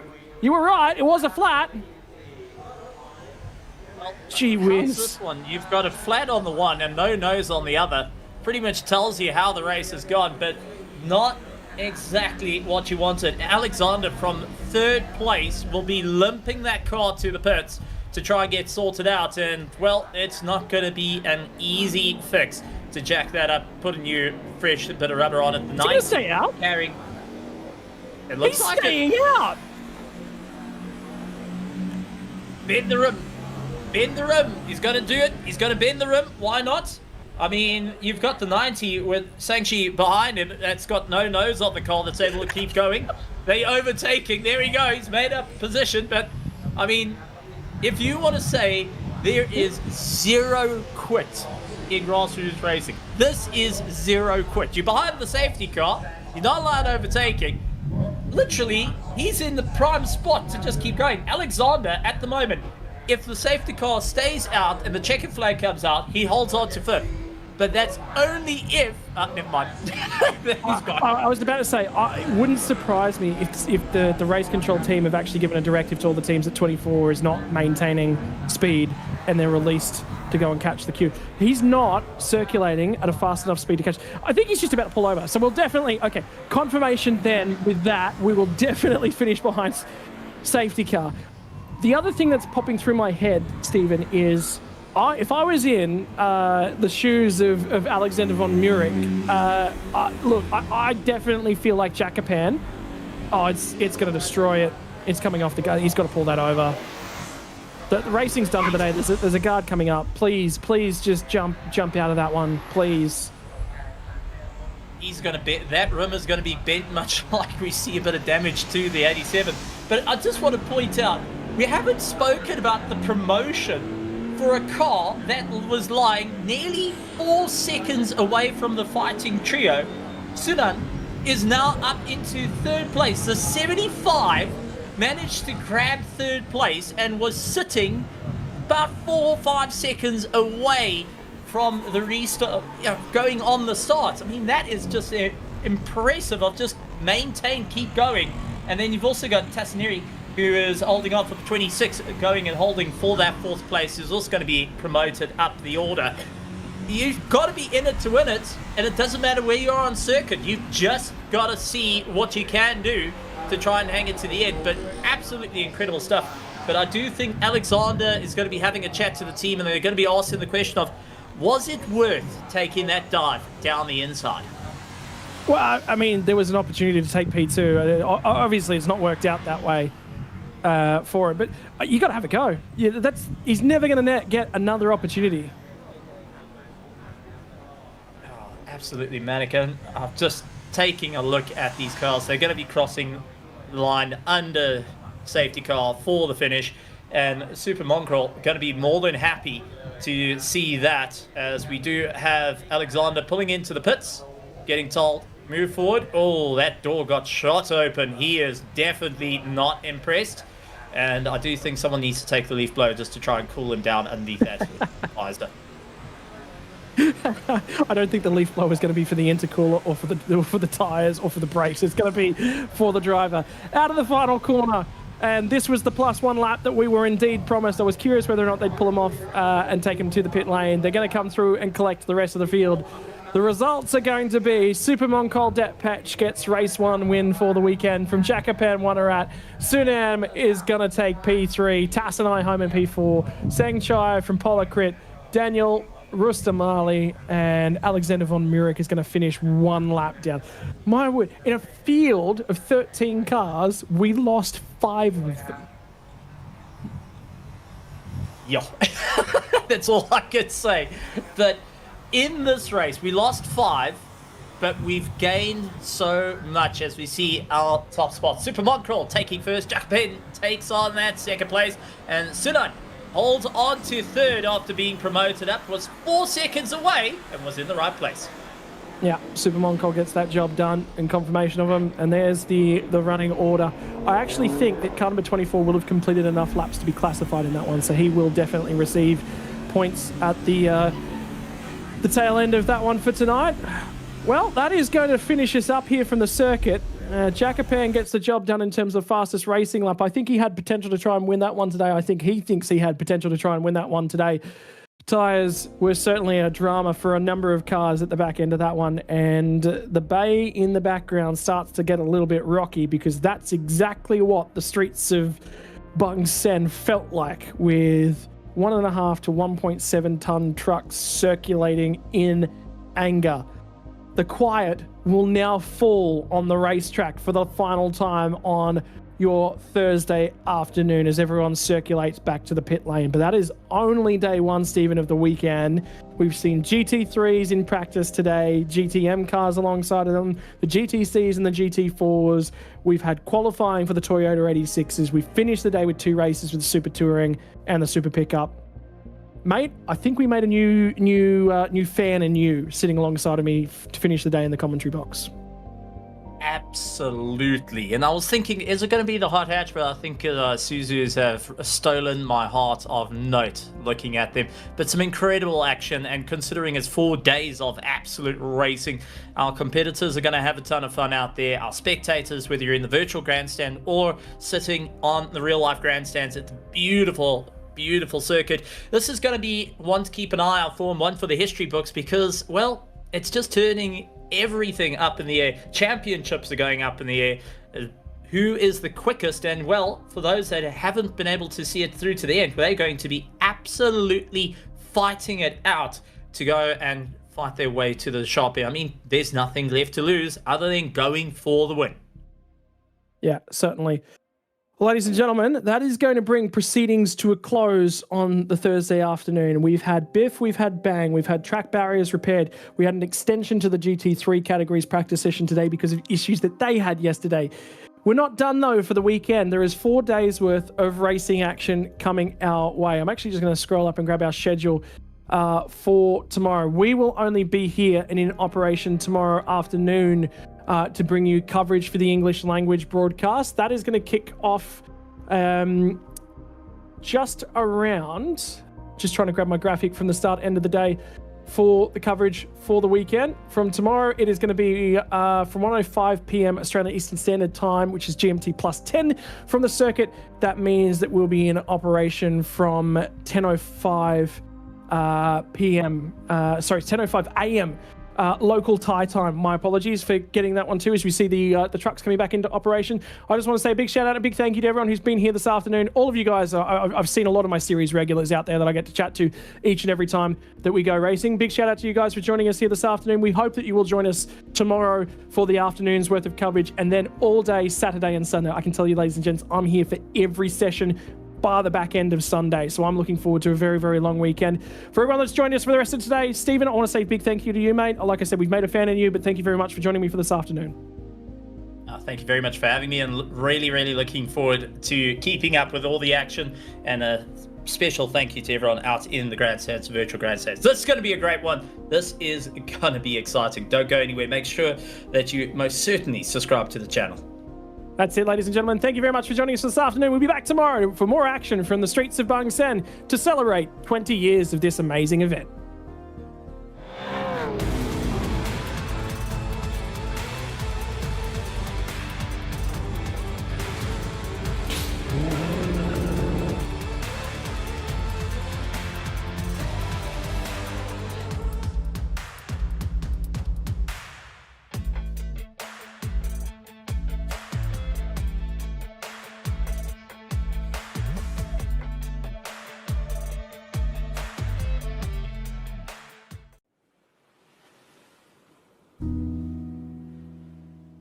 Years ago,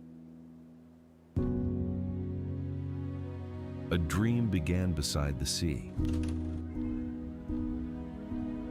What started as a bold vision became Thailand's most iconic street circuit.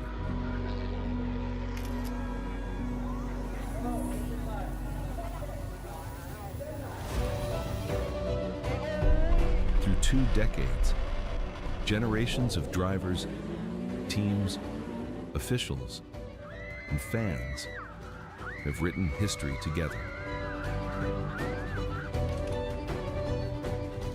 More than a race, more than a circuit, a celebration shared by an entire community. Here, champions were crowned, legends were made, and memories became part of motorsport history. Now, the story continues, bigger, faster, stronger than ever. Bangsaen Grand Prix, where street racing history is written. Race to the horizon. The next chapter begins.